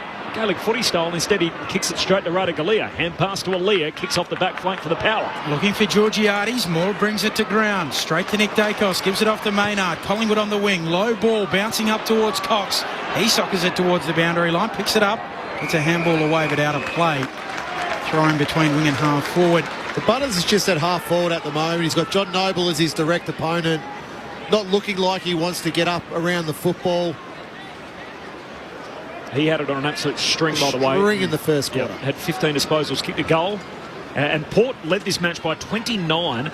6 minutes into the second term, they've conceded the next 7 goals. Well, all of a sudden, Collingwood leading by 19 points, or not so much all of a sudden, sort of over the next quarter or so. We've just completely controlled this game. All up at half forward here for the Pies. Leading it by 19, as we said. Palming it down beautifully, Cameron, but straight to Mitchell, who's wrapped up. A ball up to come, side bottom in there as well. 5 and a bit gone. The third quarter from the restart. Cameron down to DeGoey. Hand pass to Josh Dacos. Heavy tackle from Burton and a free kick. It just looks rough. And as a result, Dacos was... That's a good tackle. Yeah, I think that's probably holding the ball. Yeah. At no stage was his head in jeopardy either too. It wasn't a classic sort of dump. It just looked slingy, didn't it? Yeah, Lockie Schultz heard his jumper nearly ripped off his back as he kicks into the forward pocket. Hands on it from Cameron, no mark. Spills down towards Elliott. He's shoved out of play. So a boundary throw in. Forward pocket for the Pies. Kicking to the punt road end in the third term. Lost the boot, Jamie Elliott. I can see it. It's in the sock, yeah. Bright orange, sort of sitting next to the behind post at the punt road end. This is Saturday footy on ABC Sport. Pies by 19. Forward 50 stoppage here for Collingwood. Slapping it to the back quickly. Here's Cameron onto it. Houston, he's taken to ground, and another ball up to come. That's Tom Mitchell again there, Bally. Yeah, no, that's great. And he doesn't get a lot of credit, Tom, and he gets criticised a bit when things aren't going right. But I think his work rate since the 10-minute mark of this second quarter is one of the reasons Collingwood are in the position they're in. Sweet taps it down to go. He just knocks it on, gives it off to Burton inadvertently, who kicks beyond the defensive 50. Nick Dacos bursting onto the footy. Don't argue on Horne-Francis. Shot on goal. Won't get there. Punch through. Very nearly for Nick. You're right about him being a bit of a whipping boy. And I know he was subbed out because he had an ankle issue and different stuff at various times. Finished 4th in the BNF in apprenticeship year. But this is the thing, like when Collingwood aren't going well, he looks slow, but the ball's going over his head. So any player looks slow. But it's just, it's Tom Mitchell. It's ridiculous. Burton marks the kick out at half back, goes long down the wing, but Darcy Moore intercepts among 3 Port Adelaide players. That's what he does so well. Has it on the logo. And Collingwood on top here early in the third term. Kicks a high up and under. Just Mason Cox, who marks at centre half forward. And Zerk Thatcher's left holding his shoulder in that contest. There would have been 5 or 6 players in it. Mason Cox, at 2 metres plus, plucks it. Just looking at this contest here, look, I guess this is the reason why Zerk Thatcher and Radaglia were traded into this Port Adelaide team for those high balls to spoil, to kill the ball. Mason Cox, right-footed drop punt. It's there. He's got 2. And Collingwood are dishing out a beating here. They've kicked the last 8 goals in the game to turn around a 31-point deficit. They're now 26 up. 11-11, 77 to Port Adelaide, 8-3-51, 8.5 gone in the third. Saturday footy on ABC Sport. I'm just looking around, Rammer, at the Port jumpers and for body language. And again, this is where we know we've lauded their young leaders and we know they are going to be magnificent players. But who's the one? Who's going to stand up? Who's picking their teammates up? It really has looked like a listless performance from the 15-minute mark of that second quarter. We mentioned Mason Cox wearing the white glove today. Yeah. It just got a bit of a... I actually think it's a golf glove. Is it genuinely a golf glove? It's a golf glove. I noticed that before as well. It's working. It's been good. So it's genuinely a golf glove. Yeah, it genuinely looks like a proper golf glove. Out of the middle goes Horne-Francis, going laterally to Bergman. Might have been inspired by the Masters last week, Rammer. Little foot joy, just marking spot. Take the little... Kick from Bergman inside 50, off the hands of the pack. Out the back for Quaynor, gives it off to side bottom. Under pressure, kicks towards Lipinski. He fumbles it, it comes back to him. And now the Pies are away again. Here they go. Wooshka to Goey off to Maynard. He turns it over, and Zirk Thatcher, after getting a knock to his shoulder, takes the intercept mark, so that appears to be okay with his hands above his head. Dangerous kick, but Bergman good enough to clean it up. Takes the mark in the middle of the ground. I was more rolling with Bawley's theory about the Michael Jackson nature of the glove. He had them on both hands, so... Yeah, there you go. Sweet marks, half forward, hand pass away to Wines. He gives it to Burgoyne, kicks to the top of the goal square. Soldo down there, no mark. Moore picks it up, tackled, lost it. Soldo collects, he too locked up. Umpire says baller. Pies by 26. And a ferocious turnaround in this game. Collingwood would have kicked the last 8 goals either side of half-time. Plus 11 contested this quarter as well, so the trends continued for Port. Forward 50 stoppage for the Power. Sweet got it down to Wines. Somehow squeezed the kick out in Frampton against one of his old teams. Knocks it through for a rush behind. 25-point lead for Collingwood. 11 gone in the third term. He played a game for Port Adelaide, Frampton. I think he played one. Yeah, I think it was only one. Nick Dacos with the kick in short to Howe. We spoke to him pre-game today. Pretty relaxed in his build-up. Goes short to Josh Dacos. Played 3 for Port Adelaide. 3. And 21 for Adelaide. He's now playing his 20th game for Collingwood. Josh Dacos on the half-back flank. Wide out. Chips it over the top for Goey. On the bounce, he'll trap it in play. Has time to stop and prop and kick on his left. A high ball just forward of the logo. Radagalia in best position. Takes the mark for Port. Collingwood by 25. Saturday Arvo footy on ABC Sport. 8 of the 18 teams in action today. It's an excellent slate. So Carlton and GWS to come. And then tonight, Brisbane and Geelong. And for those of you out west, it's the first Western Derby of 2024. Both teams coming, or in fact the Eagles coming off a win. Long kick from Horn Francis. And that's Georgiades, who was about 4 deep in the pack. He clunks it. Gee, that's a good grab. He marks here about left half forward, 30 metres out. Yeah, well, coming up for his 9th disposal. That was his 4th mark. So just building. I think just building back into a career that looked so promising before that knee. There's a big crowd in, and yet very few of them supporting Port Adelaide when they do something well like they were doing earlier, having kicked 6 of the first 7. The crowd almost falls silent. They find their voice here to try and distract the right-footed drop punt of Mitch Georgiades. He's good enough to deliver against it. And at last, Port Adelaide stop the bleeding. They end the run of 8 consecutive Collingwood goals. Off the boot of Mitch Georgiades. That is goal number 2 for him today. And Collingwood's lead cut back to 19 points. The Pies 11-11. Port Adelaide 9-4. 13 gone third term. Saturday footy on ABC Sport. Adam Ramanauskas and Luke Ball. Yeah, and you go, Bully, now. You look, what can they change now, Port? So Butters coming back into the middle of the ground now.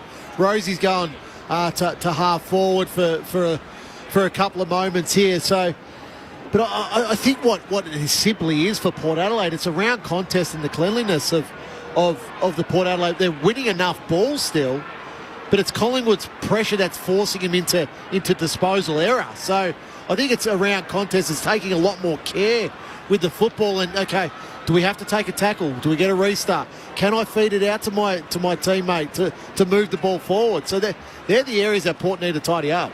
Soldo just punches it forward. Butters trying to burst onto it. Handball away to Burton. Handball back into congestion. Pendlebury there. Closing in on 10,000. Snaps inside 50. Bouncing ball. Held at half forward for the Pies. Gathers. Handball to Lipinski. Wants to take on Farrell. Left foot pass. Exquisite. The Goey bursting onto it. Marks 45 out.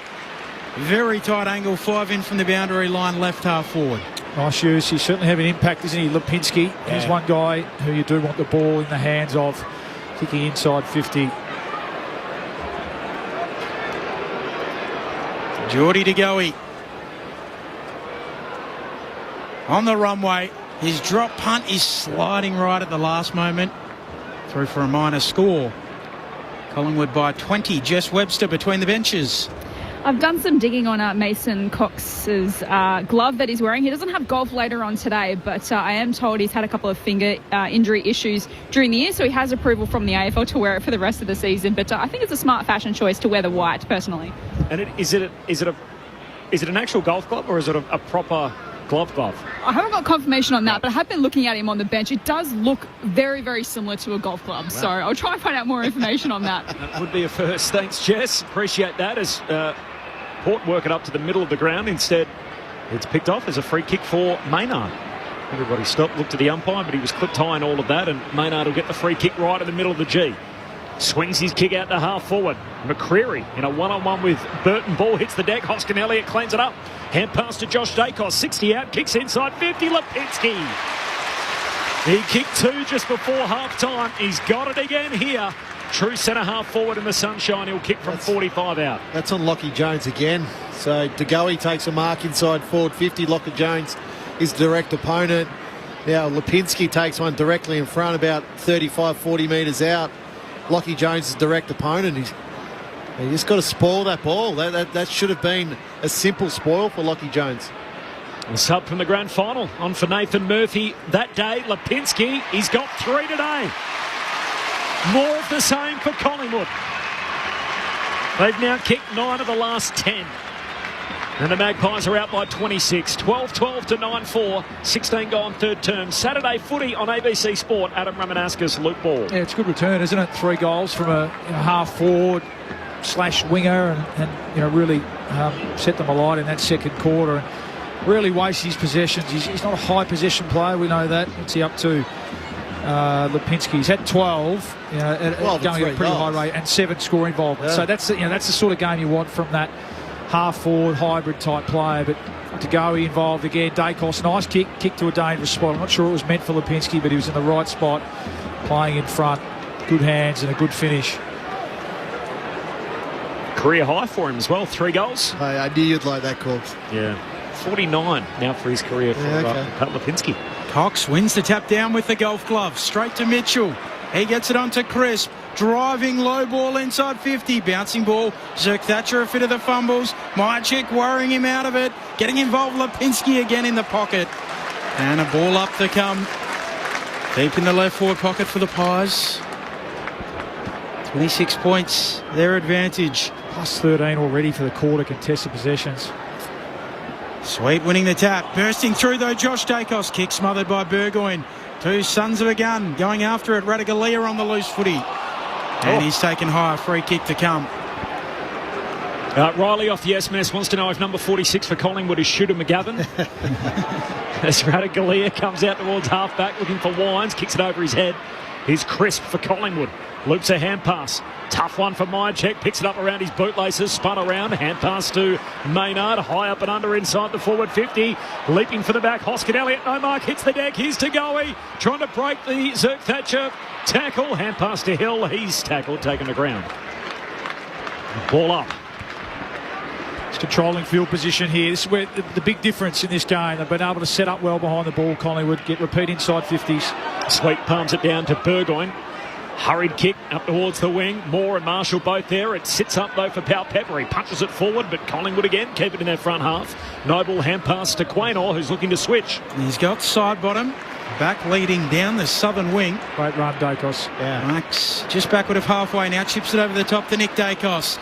He can kick long inside 50. Crisp. Fumbles the mark at the last moment. Holds on to it.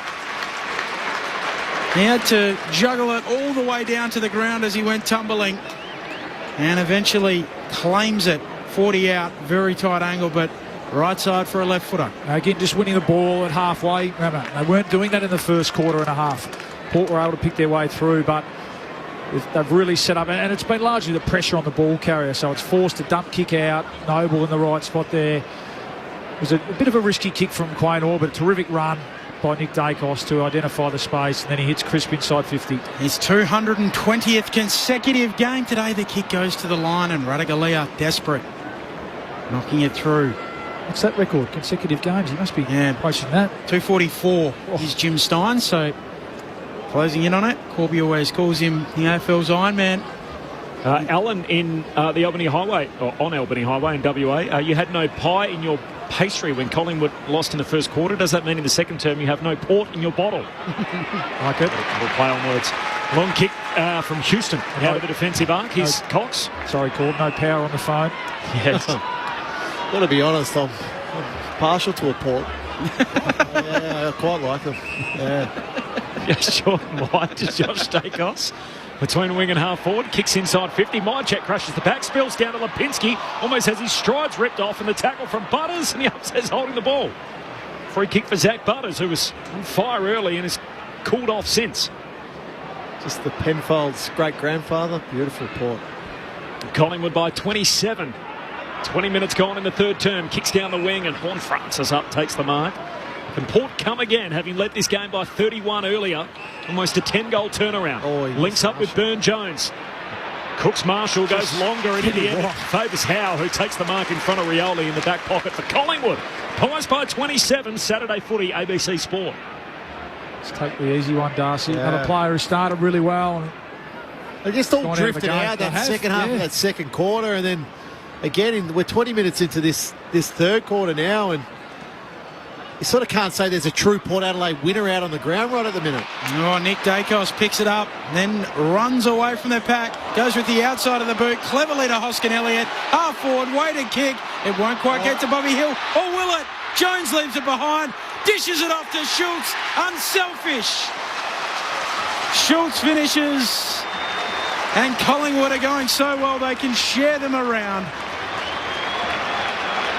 33 points to the good, 13-13, 91.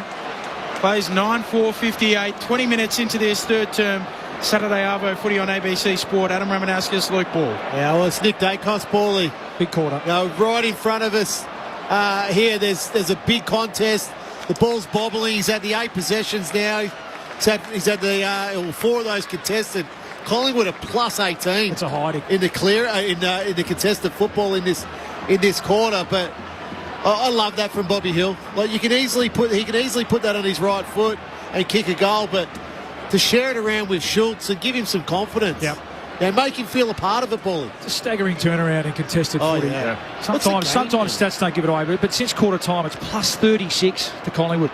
They led by 29 points, Port Adelaide, early in the second term, and from that point on, Collingwood have kicked 10 of the next 11 goals. Given the players that Port have got, particularly around the contest, I'm looking at Wines and Horn Francis, who is trying this quarter, but that is a hiding.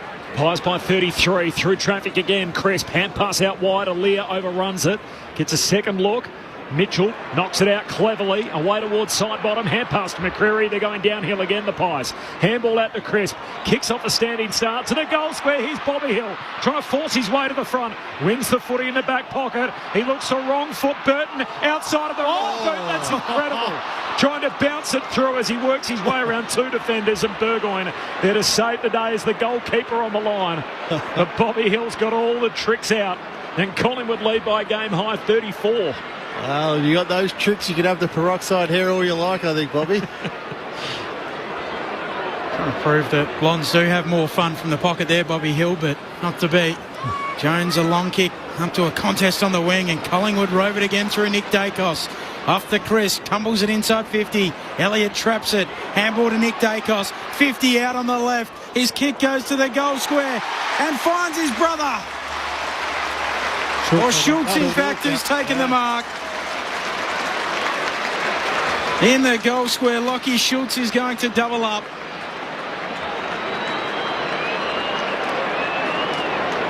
This is very much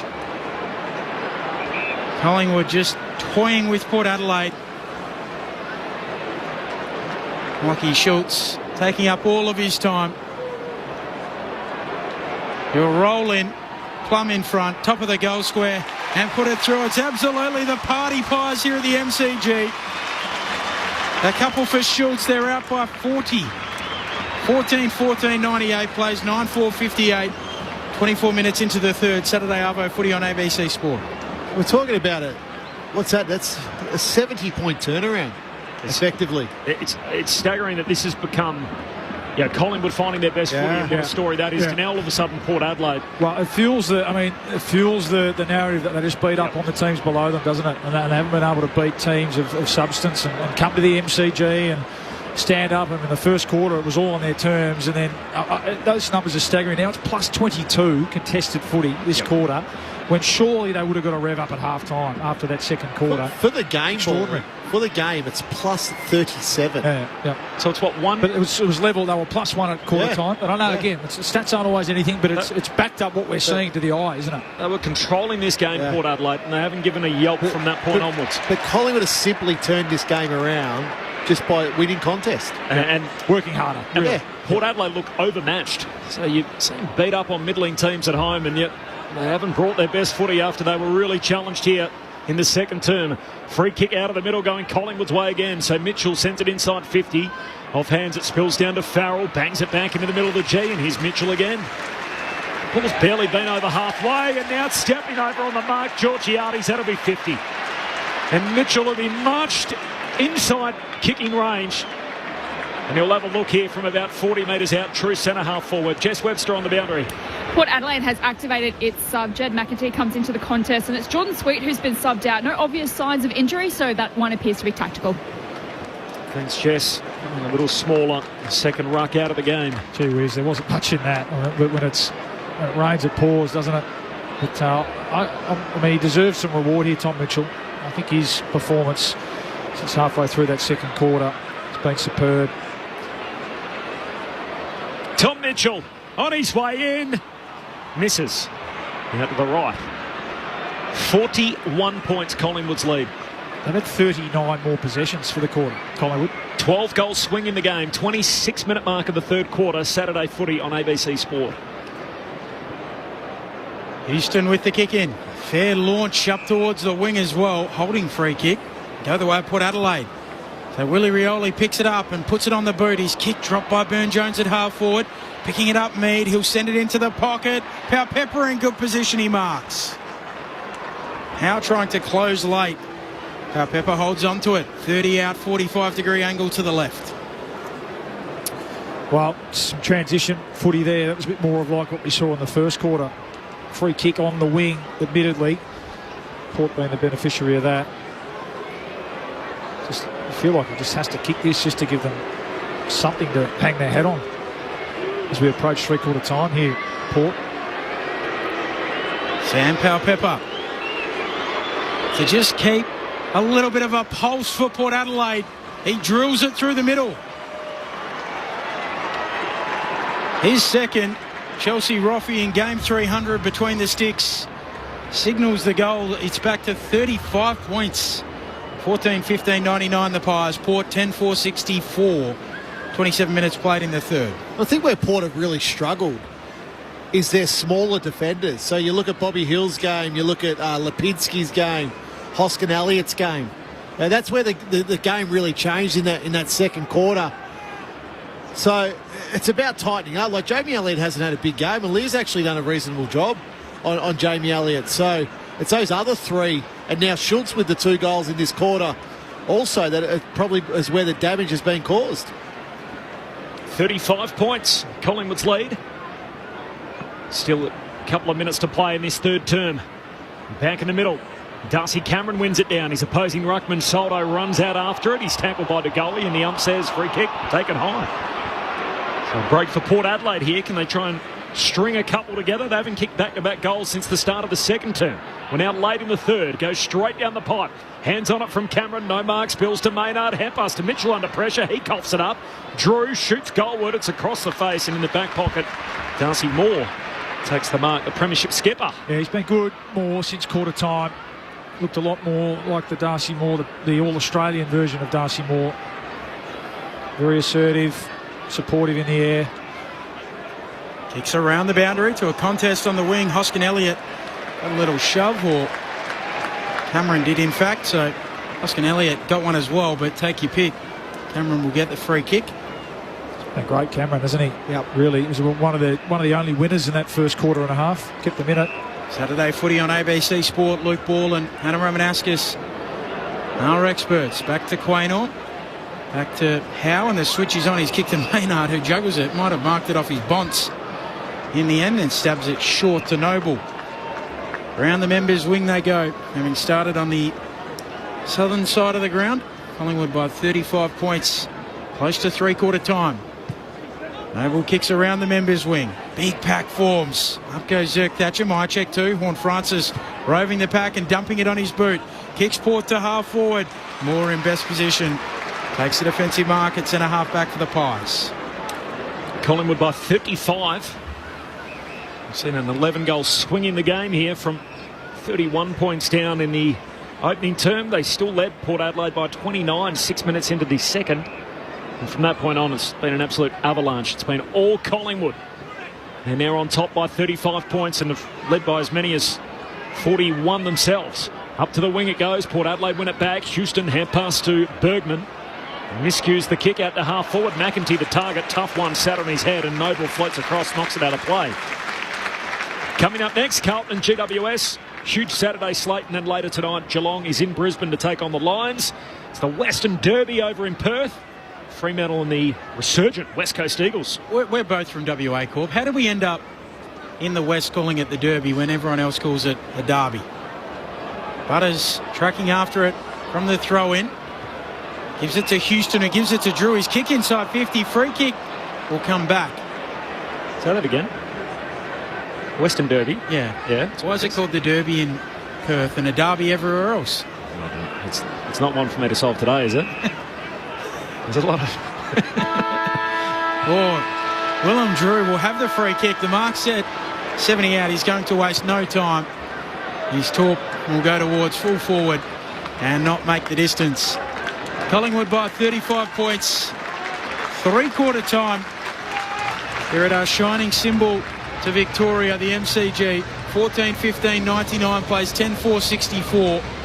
Saturday Arvo footy on ABC Sport. The goal kickers for Collingwood. Lipinski has 3.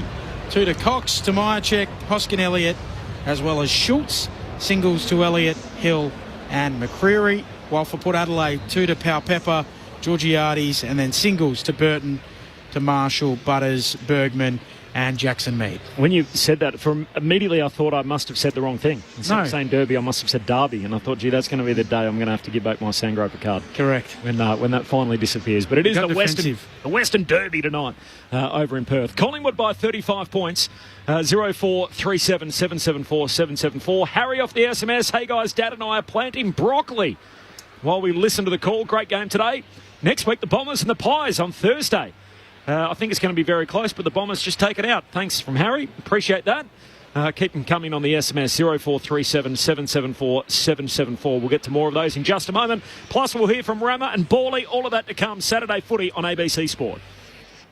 G'day, this is Becky Cole inviting you to join me each week for Saturday Night Country. For more than 30 years, we've been playing the best in Australian country music, as well as the overseas artists that you know and love. So whether it's the classic tunes that you grew up with, the best new releases, or the interviews of your favourite acts, you'll find it all on Saturday Night Country. Saturday Night Country, hear it anytime on the ABC Listen app. This is ABC Sports coverage of the 2024 AFL season. Every match on the ABC Listen app. Look for the AFL button. Free kick going to Mitchell, feeds it up to the goey, kick smothered. Ricochets inside 50 to full forward. Elliott wants to get on his left and snap on goal. Brilliant from Jamie Elliott. Collingwood in control. McCreary in a one-on-one with Burton. Ball hits the deck. Hoskin Elliott cleans it up. Hand pass to Josh Dacos. 60 out. Kicks inside 50. Lipinski. Sub from the grand final on for Nathan Murphy that day. Lipinski, he's got 3 today. More of the same for Collingwood. Nick Dacos picks it up, then runs away from the pack. Goes with the outside of the boot. Cleverly to Hoskin Elliott. Half forward, weighted kick. It won't quite get to Bobby Hill. Or will it? Jones leaves it behind. Dishes it off to Schultz. Unselfish. Schultz finishes. And Collingwood are going so well they can share them around. The 2024 AFL Premiership season. On your radio. ABC Sport Digital. And on the ABC Listen app. Pies by 35 at three-quarter time. It's a fun Saturday slate in round 6 tonight. Brisbane and Geelong and the Western Derby out in Perth. But up next, it is Carlton and GWS. Matt Clinch heading up the call. Clinchy. Corby, the next instalment of Super Saturday. The Giants take their unbeaten run onto the road as they face the Blues, having only suffered their first loss last week as their luck ran out. 2-point losers against Adelaide in a thriller. Both sides are missing some personnel. Sam Taylor concussion, Steve Coniglio knee. They're out for the Giants, while the Blues add another 2, Mitch McGovern and Adam Sard, to the growing list of soft tissue injuries. So can the Giants' defence of Iden, Buckley and fifth gamer Likalia restrict Charlie Curnow and Harry Mackay? One of the toughest tasks in footy, and the battle of the Bulls in the middle of the ground, Patrick Cripps and Tom Green. There's no late changes for either side, so Jack Carroll and James Peatley are the subs. Looking forward to calling the action alongside Joel Peterson and Cohen down the boundary. Nathan Burke and Kez Peterson will bring it all to you. We'll take the baton after you at the MCG from Docklands. It's the Blues and GWS. Thanks, Clenchy. Look forward to listening on the way home. So Carlton and GWS, our next stop. What a game that's going to be. Across town, under the lid. Reigning premiers by 35 as we turn for home. Premiership players Luke Ball, Adam Ramanauskas on ABC Sport. Well, we sort of harpy on it a bit, aren't we, Rama? But it's been an extraordinary turnaround since quarter time. And really, it's a combination of the Pies rolling their sleeves up and getting to work, which they needed to do. And look, they've come off a bye, so maybe you could excuse a bit of malaise early in that first quarter. But they did that. And Port, when you're looking for the response, it just never came. And it hasn't come. And minus 35, I think it was, since quarter time, contested footy. Sometimes, as we say, the stats don't tell a story, but that's it in a nutshell there. And it's been led by Mitchell and De Goey, and then what it's allowed then is Nick Dacos to go on the ball and start to look like the Nick Dacos of last year. That quarter, he was terrific. That quarter, 10 possessions and some inside 50s, and those small forwards, as you mentioned, from Collingwood have looked really lively because they've been able to set up their defence behind the ball, control field position, and it doesn't matter how good your defence is. I mean, we patted the Port defence around Alir and Radigalia in that first quarter for looking really sound behind the ball. Under pressure, under repeat entry, they've looked shaky. The ball's hit the ground, and the Pies have been back to their best. And you talk about Collingwood's defence. So that second quarter, Moore comes into the game. Jeremy Howe comes into the game. Quaynor comes into the game. Maynard comes into the game. And they start defending like we're so used to seeing. They used to swarm as a defence, but I just think it's been Bobby Hill, Hoskin, Elliott, Lipinski, then Schultz in that third quarter. They've caused Port Adelaide all sorts of trouble. All have hit the scoreboard multiple times. We got a lot of Derby feedback coming through on the SMS. We'll get to some of that for you, Ben. It's three-quarter time here. It is a 35-point lead for Collingwood. And Port Adelaide, what are we going to get from them? A match in which they led by as many as 31. Haven't really given much thereafter. There's a free in the middle here as in the ruck contest. Cameron's taken high and he's going to be rewarded. Been terrific, Darcy Cameron. He certainly won this battle today.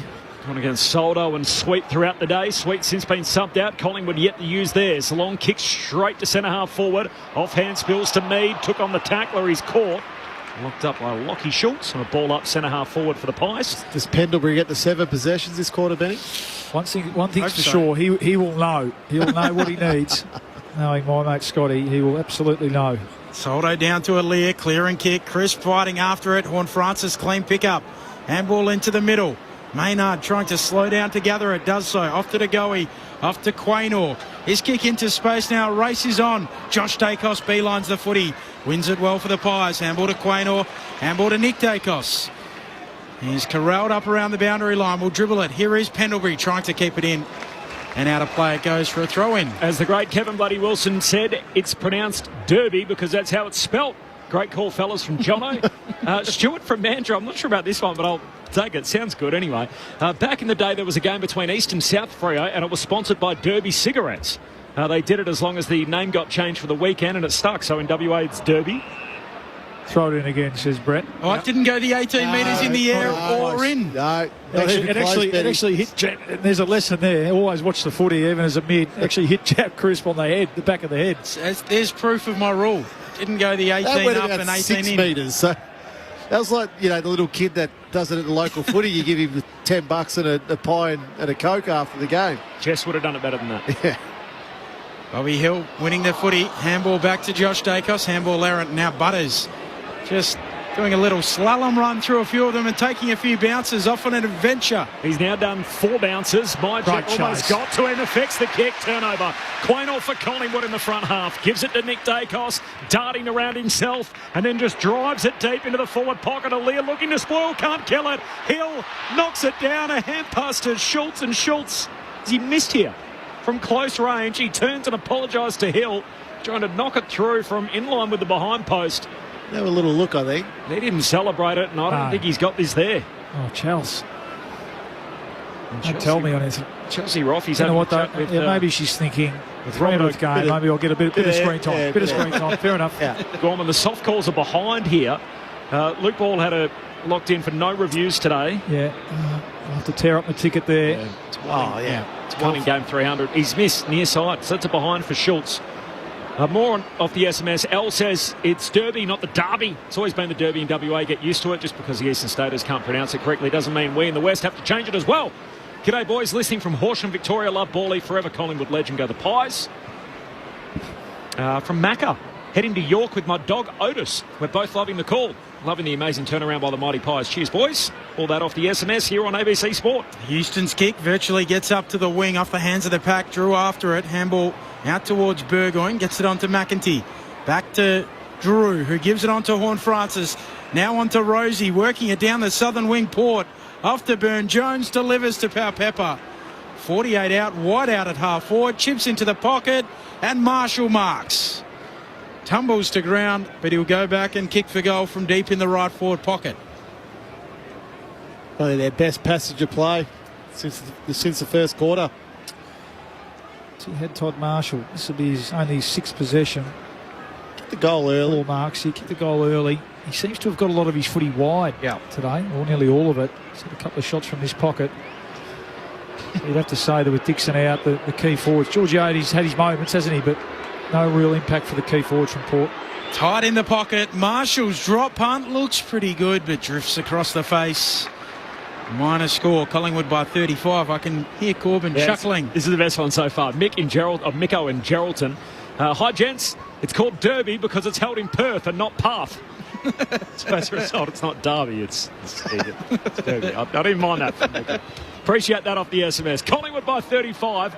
As you can tell, this game's pretty lopsided. We're waiting for Port just to give a little bit more here. They led by 31 earlier, and it's been completely lopsided Collingwood's way thereafter. Big test for Port's legitimacy today. They've been beating up on teams at home and 4-1 to start the season, but how do they go against the reigning premiers? They started well. Really, from the first moments they were significantly challenged. They haven't been able to come again. Collingwood by 35. Boundary throwing on the wing. Here's Pendlebury. Grabs the footy. He's tackled. We'll have a ball up. Pendlebury chasing 22 touches to give him 10,000 all time. He's got 15 today. Still yet to add to his tally in this final term. Maybe leave a couple for Anzac Day. That'd be a nice time to do it. Darcy Cameron wins the hit out. Down to Drew of Port Adelaide. Got a hand pass out as he falls to ground. Horne-Francis links up with Butters. Great kick. Takes a bit off it and links up with Rosie, who marks at left half forward. The Port skipper, Jess Webster, on the boundary. Unfortunate news for Port Adelaide. Lockie Jones out of the game with a right hamstring injury. He's got ice on his hammy on the bench as we speak. Of course, they already used their sub late in that last quarter, so Port Adelaide to play down. Thanks, Jess. Just to catch you up, if you're listening before, Ben Cameron says the boundary umpires are told they must throw the ball in 18 metres deep and 18 metres high. As Rosie arcs out to the right-footed drop punt hits the post. 3/4 of the way up. It was a good effort. 10-6 to 14-6. And Jess Webster told us she was a former boundary umpire as well. So we've learned a bit today. 6 minutes into the final term. Collingwood by 34. ABC Sport. I said that's the parabola they're looking for. As Quaynor hooks it with a snap up to the wing. Horne-Francis clotheslined by Myercheck. Get a free kick. Did the players just call that free kick themselves? Yeah, everyone knew. It's the most obvious free kick for the year. Horne-Francis goes into the pocket. Marshall launching. Comes down with the footy.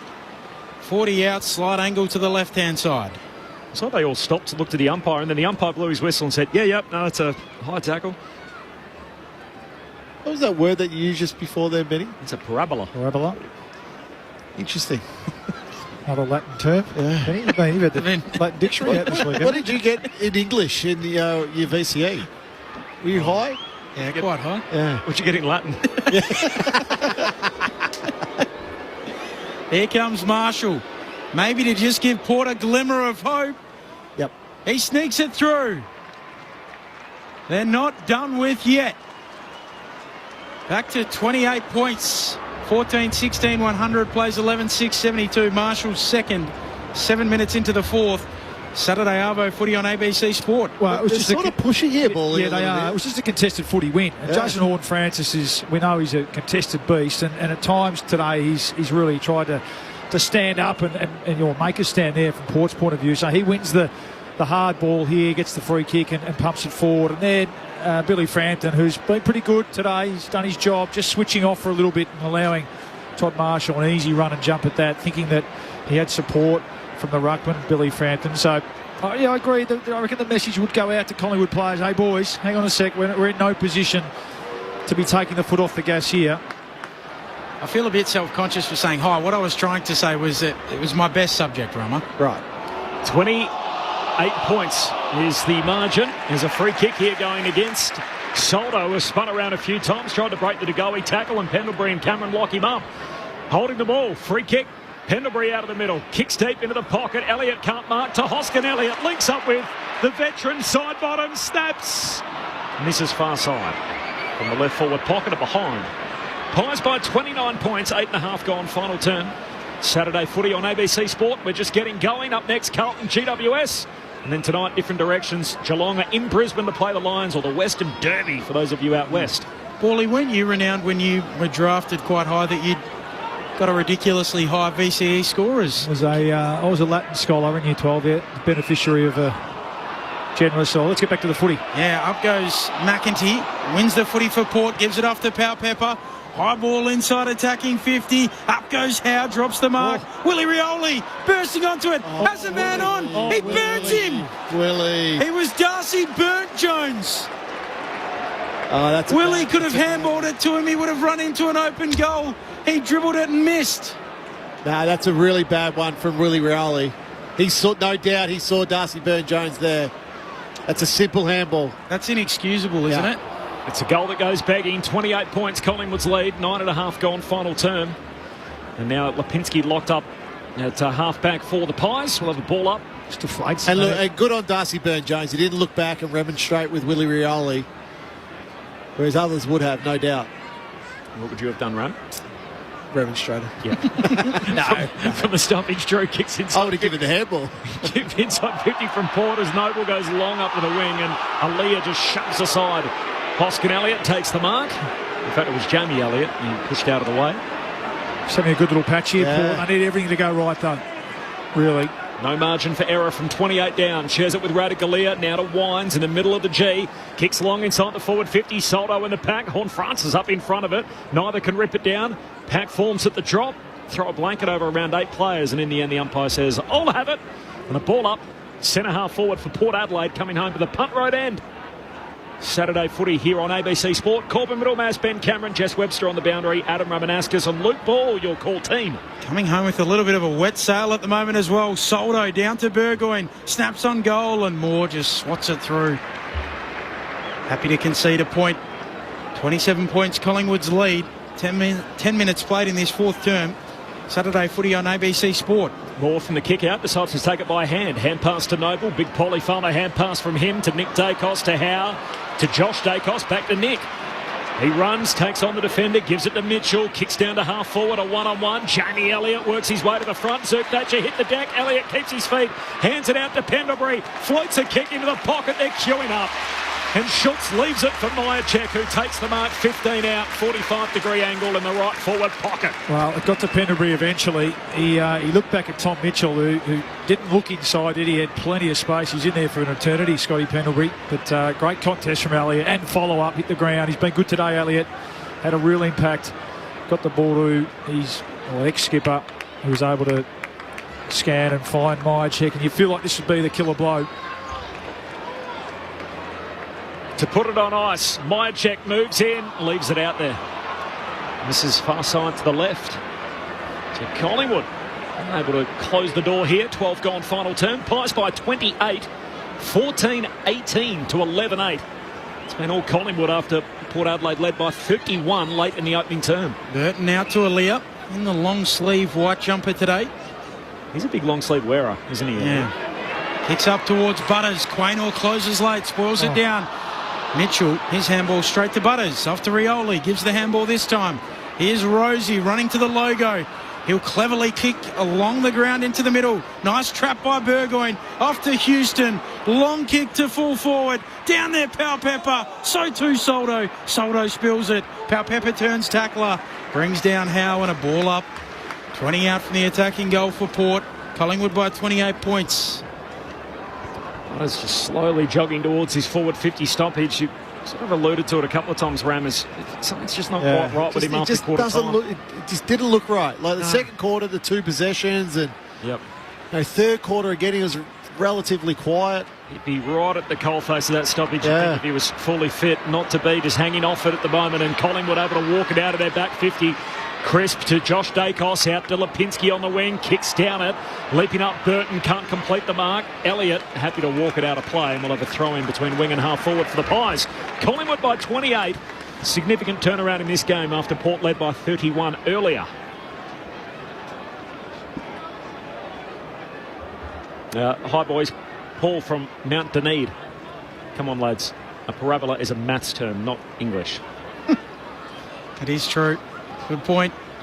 Soldo slapping it down onto it, Mitchell. Handball to Josh Dacos. Pies at half forward. Crisp. Slick hands away towards Tagoe. Centering kick. Burgoyne there for Port. Carrying around that famous surname. He chips it dangerously just to Houston. He's paid the mark. He was held. Houston with it on the defensive arc. Port trying to find a way back. Well, they've got to go here. They've got to take a risk and try and attack through the corridor. Try and put the Pies under a bit of pressure. Houston flares it out to the wing. Here is Chase Burgoyne. He doesn't want to play on initially. You see Collingwood now, they're starting to drop numbers back. Like Cox has dropped back. Pendlebury's dropping back further. Josh Dacos as a winger's dropping back further. And here's Darcy Moore just sailing through the pack to take the intercept mark. Well, that long kick's not going to give them any chance here, Port. Goes across the half-back line. Moore, dangerous kick. Got to his teammate in Maynard on the hop. He got it away to Noble.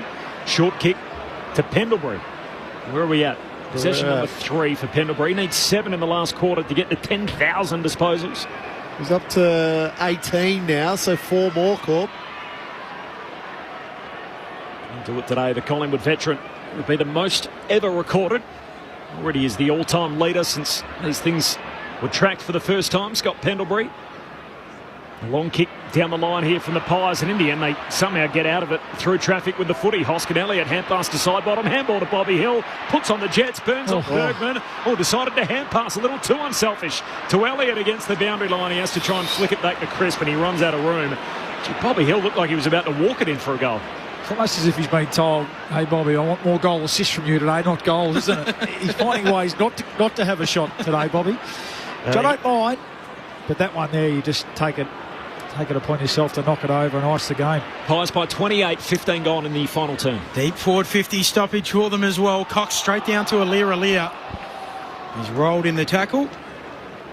Have we mentioned we're on ABC Sport? Yep. Yeah. Saturday afternoon footy. Great to have you with us. ABC Radio, Sport Digital, and through the Listen app. Soldo winning the tap, boundary side, out after it. Jamie Elliott. He's running around the boundary, coughs it up, and it spills out to Jace Burgoyne. He kicks up to the wing for Port Adelaide. Marshall beats Moore there in the one-on-one, takes the mark for the power.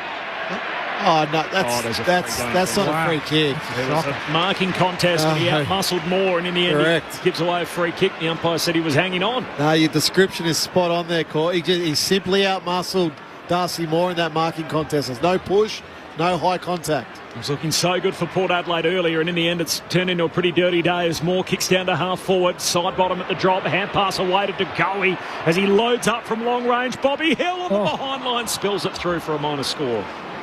Can't complete it. Collingwood by 29 points. 16 and a half minutes played final term. No late change at Docklands for Carlton and GWS. That's our next stop on ABC Sport. Butters just chipping a ball to Bergman. He'll send it long out towards Georgiades. Noble closes late, swats it to the boundary, halves the contest, and gets a warm round of applause from the Pies fan.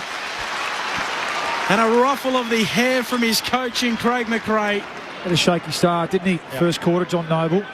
But he's like the rest of the team. He's really improved as this game's gone on. Well, he had the Burn-Jones matchup in that first quarter. Saturday footy on ABC Sports. Soldo decisively with the tap, but McCreary just bursts onto it, burns them off, kicks along on his backside. Aaliyah wrestling with Elliott. They both went to ground, and a free kick will go to Aaliyah. 29 points, Collingwood's lead, 17 minutes into the fourth. Aaliyah goes short to Farrell. 4-1 to start the year for Port Adelaide, but their biggest wins, sort of Essendon and Fremantle, two sort of mid-table teams. It's a big test for them today to see how they'd go against the reigning premiers at the G. And after starting so well, they've come up a wee bit short. There's a long ball down towards half forward for Port Adelaide. Spills to Rioli. Short kick finds Georgiades, who marks 55 out. Pokes it inside the forward arc and... Darcy Moore. Okay. What was that for? Oh, he just jogged through the... protected area. It's a bit of a brain fade from Darcy Moore. Just seeing that on the replay. He was right alongside the kicker in Georgiades. He made the original mistake that caused the turnover. It was almost like he had his head down thinking, oh gosh, what have I done there? And he's going to cost them a certain goal. It's a gift, and Georgiades drives it through. He's got 3. Collingwood by 23 points, 18 and a half gone final turn. Port Adelaide running out of time, and they need something dramatic even from here. So Collingwood 14-19-103. Port Adelaide 12-8-80. 23-point lead for the Pies. Saturday footy on ABC Sport. Jess Webster on the boundary. Collingwood's now made it sub. Reef McGuinness comes into the game. Looks like Pendles is going to take a seat in the back of the bench. Unfortunately, obviously came into the game with that concern around his ribs. It does appear he's wearing a bit of a guard under his Guernsey as well, but just putting him on ice and saving him for a big Anzac Day clash, boys. Fly is better than that. 9,996 disposals. Yeah.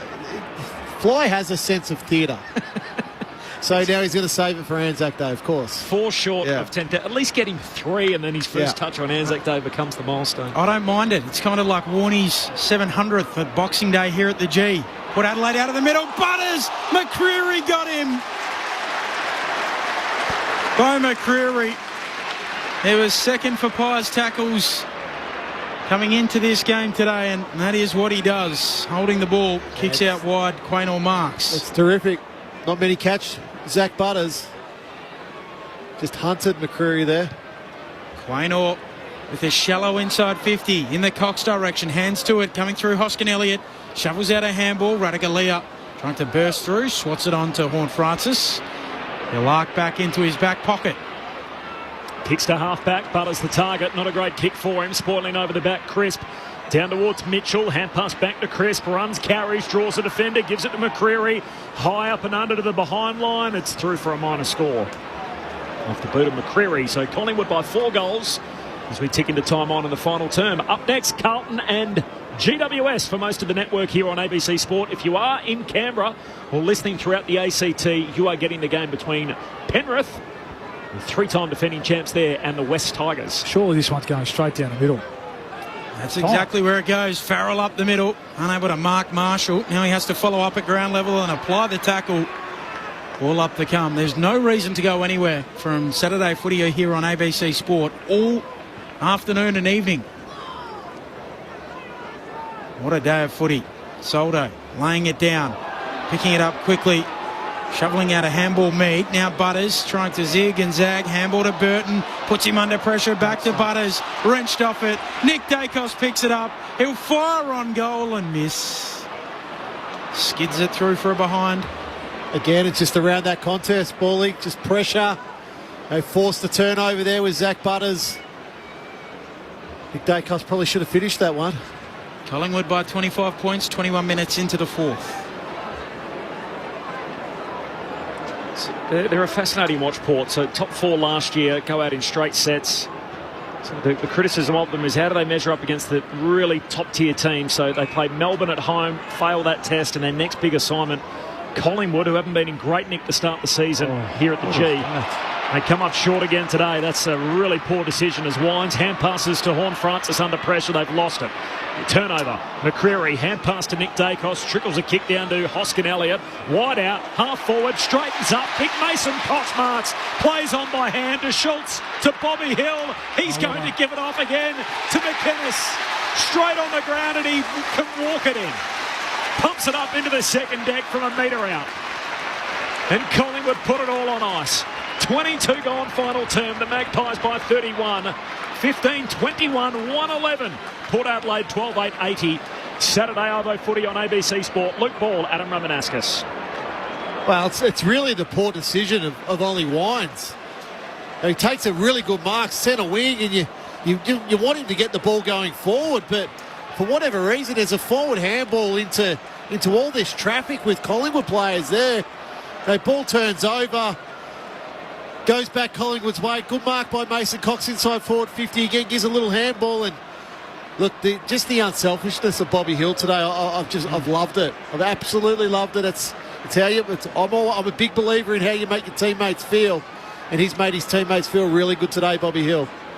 Can you show some of that love to me, Rama? No. Restart in the middle. Butters coming away with the footy. He's retreating though. Gives it back to Burton. He'll get a handball into the middle. Off to Soldo. On to Horne-Francis. Kicks inside 50. Bouncing ball. Attacking at Rioli. It spills out towards side bottom. Handball out to Quaynor. He knocks it on. Now tracking at Burgoyne. He'll snap around the corner. In the direction of Mead in the pocket. He takes the basket catch. 25 metres out. Deep in the right forward pocket. Took that brilliant goal in the first quarter, didn't he? Yeah. Young Mead. Hasn't had much of an impact since. Hasn't been alone there. Comes around on the left and misses narrow. Minor score, and it's been that kind of afternoon for Port Adelaide. Collingwood by 30 points, 23 minutes into the fourth. So this will get the Pies to 3-3. Wins in Brisbane against the Lions, in Adelaide against the Hawks. And now their first win in Victoria in their premiership defence. First win since grand final day last year here at the MCG. They got 20 premiership players out there today, and Darcy Moore, the reigning premiership captain, goes long down the wing. They all compete for it. Horne-Francis crashes into traffic. Wines attacks it like a bull. Got a hand pass out. Horne-Francis release, chucks it on the left peg, but turns it over. And Noble the intercept mark. Short week for Collingwood. They play Thursday, which is Anzac Day, of course, the traditional blockbuster here at the G against Essendon. The Bombers riding a two-game win streak up against the Pies, will be here on the back of 3 in a row. Short to Nick Dacos, goes long down the wing. Mason Cox stands in front of the pack, no mark. Falls to DeGoey, hand pass out in front of Josh Dacos. Aaliyah collects, he's tackled high, surely. Umpire blindsided, says no, and a ball up. 55 out from the Collingwood goal at right half forward. Just 2 days out of 11 without footy, so no footy Monday, Tuesday, but outside of that, from Thursday this week through to Sunday next week. Footy feast. Cameron taking it out of the ruck. Manages to get a handball away to Schultz. Trying to get past his man. Handball to Lipinski. Floats a kick. Bobby Hill goes up. Through his hands it goes. Out the back. Bursting onto it. McInnes. Handball away. He is too late holding the ball. So Farrell with the free kick here for Port Adelaide and stabs it low and short to Burgoyne. Son of the two-time Port Adelaide premiership player, Jace Burgoyne, a sequence of hand passes, ends up with Butters. Chips it to Pau Pepper, who marks 70 out, high half forward, kicks inside the forward pocket. Rioli lost it. Ball pitches, runs back towards Darcy Moore of the Magpies. Hand pass to Crisp. He's tackled, dispossessed, ball rolls out of play. The boundary throw in, 52 out from the Port goal. So Friday night footy for Port Adelaide, they play St Kilda. That too an interesting game. Plus 37 inside 50. Contested possessions for the Pies is the big number today. Plus 20 inside 50s. It's just been a domination really in the second half. And both rucks miss it. Side bottom able to gather it for Collingwood. Gives it off to Nick Dacos. On to Lipinski. Kick up to the wing. Bouncing ball for Hoskin Elliott. Knocks it out in front of Hill, who taps it back in front of Hoskin Elliott. He'll kick inside 50. Elliott there with Aaliyah. Elliott brings it to ground, then goes and wins it. Has time to arc around. Kick partially smothered. Ricochets to McInnes. Handball to Hill. Handball over the top. So unselfish all day. Myercheck hammers it through. 3 for Myercheck. And he and Bobby have a celebratory handshake in the goal square. 16-21, 117 plays 12-9-81. Collingwood by 36 late in the fourth. Saturday footy on ABC Sport. Rammer and Borley. Well, Bobby Hill was involved on centre wing with Hoskin Elliott. Now, it was a terrific one-on-one win by Jamie Elliott there with Aliir, but then Bobby Hill's just continued to push. He's had 10 score involvements for the game. I read he's had 4 direct goal assists, so he's had a terrific game of football, an unselfish game of football. Bally, that's my checks now. What's he kicks? 3? Yeah, 3. Yeah. She's so, Will Hoskin-Elliott. Yeah, he's had a good game. Him play for a long time. Yeah. He's had 13 score involvements, Will. Kick to himself. Restart back in the middle. Here's Wines for Port Adelaide. First touch, hand pass to Butters. Butters' hand pass picked off. And they're streaming away downhill. Lipinski thought about the hand pass, just drills it himself. And the celebration is well and truly on. He has 4, Pat Lipinski. And Collingwood are out by a game-high 7-goal advantage. It is 42 points the margin, 28 gone in the final term. What a staggering turnaround in this game, from 31 down to 42 up. Collingwood 17-21, 123. Port Adelaide 12-9-81. Saturday footy on ABC Sport. It was pressure again, wasn't it? And Zach Butters, who... first quarter, no one wanted to go anywhere near him, did they? And since then, he's been under the pump, really. And they've dialed it up, they've chased, they've tackled, they've harassed Port Adelaide's best players into making mistakes. Butters coughed it up. Lipinski swoops on the loose ball, and he had options in. He could have given it to 1 or 2 teammates, but well done. Take the reward yourself. 4 goals, what a return. Jason Horne-Francis just down on the bench, suggesting he might have a little bit of a hamstring issue. Left hamstring. Sort of fiddling around the back of his left leg. Not good for Port Adelaide. A dirty day, could get worse. Ball out on the wing here. After the restart, the goey handball to Quaynor. Handball to Crisp. Under pressure, kicks the bare 15. It didn't go 15. Butters takes it. Handball to Rosie. Port with it on the wing. Drew to Burne-Jones. Running by Farrell. Long left leg kick towards full forward. Punched away by Moore. Side bottom will go and gather. Or Willie fumbles. Burgoyne beats him to it now. Half forward for Port. He can't take it cleanly. Maynard flicks it back cleverly to side bottom. Loops a handball for Maynard. And they're looking like their old selves again as he's carried out. Throw in to come.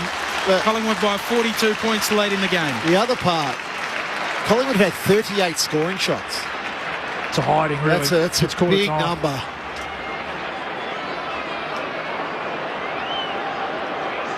We've learned a fair bit about both these teams this afternoon from the boundary throw-in. Soldo knocks it forward. Burgoyne out after it. Collects, tackled by DeGoey. I think you do say, Corbs, but Collingwood's best is still well and truly good enough. I think you never were going to get them at a better time. Short pre-season, early March. Season's never started earlier, so they dropped 3 games out of the gate. Sort of stumbled their way through. Wins over Brisbane, they were pretty good that night. They were unconvincing against the Hawks. Well, this has turned some heads today where they were well down and Port Adelaide well on top, leading by 31 points. They have completely flipped the script in this game. Butters from the stoppage, kicks to centre half forward. Mead trying to release it. He does so. In the end, he gets a second play at it as it comes back his way. Mead shoots goalward, puts it out on the full. Collingwood free kick. It's Collingwood by 42. It's their biggest advantage of the day. It comes at the 31-minute mark of the final term. Well, I think what the coach will say, and what we know to be true, when they bring their effort, intensity, pressure, contested footy, work rate around the contest, they're hard to beat. They're as good as anyone. When they don't, they're the fallback into the pack. They're with everyone else. So it's sometimes there's no real secret to it, is it, Rama? Burgoyne kicks inside attacking 50. Ollie Wines trying to dart through the pack. Can't do it, holding the ball. Just further to that, Paulie, it just puts Collingwood's defenders under too much pressure because they're a system defence. They're not a man-on-man. I was critical in that first quarter about how far the defenders were sitting off, but that's a byproduct of up the field and what happens around the contest. Love the evenness of their performance today too. So Nick Dacos is going to end up with 30 possessions, most on the ground, but you can really throw a blanket right down to Lockie Schultz, who's had 10, Myercheck 9. They've all had an impact. That'll be the pleasing thing as well. Kick up to the wing, side bottom roving the pack, kicks around the boundary. Collingwood back looking like the premiership pies. While for Port Adelaide, it's all there in black and white. They're not quite good enough. They know how to play the game. Side by side, they stick together to uphold the Magpies' name. See the barricades are shouting. as all barrackers should. Oh, the premiership's a cakewalk for the good old Collingwood. So Collingwood win by 42 points, having trailed by 31 24 minutes into the first term. They turn it around with a run of what was 8 consecutive goals.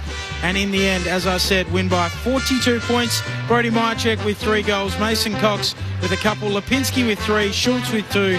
Hoskin Elliott with a couple. Singles to Elliott, to Hill, to the sub McInnes and McCreary. While for Port Adelaide, 3 to Georgiades, 2 to Powpepper. Singles to Burton, Marshall, Butters, Bergman and me. They know how to play the game. Side by side they stick together to uphold the Magpies' name. See the barrackers are shouting as all barrackers should. Oh, the premiership's a cakewalk for the good old Collingwood. Sets it up beautifully for Anzac Day back here on Thursday at the G. So it'll be Collingwood and Essendon. The Pies on a 3-game win streak, and Essendon having won a couple on the bounce. Collingwood 17-21-123. Port Adelaide 12-9-81. As good as it was for the Pies to rediscover their best footy, there are concerns again for Port Adelaide when it comes to challenging the very best in this competition. 65,834 in to see it.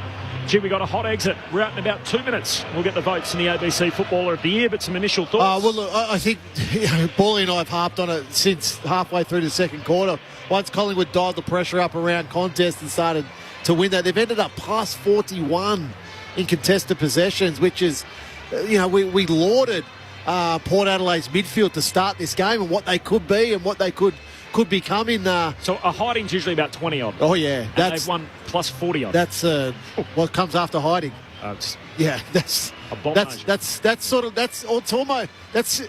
what Port Adelaide did to Essendon. Yep. That's I think how you look at it in the end around contests. They were just absolutely terrific. Plus 19 inside 50s. Collingwood small forwards, I thought, just was simply terrific today. Hill, Hoskin Elliott, Lipinski, Schultz. Jamie Elliott, I thought, in the end, his role on Aliir was really important. Aliir was good early, then Elliott was able to sort of blunt that and have a terrific game. But I love the game of Darcy Cameron. When the chips were down for Collingwood, he worked extremely hard. And then, you look at the defence. Once Collingwood started to win the contest, the defence started to dictate terms on their direct opponents. So Darcy Moore comes into the game. Maynard comes into the game. John Noble comes into the game. So, look, ultimately it's a disappointing day for Port Adelaide. Disappointing day. It's probably their first failure against the challenger, but, we always say, what does it mean? What does it mean? Well, they get another chance next week. That's what it means. 73-point turnaround in the game from 31 on top to lose by 42 for Port Adelaide. Very quickly, the votes in the ABC Footballer of the Year. We got about 35 seconds. One vote, Jordan De Goey, who not on the stat sheet, not his best game, but just thought impact, Rammer, and you're right. When the chips were again, he's the one that started to turn it around that second quarter. Thought he was terrific. Darcy Cameron, 2 votes. We're going a little bit different with the votes here today. Darcy Cameron, clearly the best ruckman, big man on the ground today. 3 votes going to go to Will Hoskin Elliott. Thought it was the best game he's played for the club in a long time, if not ever. 21 disposals, 13 score involvements, 2 goals. Apologies to Hill, Mitchell and Dacos. Thanks, Paulie. Thanks, Rammer. Thanks to Stu Baker, to Jess Webster downstairs, to Craig back in the studio, to Ben. I'm Corbin Middlemass signing off, either the NRL and the ACT or the footy for everyone else.